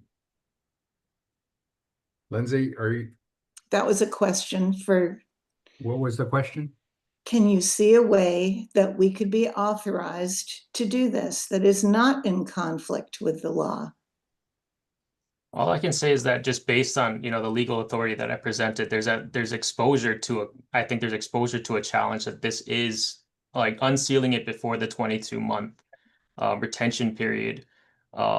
There's a exposure to a claim that, you know, unsealing it before then would be against, you know, our own laws and rules regarding the sealing and unsealing of That records. does not seem black and white. It seems like the purpose of retaining the voting materials is so that you can check on what happened, not to conceal them from the election commission and the people. There is, it says you can. Ralph, I'm audit. sorry, Ralph, you have the floor. Yes, Chair, thank you. So Mr. Cheng, I'd like to award you the gold medal for mental gymnastics in your interpretation of this. And that's the malfeasance that you were trying to hide from the public. So this you, law Ralph. clearly allows us to inspect the records within the 22 months. I would like to get your opinion in writing. This is a very important decision that you're telling us, because you're telling us we can't do this and you represent the Elections Commission. So I would like to have your opinion in writing. And if you're not able to put it in writing, then you shouldn't tell it to us verbally. Thank you. Ms. Papalimu. I think it is very clear, if you put it up again, that you can audit the ballots. And when you go back to retention, you must be sealed. It has to be sealed when you retain it. And if you want to go back, it says there, state law, you can audit by Scott Nago can do it or another designated person. The Elections Commission can be designated for that. We have oversight. So it is our job description to oversee. And so for us to unseal, open, count, reseal for storage and retention purposes is allowed in the state law. And we can be that designated thing. The Elections Commission can be that designated body to do that because we are of both parties. It's a requirement for us to be on here, right? We're going to count. The elections officer will be present. This does not say they cannot be unsealed. It just said for retention purposes, they must be sealed for retention. You gotta leave them out there in the bin that you send for the counting. They cannot be unsealed, but they can be unsealed for a purpose, and the purpose is for the audit. And we're only talking about Hawaii County. And so I am not going to do mental gymnastics on this. Number 2 is higher than number 5. It says we can audit. And I'm going to go with that. And if the AG wants to sue us, the commission, because he thinks we're breaking the law, then go for it. Go for it. But let's get the audit done. Thank you. And let the state decide to sue the Elections Commission for auditing a vote. Thank you, Ralph. I'm game. Yes, I agree with Papalimo. I move to get this opinion of the Attorney General in writing within 2 weeks. Do I have a second? Second. Second. Discussion. Yes, Chair. Yes, Ralph. Yes, so this is a very important decision. And what he's going to try to do is just tell us with this, and then we're going to run the clock out. This is very important. The people are watching. This is going to get blasted all over social media. We need to get this opinion in writing so that we can give this to a court or an attorney and have this evaluated. But this is clearly the wrong interpretation. The law definitely allows us to conduct an audit, and I agree with Papalimo. Let's conduct this audit, and if the Attorney General wants to sue us, that's fine. But we need this in writing that you are preventing us from doing this audit. Thank you. And sorry, I'll just add, just to clarify, I'm not trying to prevent the body from doing any one thing. I'm trying to advise you on the law, on the way I interpret the law. I'm not, and so this is that's your what I'm doing. Thank That's you, my Mr. interpretation. Cheng. Don't take it personal. We're used to it. And the motion on the floor is to ask the Deputy Attorney General for a written opinion as to why he thinks we can or cannot access the ballots or the envelopes from the 2024 election. Is there any other discussion on requesting the written DAG opinion? Yes, Mr. Sabas. Jordan, I want to thank you for giving us your opinion and providing us the options. I'm comfortable in making my decision that I'll wait the 22 months out. Thank you. Other discussion on the requesting the written opinion of the DAG? Yes, Chair. Yes, Ralph. We're just asking for what he's telling us in writing, which makes that's right. Understood. Any other discussion? Would ask for a roll call. Commissioner Andrion, Yes. Commissioner Opana, Yes. Commissioner Kashni, yes. Commissioner Dalton, No. Commissioner Kam, Yes. Commissioner Osterkamp, No. Commissioner Papalimu, Yes. Commissioner Sabas, No. Chair Curtis, Yes. motion passes. So does that exhaust us on item 5? No. Here. Yes, Lindsay, what you got? So how do we proceed? Or do we proceed? I'm unclear. This is just an opinion. So let's say we wanted to move forward as we voted. I don't see how that's possible. I don't think Mr. Naga would cooperate with us, and is this just an opinion or is this a dead end? This is an opinion. If it were me to accomplish an audit, I would formally ask the clerk of Hawaii County for access to the ballots. He's going to deny it. I would ask a court to issue a subpoena allowing this commission access to those ballots for the sake of audit, similar to what the law allows the chief election officer and the clerk are allowed access to those ballots for audits, or their designee. It specifically states that those guys have access, but only those guys, for an audit. So because we want an outside audit, we have to gain access above and beyond what the law provides access to the chief election officer, the county clerk, or their designee. The law allows access to those ballots for an audit by those three parties. If they deny us as a third outside interest, then we can go to court and get a subpoena for those that would be legal requirements per that law, per the state law. And who would represent us? Sorry, wait a minute. That's a good question. Yes, but Lindsay, go ahead. Are you referring to what we decided a little earlier to hire a firm, or are you talking about just counting the envelopes for Hawaii County?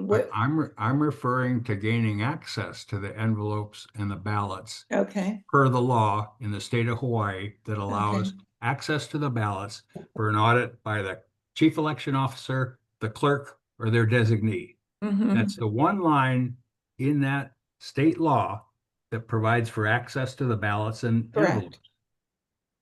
That's how I would approach this legal question. I would get a court order for a subpoena. Chair, I would just note that, the rules don't, I don't know if this was right to talking about bringing this to court or anything. The rules only just say that, sorry, do I have it up? The rules just require, just allow for the chief election officer, clerk, or designated to audit, to make subsequent audits, in accordance with established procedure. And I think their operative language being established procedure, like, are there rules that pertain to this? The only rules that I see pertain to audits that happen before certification of the election, but all that to say is I don't know if guiding the discussion towards, initiating court action is warranted at this point. I have a question for Mr. Nago. Mr. Nago. Yes, Ms. Would you allow the Elections Commission and yourself to count the ballots for the county of Hawaii? Having just heard what the Deputy Attorney General said, I would have to defer and follow his opinion as following the law. So now we have to ask Mr. Hendricks. Is he on the line? It's Henricks, no D. Henricks. I'm so sorry, but I go, people call me all kind of names too. Henricks, Mr. Henricks. And we could ask him because he's the other person that is allowed. And does it say they're designated or does it say a designated third party? Their designee is what the law says. Yes, Dylan.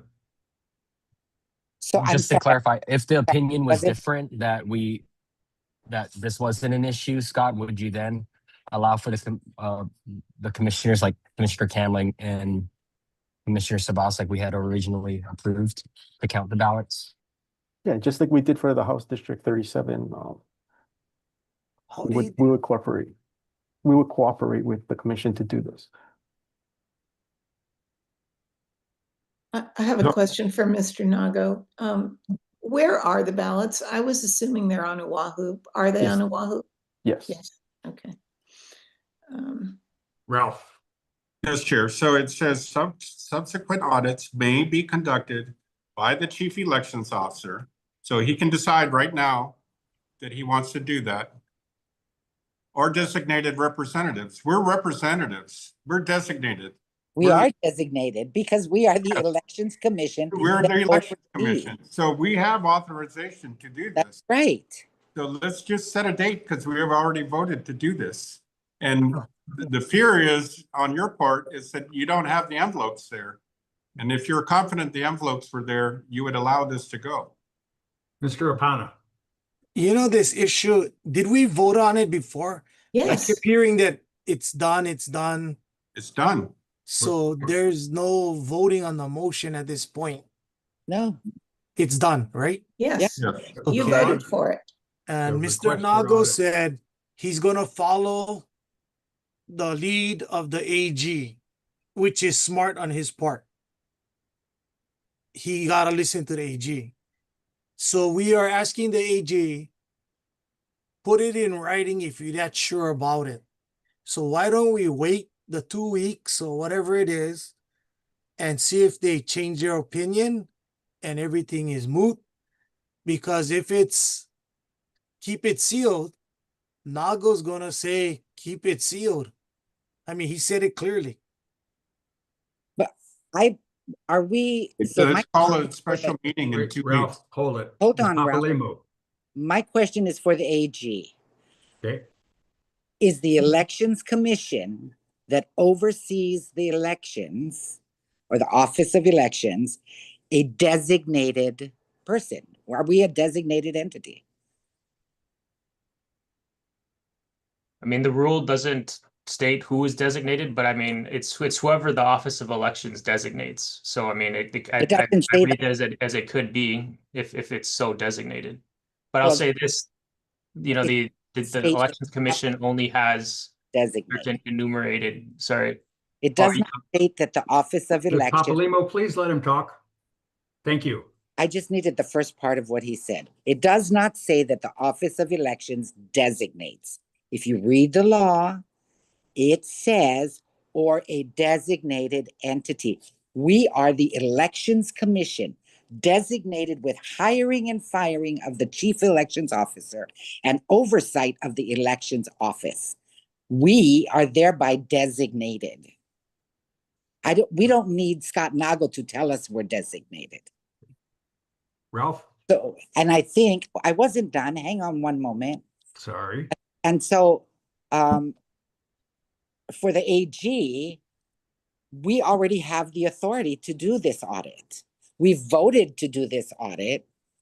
And so I think today we set a date when we are going to unseal, count, and reseal because we've received your opinion. And on your opinion, Mr. Nago never said when we voted to do this. The AG was there when we voted for it. I mean, this is coming so much after we already took action. The best idea is wait for his written opinion within 2 weeks. Ralph, And then what you got? Ralph? Well, the point is to stall. And if he was honest with us, he would have put the written opinion in the agenda. And this is clearly a way to buy time. Is there a And point of order? Point of Yes. order? Yes. So we adopted Robert's Rules of Order earlier, as I understand. So point of order means that I'm breaking a rule. What rule am I breaking? Ralph, well, respectfully, Chair, you're breaking the rules by allowing Commissioner Kushney to repeatedly malign the various people in this room. Their motives are not to be criticized under Robert's Rules of Order. You Thank did you. that. Article Thank you. 7. Wait. Thank you. I concur. You're correct in your point of order. Please don't malign any individuals. We're talking substance. Right now, did we just vote to ask the Attorney General for a written opinion? Or is that still Passed. on? It That's passed. still on. it passed. It passed. That passed. Okay, then let's wait for the opinion and move on to item 6. Chair, wait. this belongs to the body, so I move that we call a special session in 2 weeks. Second. Discussion. Yes, Chair. Yes. Time is running out. Let's get the written opinion from the Attorney General, and let's, in the next section, he's either denying us access or he's allowing us access. And his opinion is allowing or denying. Right. So let's get his opinion in writing, and let's have a special session solely to talk, and let's have a public hearing on this about counting the envelopes on the Big Island, and have There's been a motion to have a special meeting in 2 weeks after receiving the Attorney General's written opinion. Correct. Is there a second to that? I already seconded it. Thank you. Discussion. Yeah. Mr. Sabas. Jordan, is it a reasonable request on your part to get us an opinion within this short period? I would just qualify that, this is just a written opinion from me, right? Because if it's a formal opinion by our office that requires a bunch of different approvals, and it would be infeasible to do that within 2 weeks. That's what I thought. Just from That's you, what just I like thought. you said. Yeah, that's what I thought. Thank you. Other discussion on a special meeting? So this is an opinion, a personal opinion, or Not the opinion, the motion on the floor is for a special session after receiving that opinion within 2 weeks. Right. A special session within 2 weeks to Right. discuss this opinion, period. Right. So I Okay. am, my question is addressing the opinion part of that motion. Now, this is scheduling a meeting. The question here is scheduling a meeting. Mr. Apana. Yeah, I'll be voting against the motion because I already know what he gonna write. He gonna write exactly what he said.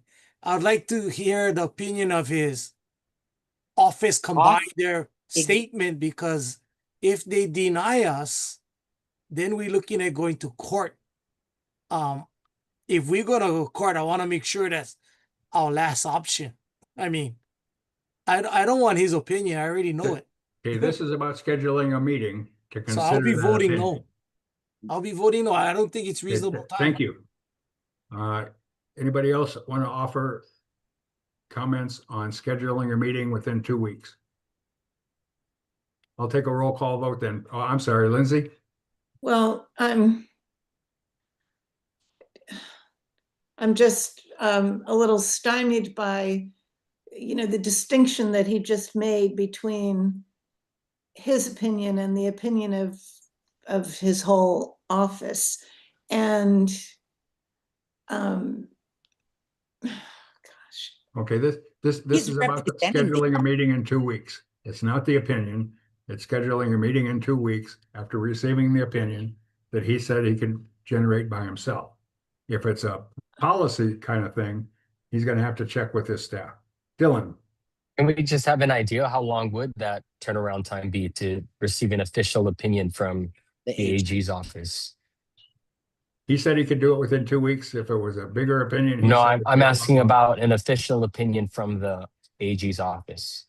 I can't give a specific time frame, just because there's distinction between formal AG opinions that are vetted by the entire department and that are published and things like that.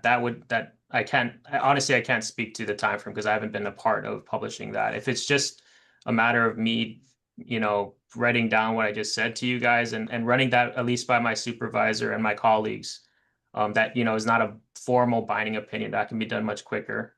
But yeah.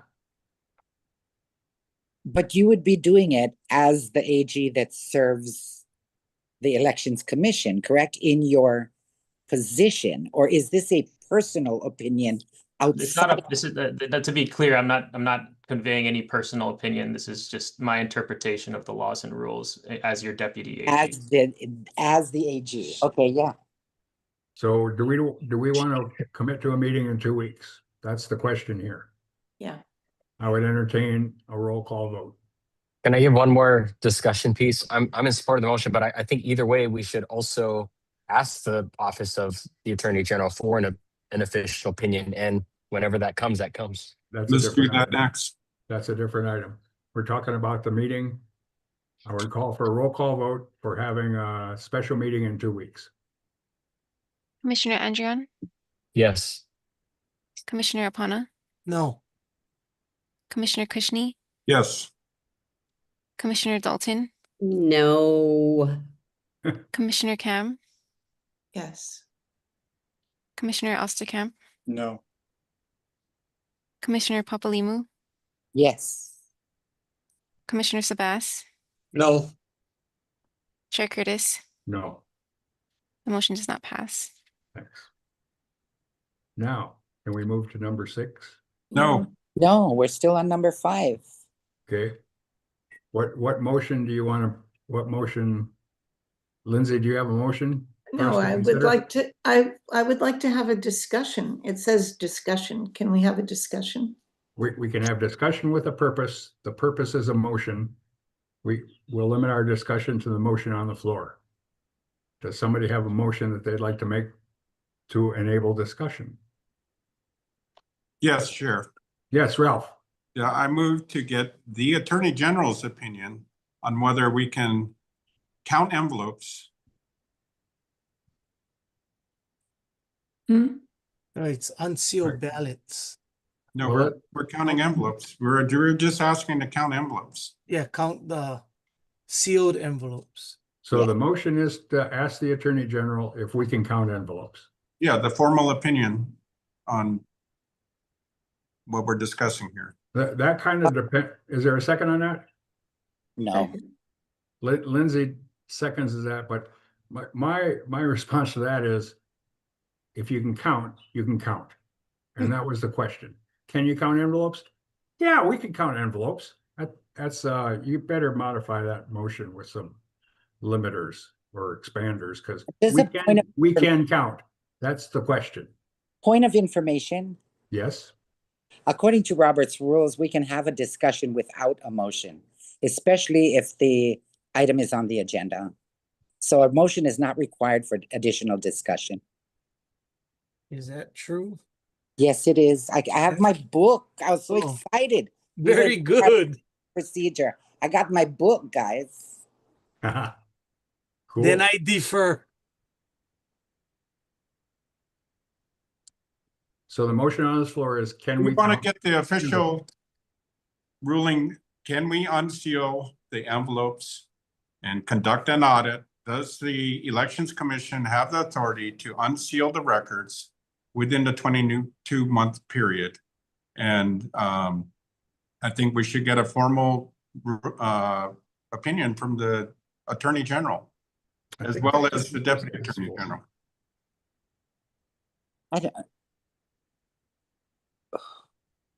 I'm going to second because I really want discussion, and apparently we're not with Robert's rules all of a sudden.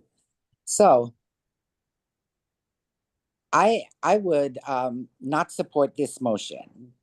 What I would like, preferably, would be a letter from the AG saying that as the Elections Commission that oversees the Office of Elections for the state of Hawaii, are we a designated entity according to state law? There's 2 items. So it would be the chief elections officer, right? Then the county clerk, and then the elections commission as a designated entity. So it doesn't say that Scott Nago has to designate us. No, nowhere in there does it say that.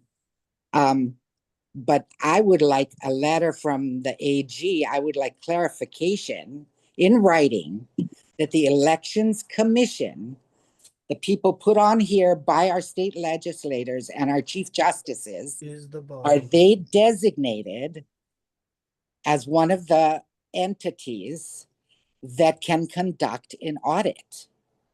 Because I believe that we are, just by our mission and our duty. I believe that we are. And I think that gives the AG the out, that we are designated and that we can conduct an audit. Ralph, Yeah, so in the past meeting, Lindsay Cam had a discussion with Scott Nago.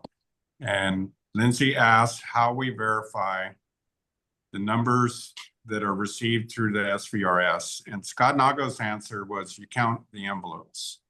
And so here we are ready to count the envelopes and oh, amazing. No, you can't do that. So this is our only remedy to verify what they're telling us is true. And there's got to be a little bit of can-do in here on a way to find an avenue to do this. And I'd like to task that I don't believe the Deputy Attorney General is representing the commission to his fullest extent. He is protecting Mr. Nago. And somehow we need to get to a path that we can do this, because this is the only way we can verify the records. And we're going to keep on buying time. This needs to be done quickly. So I don't know how we get there.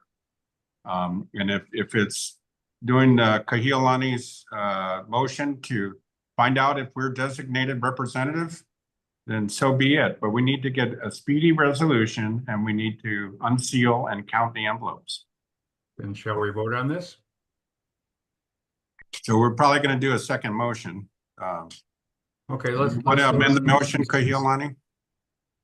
The motion was to ask the Attorney General if we're designated people that can access the ballots. Okay, so be it. So I would ask for a roll call on that one. Okay. Commissioner Andrian, Aye. Commissioner Opana, Yes. Commissioner Kushney, Yes. Commissioner Dalton, No. Commissioner Cam, Aye. Commissioner Osterkamp, No. Commissioner Papalimu, Yes. Commissioner Sabas, No. Chair Curtis. No, we've already asked the Attorney General for stuff. Motion passes. Okay. No- Motion. So who Somebody writes that letter? Somebody had another motion? I'm sorry, did that motion pass? Yes, Yeah. it did. Yes. So who's making that request? We are. And the Attorney General's online, it'll be part of our minutes, it's part of our recording. So who's going to send a letter to the Attorney General? We don't have to. He's online here. He knows what we just did. So, Mr. Cheng, are you going to send that to the Attorney General?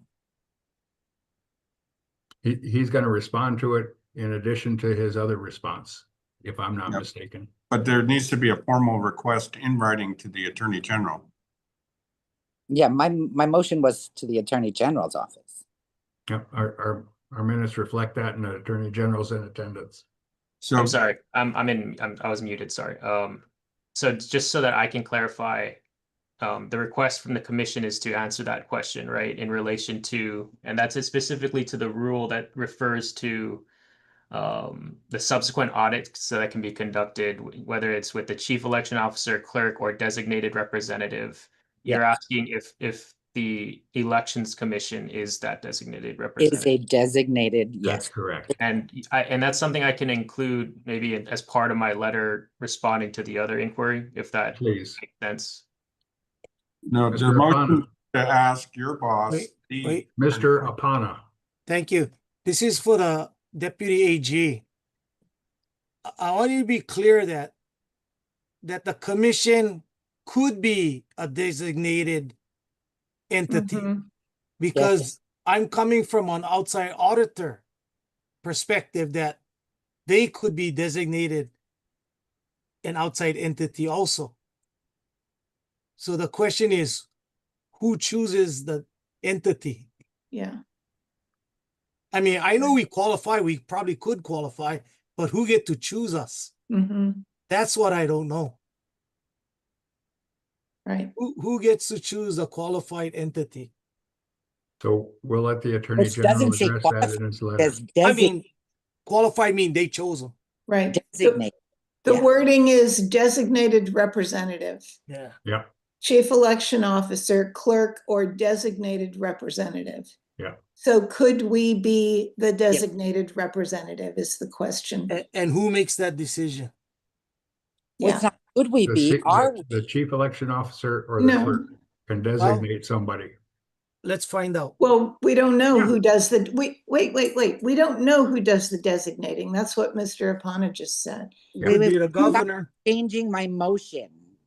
My motion was, are we the designated entity? Representative. Representative.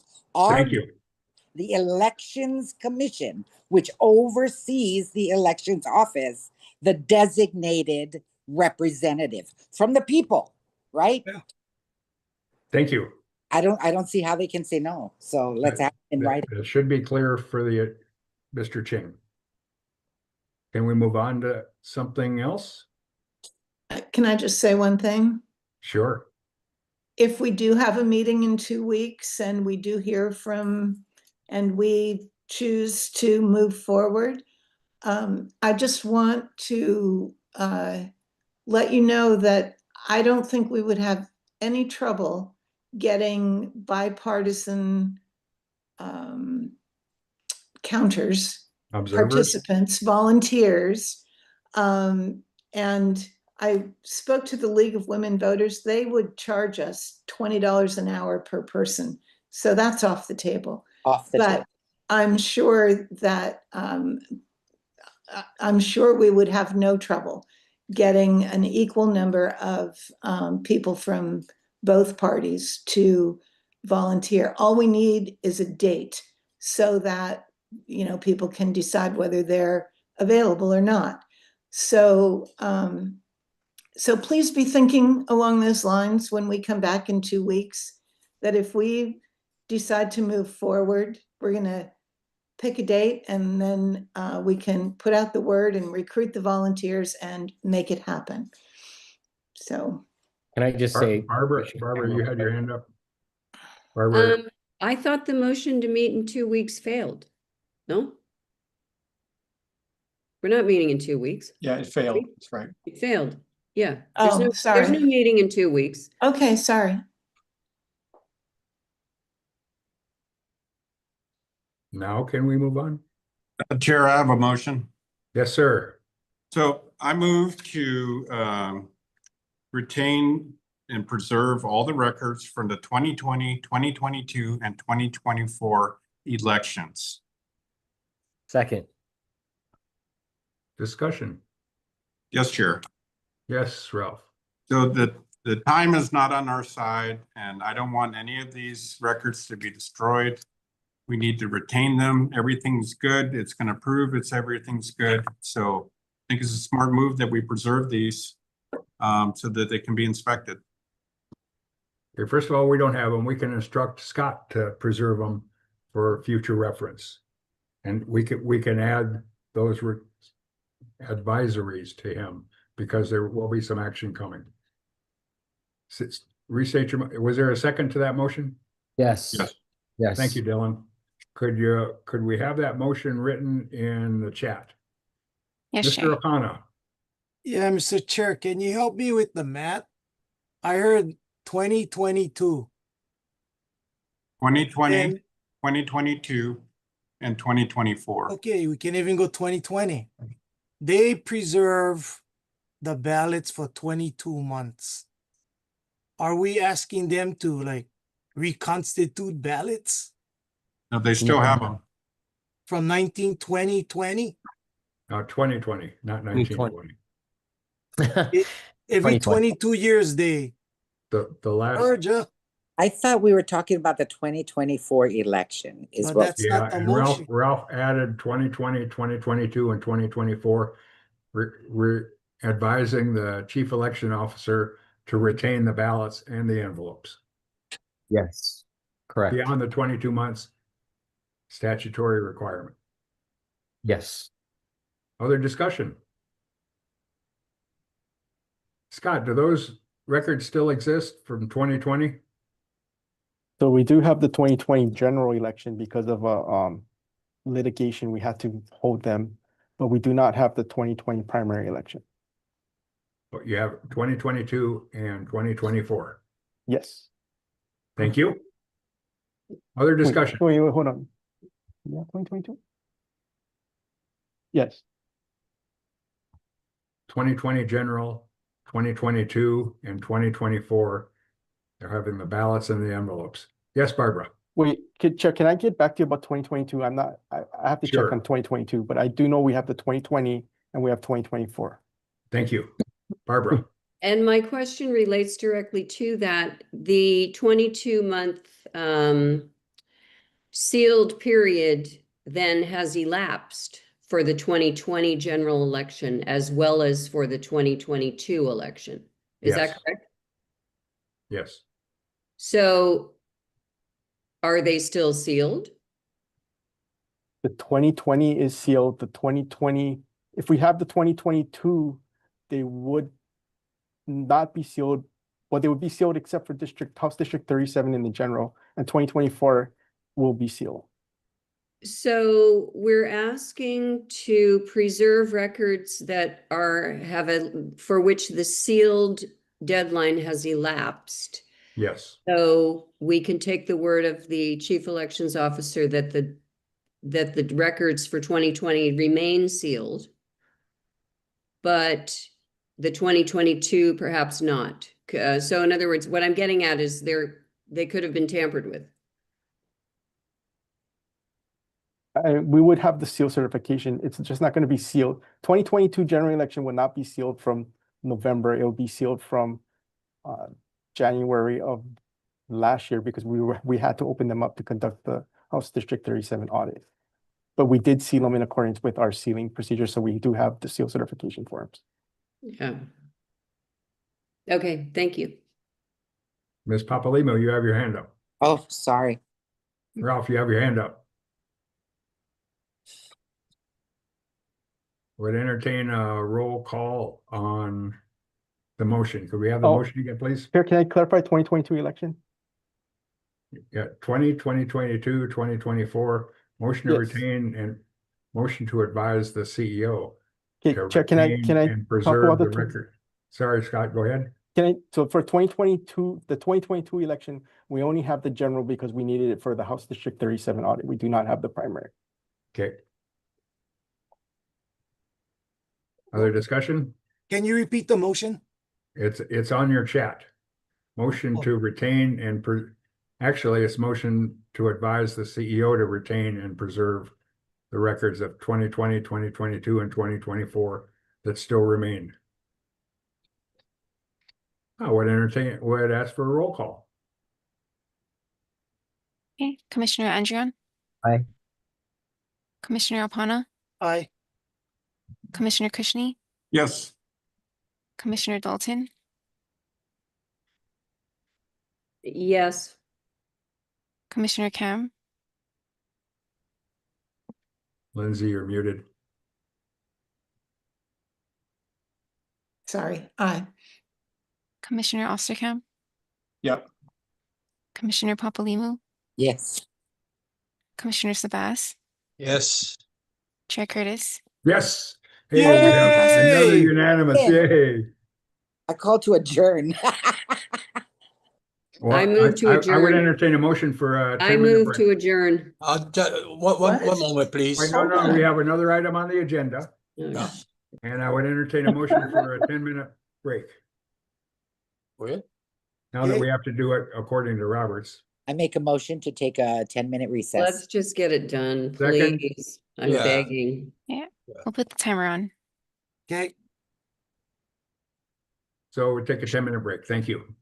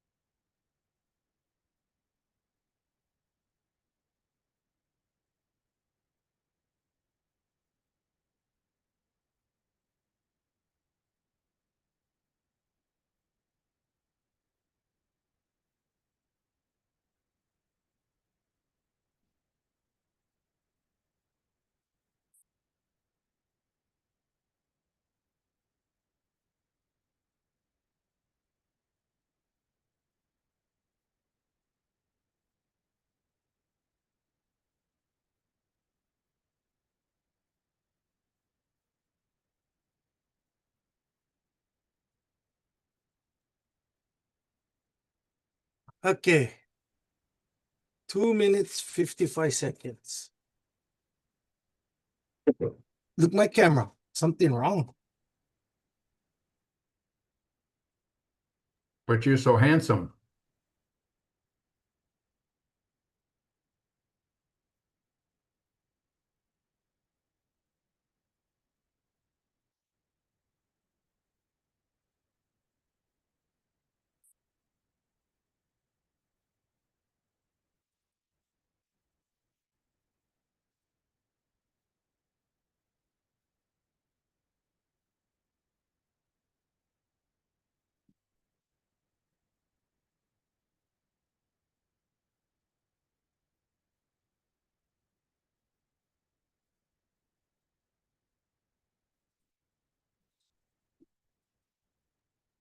There. Chairman, you the world's greatest cat herder.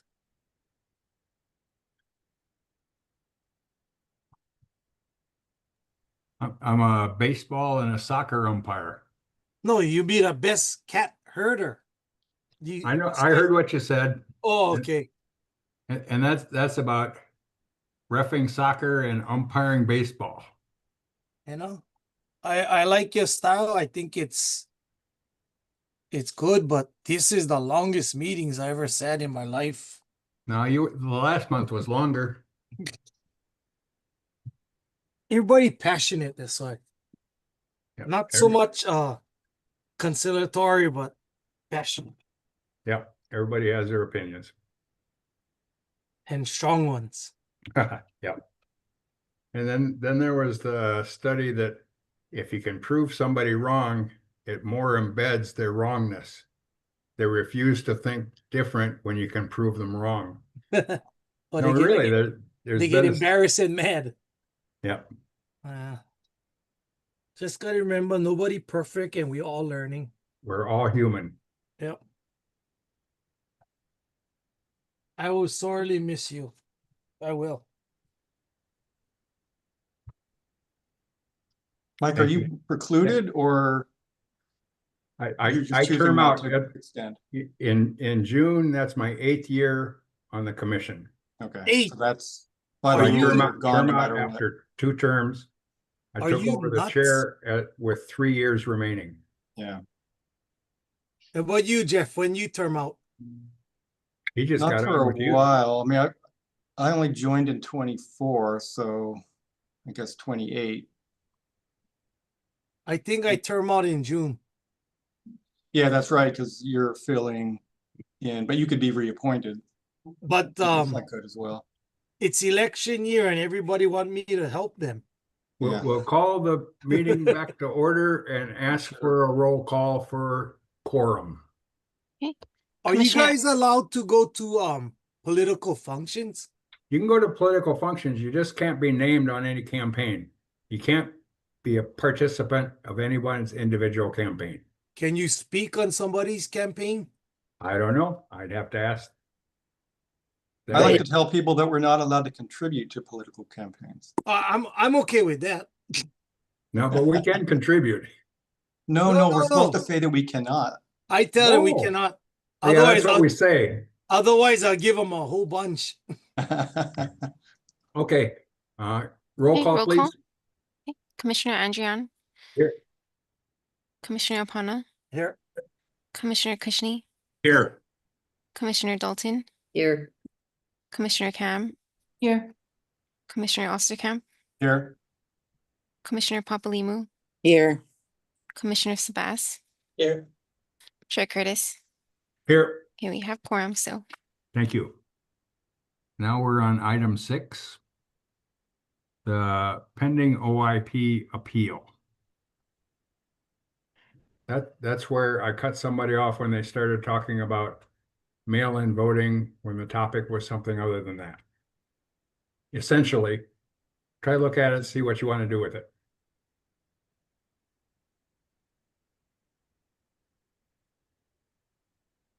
Yes, Chair. Yes, Ralph. Yeah, I'd say you violated the sunshine rule and that's what we should put down. Thank you for your opinion. I cut off a testifier because he was talking about mail-in voting, not the topic of on the agenda. Essentially, if you want to read through that, go ahead. What did the office opinion was? I think this is an appeal of that and asking us what we think. Oh, they got the answer from Mama and they didn't like it, so they're asking Papa.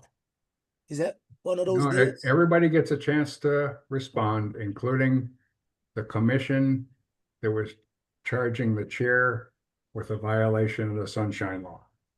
Chair, I cut a testifier off because he was talking about mail-in voting when that was not the topic on the agenda. Isn't another part of his complaint that other testifiers after him then ended up also sharing the same thing he was trying to share, and then we never went back to him? I think that's his major upsetness. I can't talk after 8 hours of meeting, guys. Yes, Ralph, yeah, you have your hands up? Yeah, so is this supposed to be public testimony? Are we going to violate it again, or are we just moving on? I don't think it was a violation because he wasn't talking about the topic. No, on he's the saying we agenda. have to open this agenda item up for public testimony. Oh, I'm sorry, we do. Yeah, you're right. That's a correct point of order. Point of order, Chair. Thank you. Thank you. You win, Dylan. Yeah, affirm it.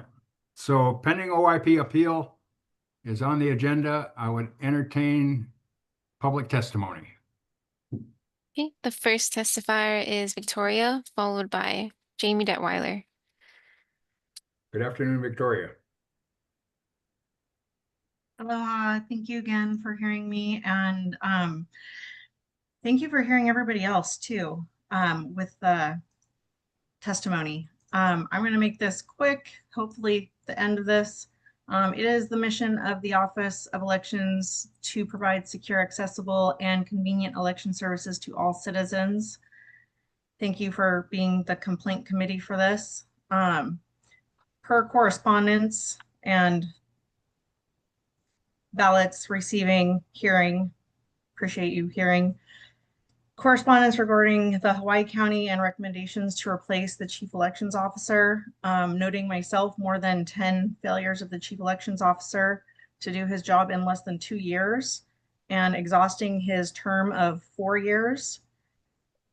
Per the previous quoted statutes, 11-1.6C, appointment of the chief elections officer shall be appointed by the Elections Commission. I need without regard to I need to interject at the moment and ask the commission if this testifier is talking on the topic of this appeal 26-17.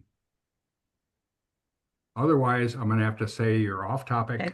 Then I'll reclaim my time. Would you like me to elaborate?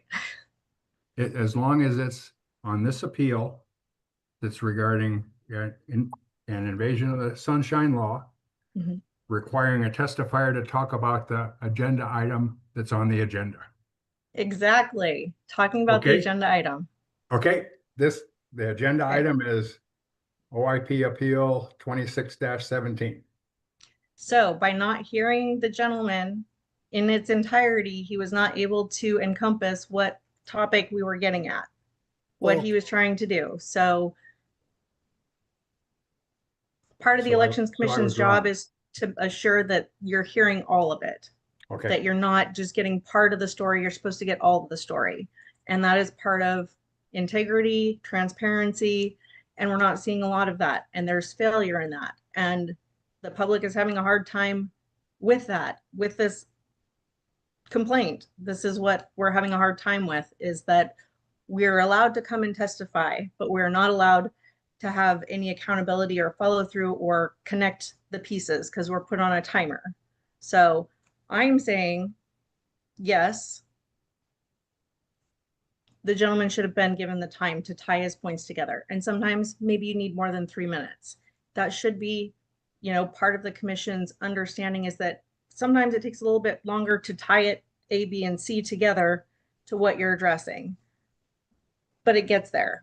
Yes, time is a restraint. I get that. For me, I want to tie it all together and say that you guys are doing a good job. I really appreciate how well we've gone through the meeting today. And Scott is not doing his job. And as an HR professional, how long are you going to continue to employ him when there are federal charges, lawsuits impending, when you have testimony and given ample reason to replace him? You have the power to replace him, and you employ, and you are our voice. Thank you. I yield. Thank you, Victoria. The next testifier is Jamie Detweiler, followed by Cheryl Beeler.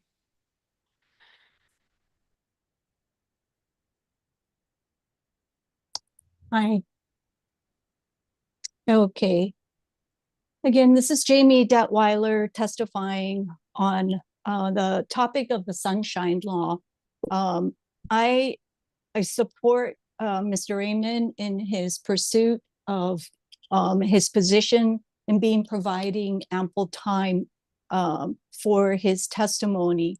And to add to that, I wanted to allay any concerns that Commissioner Sabas and others who are new to the commission, to give them a summary of an audit that was approved to be conducted within a 22-month time frame. That was the audit of District 37. The audit was requested shortly after the November 2022 election. It was pursued and not responded to. Certified mail was sent. It was even discussed at the legislature during an elections bill hearing where Mr. Nago admitted to not responding to that request for an audit for District 37. This body, the Elections Commission, at that time in April 2024, finally approved that audit, which was 17 months in. So we were within that 22-month time frame. Mr. Nago responded by saying and asking the commission if it could be postponed until after the November 2024 election. That was also motioned and approved by the Elections Commission. At that time, it was also requested by some of the commissioners to retain and preserve the District 37 election material, including ballots, envelopes, everything, chain of custody records, all of that was requested to be retained and preserved. And the commission approved that as well. The audit was then conducted in January of 2025, but I want to emphasize that it was approved to be conducted at 17 months. So I just wanted to give this historical perspective for the newer commissioners and to take that into consideration. I yield. Thank you. Chair, can I ask a question? Yes, go ahead. I want to ask a question of the testifier. I'm one of the new ones, and I didn't realize till today that they did an audit. Do you remember that audit somewhat? I do. And what was the results? Did they say it was a clean audit, had missing votes, had dead people, dogs, or anything else that voted? Do you remember? I did receive the outcome of the audit. I did acknowledge the Office of Elections and thank them for conducting the audit.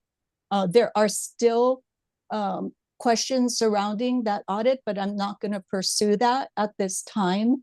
And because there were election observers there that made some crucial observations, some critical observations. I was not there, but there were seasoned, experienced election observers who made critical observations, and those were annotated. So, but the point I want to make today is that the Elections Commission, the body that you're in now, Mr. Apana, I understand your approved point. it. Yeah, I just wanted some history because that's the only one I know of. Yeah, Thank Right. you. So the main point is precedent has been set. Yes. Yeah, Scott did that audit. And Yes, and mention- legal precedent has been established. That's what I assumed several hours ago. So to allay any concerns that the newer commissioners may have, it was done. It was executed. And it was approved within the 22 months. The only reason why it wasn't physically conducted is because the Office of Elections was preparing for the 24 election. And that was understood. I understood that. I gave them grace on that, didn't push back on that. So, it's important to note that legal precedent has been set and established for audits. Thank you, Jamie. Thank you, Jamie. The next testifier is Cheryl Beeler, followed by Tammy Ash-Perkins. Hi, can you hear me? Yes, ma'am. Earlier in this meeting, we adopted Robert's Rules of Order. Chair, I implore you to speak with Commissioner Dalton.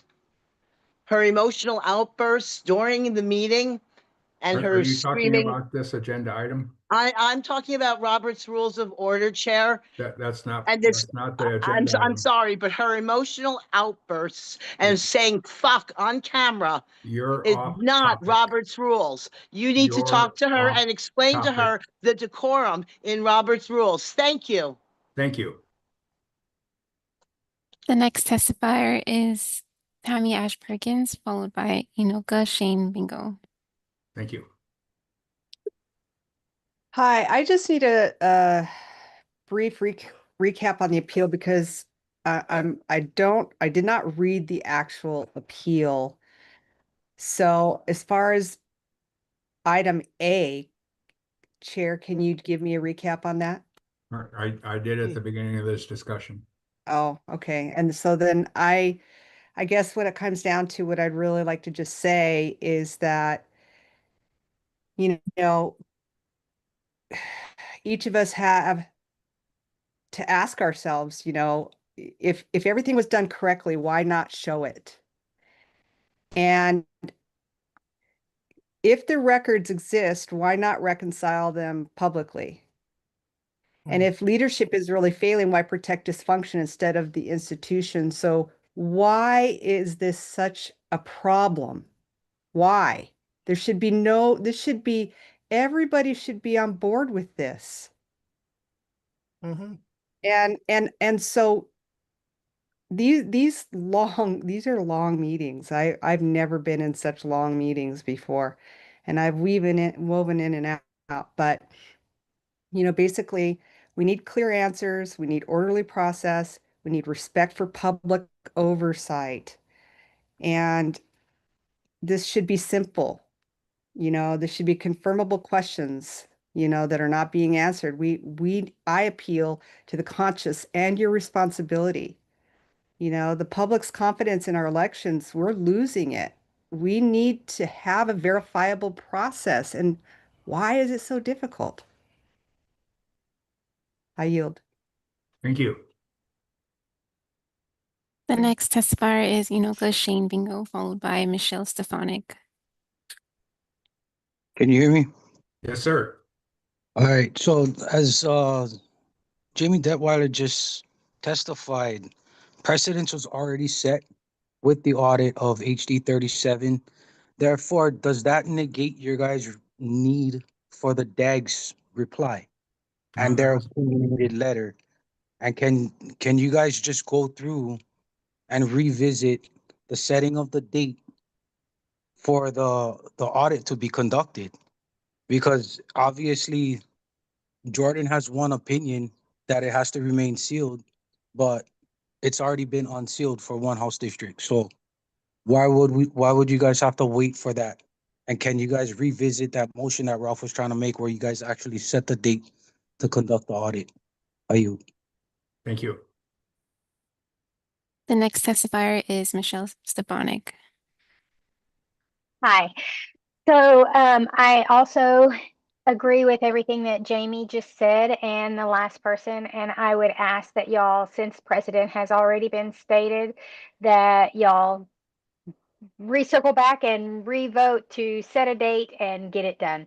Talking about this OIP complaint, I understand, Chair Curtis, that you just went through and stated what you thought had transpired, that basically he was cut off because he was not talking about the agenda item. This is a problem with the way that y'all do minutes, because y'all do not list all the minutes and you say, oh, it's in the video. Well, we've also said how long these videos are lasting. Who wants to go back and spend another 8-hour day just to try to find all the information? This OIP thing letter states that the board has 40 days to prepare meeting minutes under 92-9 HRS. I believe that, I mean, I don't know what besides a resignation of who's violating, or a firing or dismissing, or whatever word you want to use, whoever repeatedly violates the sunshine law. I don't know what else could be done, other than I think that at least in this instance, I think it would be a good idea to go back and have all of the meeting minutes for October, what date was this? October 29th, 2025 meeting, and list out all the stuff that transpired in a reply, so that it can be seen by everybody. You know, was the sunshine law violated, or was it not? You know, I would ask that that be done before the next agenda, actually. I mean, not agenda, the next meeting. So with that, I yield. Thank you. The next testifier is Tara Rojas, followed by Jennifer. Ms. Rojas, good afternoon. Aloha, Tara Rojas. I concur that with what Bingo said, what Jamie said, and Michelle just said, that you revisit and you get the date decided when to do the audit. Get it done. I also agree with what she said about how the facts that even simple things like minutes, which record what happened in the meeting, and the fact that what happened in the meeting was illegally, I guess, not correctly held.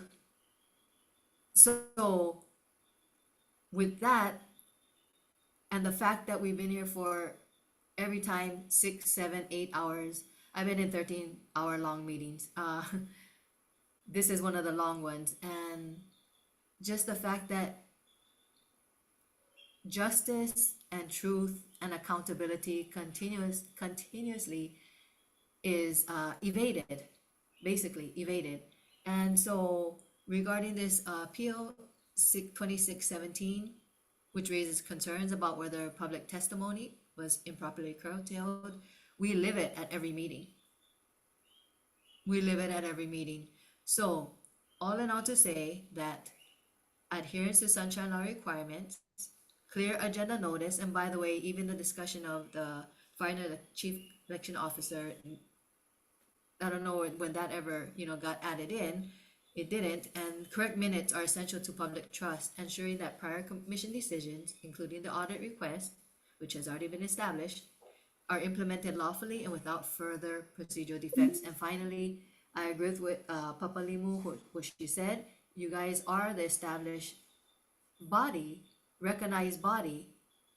You don't need the Scott Nago's approval to get it done. Just get it done. And by the way, in that one meeting at the legislative session, Gene Ward, point blank, and other commission or board members asked him directly, your board and commission who advises you or is telling you to do this, doesn't it not concern you that you're not listening to them, disregard to their system? And then his answer was just, oh, they just advise me. And so in other words, he recognizes that advice, but whether he wants to adhere to it or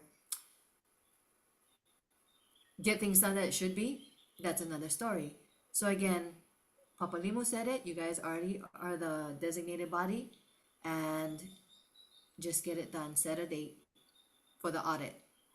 Enough is enough. Mahalo. Thank you, Ms. Rojas.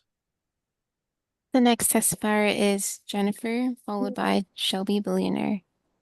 Can you hear me? Yes, ma'am.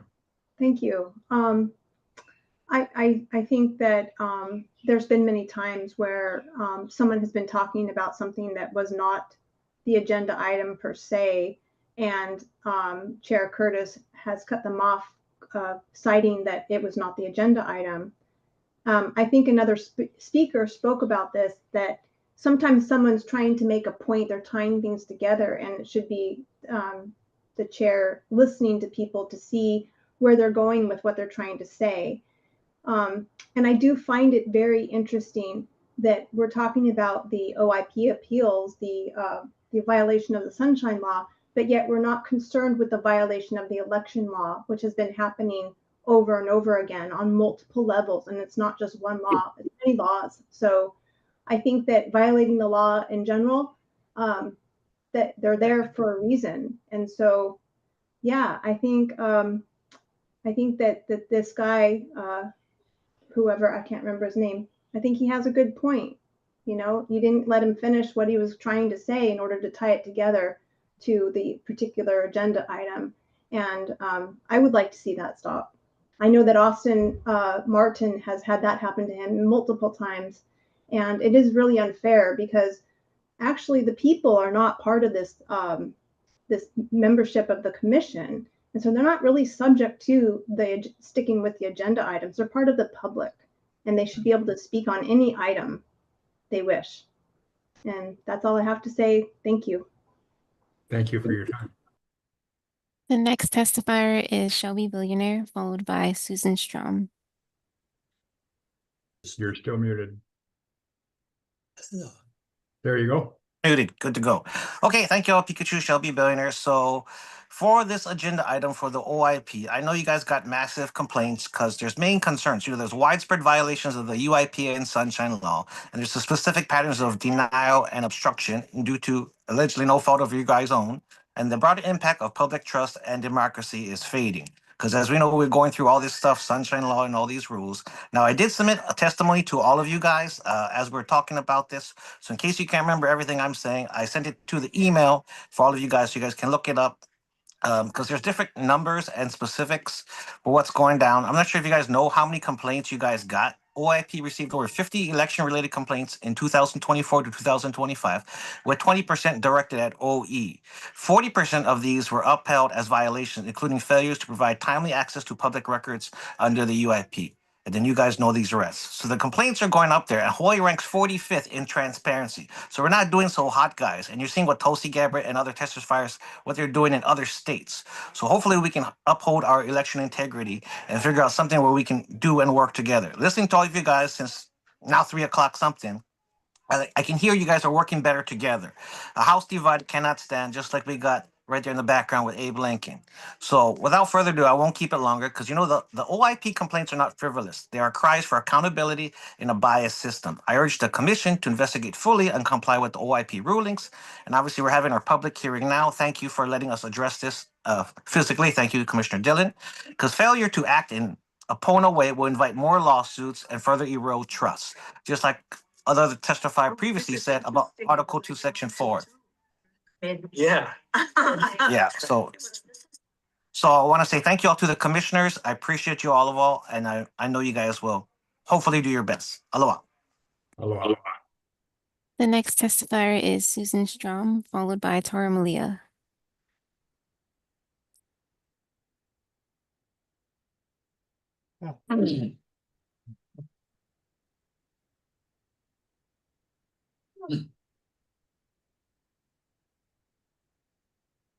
Did you lose that one? I think so. The next testifier is Tora Malia. I was not allowed to unmute.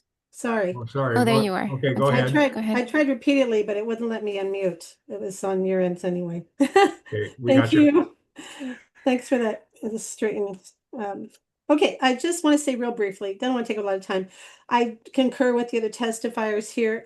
If precedent has already been set, then I feel like it's a time drain and redundant to seek permissive opinion from the chief election officer or the AG to drag this out. So can we just reset the audit date now so we can have some tangible momentum, please? That would be such an amazing thing. I would love to see that kind of momentum here today. So, and with that, I yield. Thank you. Thank you. The next testifier is Tara Malia. Aloha. Aloha, welcome back. Thank you so much. Thank you, commissioners, for your time. Oh, okay, I'll be brief as well. I just want to make it clear. Earlier, a date of October 2026 was given for the 22 months, and I just want to, for the record, state it's actually September. September is the 22-month mark.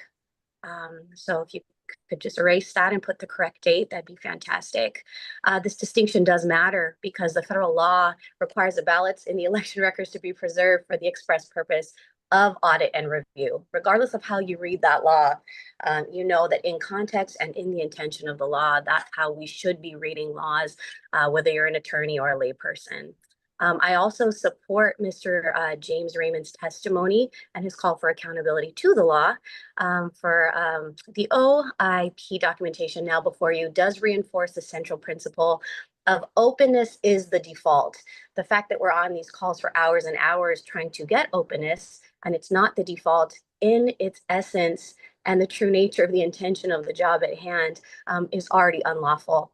And also just based off of the District 37 audit that's already been expressed significantly by the last 6 or 7 people, I'd love the commission to today to formally acknowledge that the correct federal preserved deadline is September 2026, not October. You correct the public record regarding that date and set a firm audit date now, consistent with the District 37 precedent. And then also, if you would, direct the Chief Elections Officer to comply accordingly.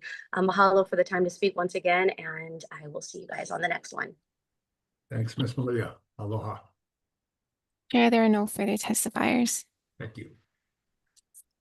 So, commissioners, what do you want to do with this OIP appeals?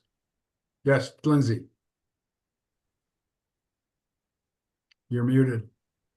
Sorry. Sorry, I didn't wait till the end of your question. I wanted to ask you if we can go back and revisit Roman numeral 5. No. We're going to get the Attorney General's opinion. There was an audit, but it was performed by the clerk in the Office of Elections. We could do that too. We could ask Scott or Mr. Henricks to do the audit, which the law allows. For us to do it, they have to make us a representative, or we have a court order or legal purpose for it. Okay. But we'll get the opinion from the Attorney General in writing within 2 weeks, I hope. Mr. Apana. Yeah, you asked what should we do with this? And I think we need to reflect. We file it. I've seen you grow from the first meeting I sat with you. I almost threatened to get rid of you. You've grown since then. We as commissioners need to be cordial to each other on a level that we have not seen as of lately. We all here for the same purpose, a better election for all. We all have different ways of getting there, and we're very passionate, as well as the testifiers. I swear I can see these guys in my dreams. I see them so much. And you guys were here like years before me. You must take them on vacation with you. But I think we hear them loud and clear. We will do better. And if we cannot, then we really seriously gotta sit down and figure this out. But I've seen everyone grow, and I think we're heading in the right direction. So I feel comfortable if you just file this item. That's my opinion. Thank you. Any other commissioner have any other ideas with this appeal? What's that number? I got 26-17. Yes, Sheriff. Yes, Ralph. Yeah, you're continually cut people off, and we should say that you violated the Sunshine Law and send it in. Okay. Is that a motion? Yes. Is there a second? Second. Discussion. I'll be first to admit that I try to streamline the agenda and limit the testimony to the agenda item as OIP allows. Yes, Mr. Sabas. Mr. Chairman, I've said this a couple of times before, and I'll say it again. You run a tight ship. I mean, the first meeting that I was on, you even cut me off, ruled me out of order, but then you corrected yourself. But you do what you got to do. And some of these meetings and some of these testifiers, they do go off the subject. And you've been consistent. And you've warned them and you've told them you're not following the agenda, you're not speaking to the agenda, and you cut them off. And I think, you've had to do it. So I don't know what OIP would want you to respond or how they would want you to respond if you were to just to tell them the truth that, you're running an operation here that requires some discipline in how you adhere to the rules. And not everybody agrees with you, but I think you're going to be a tough guy to replace. I don't know who would want to be in your shoes coming around, and I think we're going to need some help in how we select the next person to fill your shoes. And I'm anticipating that even the Deputy Attorney General might be able to advise us on the selection process, or it's just a matter of someone collecting 6 votes, as you stated a couple of times before. But in response to this appeal, I don't know what Maripana means by filing it. Does it mean that we just let it die, leave it alone, ignore it? Yes. Or as Commissioner Kushney suggests, that you should just admit that you violated? Well, if requiring people to stick to the agenda is something that we must do to have these meetings move forward, then so be it. And if they're not sticking to the agenda, if you have to go as far as to take them off the screen, then so be it. But again, I give you a lot of credit for what you've done. You've been patient, you've been consistent, and you'll be big shoes to fill when you leave. Thank you. Ralph? Yeah, so this is just one of the many things that you've done. In December 2024, when there was a agenda item to ask the counties for their chain of custody documentation, and I made a motion to subpoena the documentation. You had the 2 undercover police officers remove me from the building for making that motion. And those are the types of things that are totally egregious. And this is probably one of the most minor ones, but you have been chairing this commission with an iron fist. And when you don't like what somebody's saying, you mute them and your bias comes out immediately. And I'll testify that by being thrown out of a meeting for making a motion that you didn't like and not giving it to the body to vote on. So this would be the least of the things that you could own up to. Additional comments? Would ask for a roll call on the motion. Could you reread the motion, please? Sorry, can I make a quick comment, Chair? Sure. Regardless of this motion, we're required to make a response, right? We have for 10 business days to respond. And I don't even know if we need the motion, but I'm going to vote yes because we have to respond.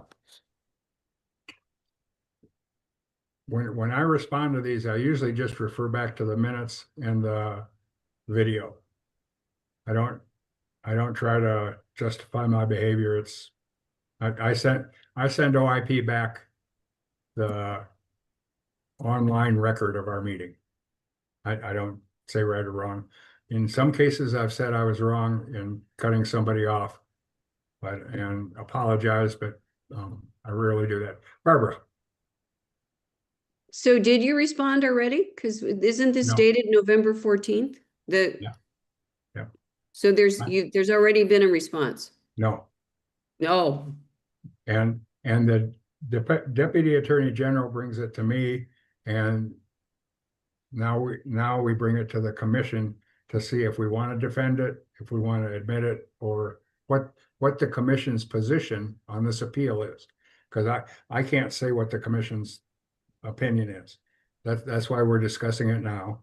So You we're want- discussing the actual complaint from Mr. Is it Robinson, Mr. Raymond? Or has there been an appeal filed? No, appeal. I asked OIP about that. That's a misnomer. It's not an appeal. It's a No. complaint. Yeah, Okay. okay, thank you. So and the complainant was wanting to testify on retaining mail-in ballots and keeping the mail-in system. I believe I'm correct on that. That's And then correct. Chair cut him off, and then the following testifiers wanted to do the same thing, and they were allowed to do it. And then Chair just didn't ever go back to him to let him also testify. So that's where his complaint's at. And I know, Chair, you've already admitted to that. So yeah, I think we just have to be honest about it and move on. Okay. The commission does not have to offer a response. You could table it or not table it, but ignore it and continue on waiting for OIP's decision. We can say, yes, we did, no, we didn't, or I'm sorry, you could say, yes, the chair did, or no, the chair didn't. And it's Let's worthy just of. say exactly what happened. That's all I'm saying. Say what took place.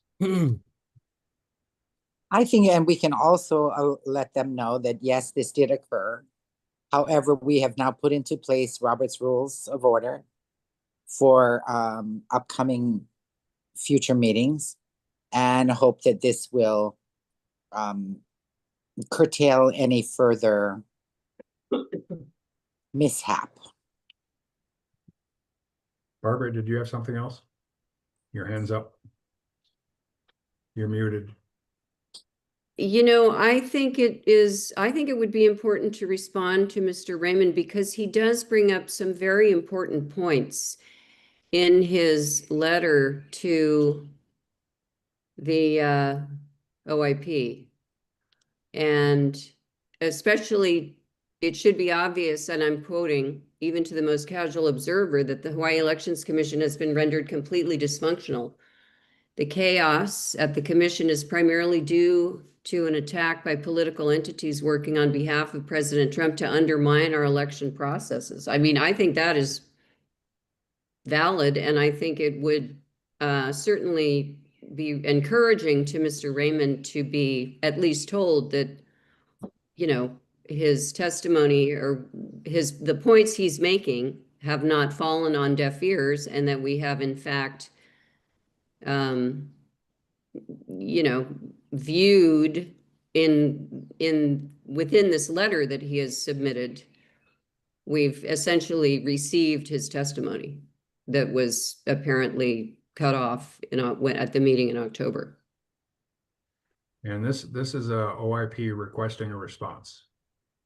Yeah, we've refined our procedures by adopting Robert's Rule of Order, and hope this will not happen again. But I think it's also important to convey to Mr. Raymond that his points were, you know, heard. Concur. Ralph, you had your hand up? Oh, sorry. Okay, thanks. Hi, Chair, Mr. sorry, Savance. maybe if I can interject, or no, I can speak later, but I might just want to just frame what's maybe before the commission, because I think we might be straying from what is before the commission. So if you'd like, I can. Please rein us in.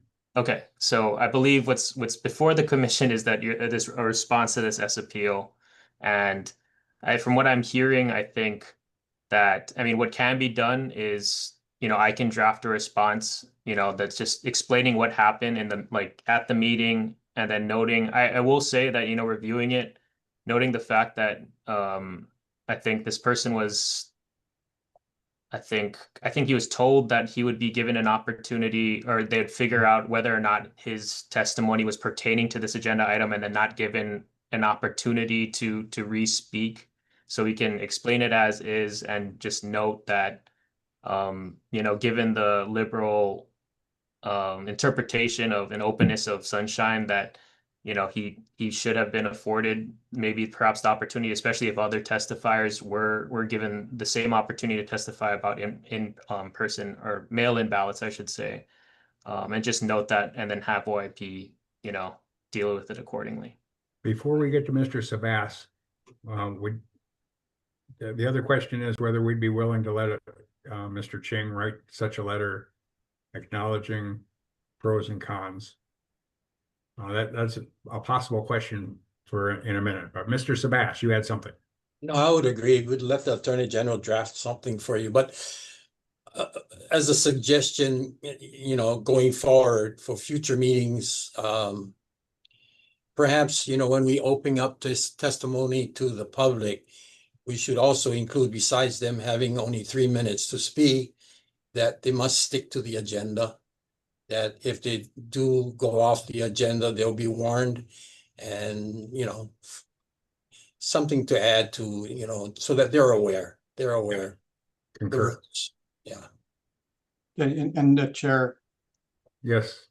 I don't know what the applicability is in Robert's Rules of Order to the of the provision against impugning motives, but of course we have a number of testifiers who are openly threatening and certainly impugn the motives of you and others here, which is okay to a degree, but it really does waste a lot of time, and it's certainly unproductive to hear some of these people who are very, very angry and not trying to reach solutions, really. So what, I mean, the question is, what do we do about some of these folks who again and again speak in this manner in a very unproductive way? I mean, we can continue to allow it, and perhaps we're required to, I don't know, but it would be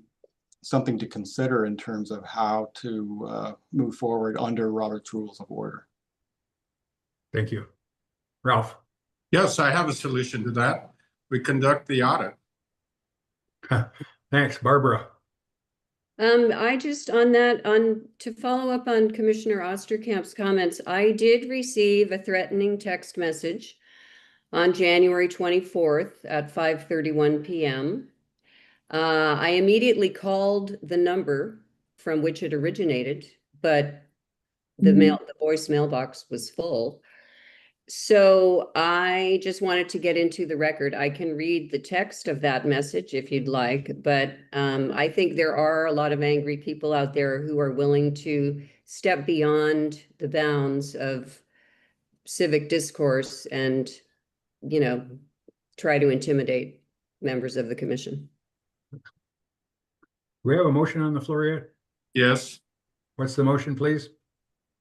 To admit that you broke the sunshine law and then move on. Okay. Was there a second to that? Yes. Yes. Okay. Any other discussion on the commission taking that position? I will call a roll call vote on that. Commissioner Andrian, Yes. Commissioner Apana, Mr. Apana, you're muted. No. Commissioner Kushney, Yes. Commissioner Dalton, No. Commissioner Cam, Yes. Commissioner Osterkamp, No. Commissioner Papalimu, Yes. Commissioner Sabas, Oh, Chair Curtis. No. The motion does not pass. Chair, Yes, sir. Mr. Apana. could we have the deputy AG write a letter that he talked about exactly what happened, and you guys let the person who wrote in that we received it, we concur in certain things, and we will try to be better, and other things that make sense. So that's a motion? Yep. second. Discussion. And let's get that motion clear first. Could you repeat it for the secretary and the secretary? Oh my gosh. Type it in. We'll have the AG, deputy AG, write a letter to the, I guess, I don't know what you call them, Complainant. complainant, that on that day, this is what occurred, and you can tell your side of the story, whatever, and say we're sorry, and we'll try to be much better moving forward. Because I that was really believe in that. And that was seconded. Let's see that in the chat while we discuss this. Sorry, just to clarify, the letter's to OIP, correct? Yes. Yeah, Yeah. okay. But it'll be a draft, Jordan, that you will prepare in behalf of the chair, right? Yeah, I would say it's on behalf of the commission. Yeah. Commission. If the commission passes this, that the Right, commission responded. Yeah. right. Dylan. Didn't we just vote on this? What? Isn't this the same motion? Didn't we just vote on this? No. No, this is for the DAG to write the letter in response to OIP saying that, sorry, we won't do it again, kind of thing. Okay, Commissioner Pana's idea to file sounds better all of a sudden. I don't know. What are I we was trying to doing? make life easy, but everybody feel they need closure. Yeah. 6 hours, guys. Yeah. Any other discussion? As a roll call for the DAG to write a letter responding to this OIP complaint. Okay, Commissioner Andrian, Yes. Commissioner Pana, Yes. Commissioner Kushney, Yes. Commissioner Dalton, Yep. Commissioner Cam, Yes. Commissioner Osterkamp, Yes. Commissioner Papalimu, Yes. Commissioner Sabas, This house is not divided today. Yes. Yes. Chair Curtis. Yes. The Another motion passes. unanimous. Hey, we're all on the same page. Our best day ever. Anything else on item 6? Chair, I have a question. When will the next meeting be, and can we just limit that meeting to a special public hearing about the audit? The next meeting will be March 4th, and no, we're not going to limit the agenda. Yes, Barbara. March 4th is the date that one of the major political parties will be having their precinct, what used to be known as precinct, their biennial district meetings and elections. Perfect. So Let's we hope it's the postpone it. Democrats. Yeah, the Democrats. Maybe the meeting will get early faster. Oh That's my right. God, it might be a 2-hour meeting. So that's a scheduled meeting, first Wednesday a month, 10 o'clock. That's March 4th. Well, I mean, it only happens once every 2 years, so Yeah. But You're it's at, good. it's Wow. at night. it is at night, but I Awesome. don't know. I mean, We you won't know, drag on that long. With you the folks all unanimity feel like that going we're to another meeting experiencing. after this? I move I'll- that Barbara can proxy her vote through me. Okay. Oh, yeah. Are we allowed proxies? Can I? No, you're not. You Oh, got to be in person. please. Okay. Would entertain a motion to adjourn. I make a So motion. Adjourn.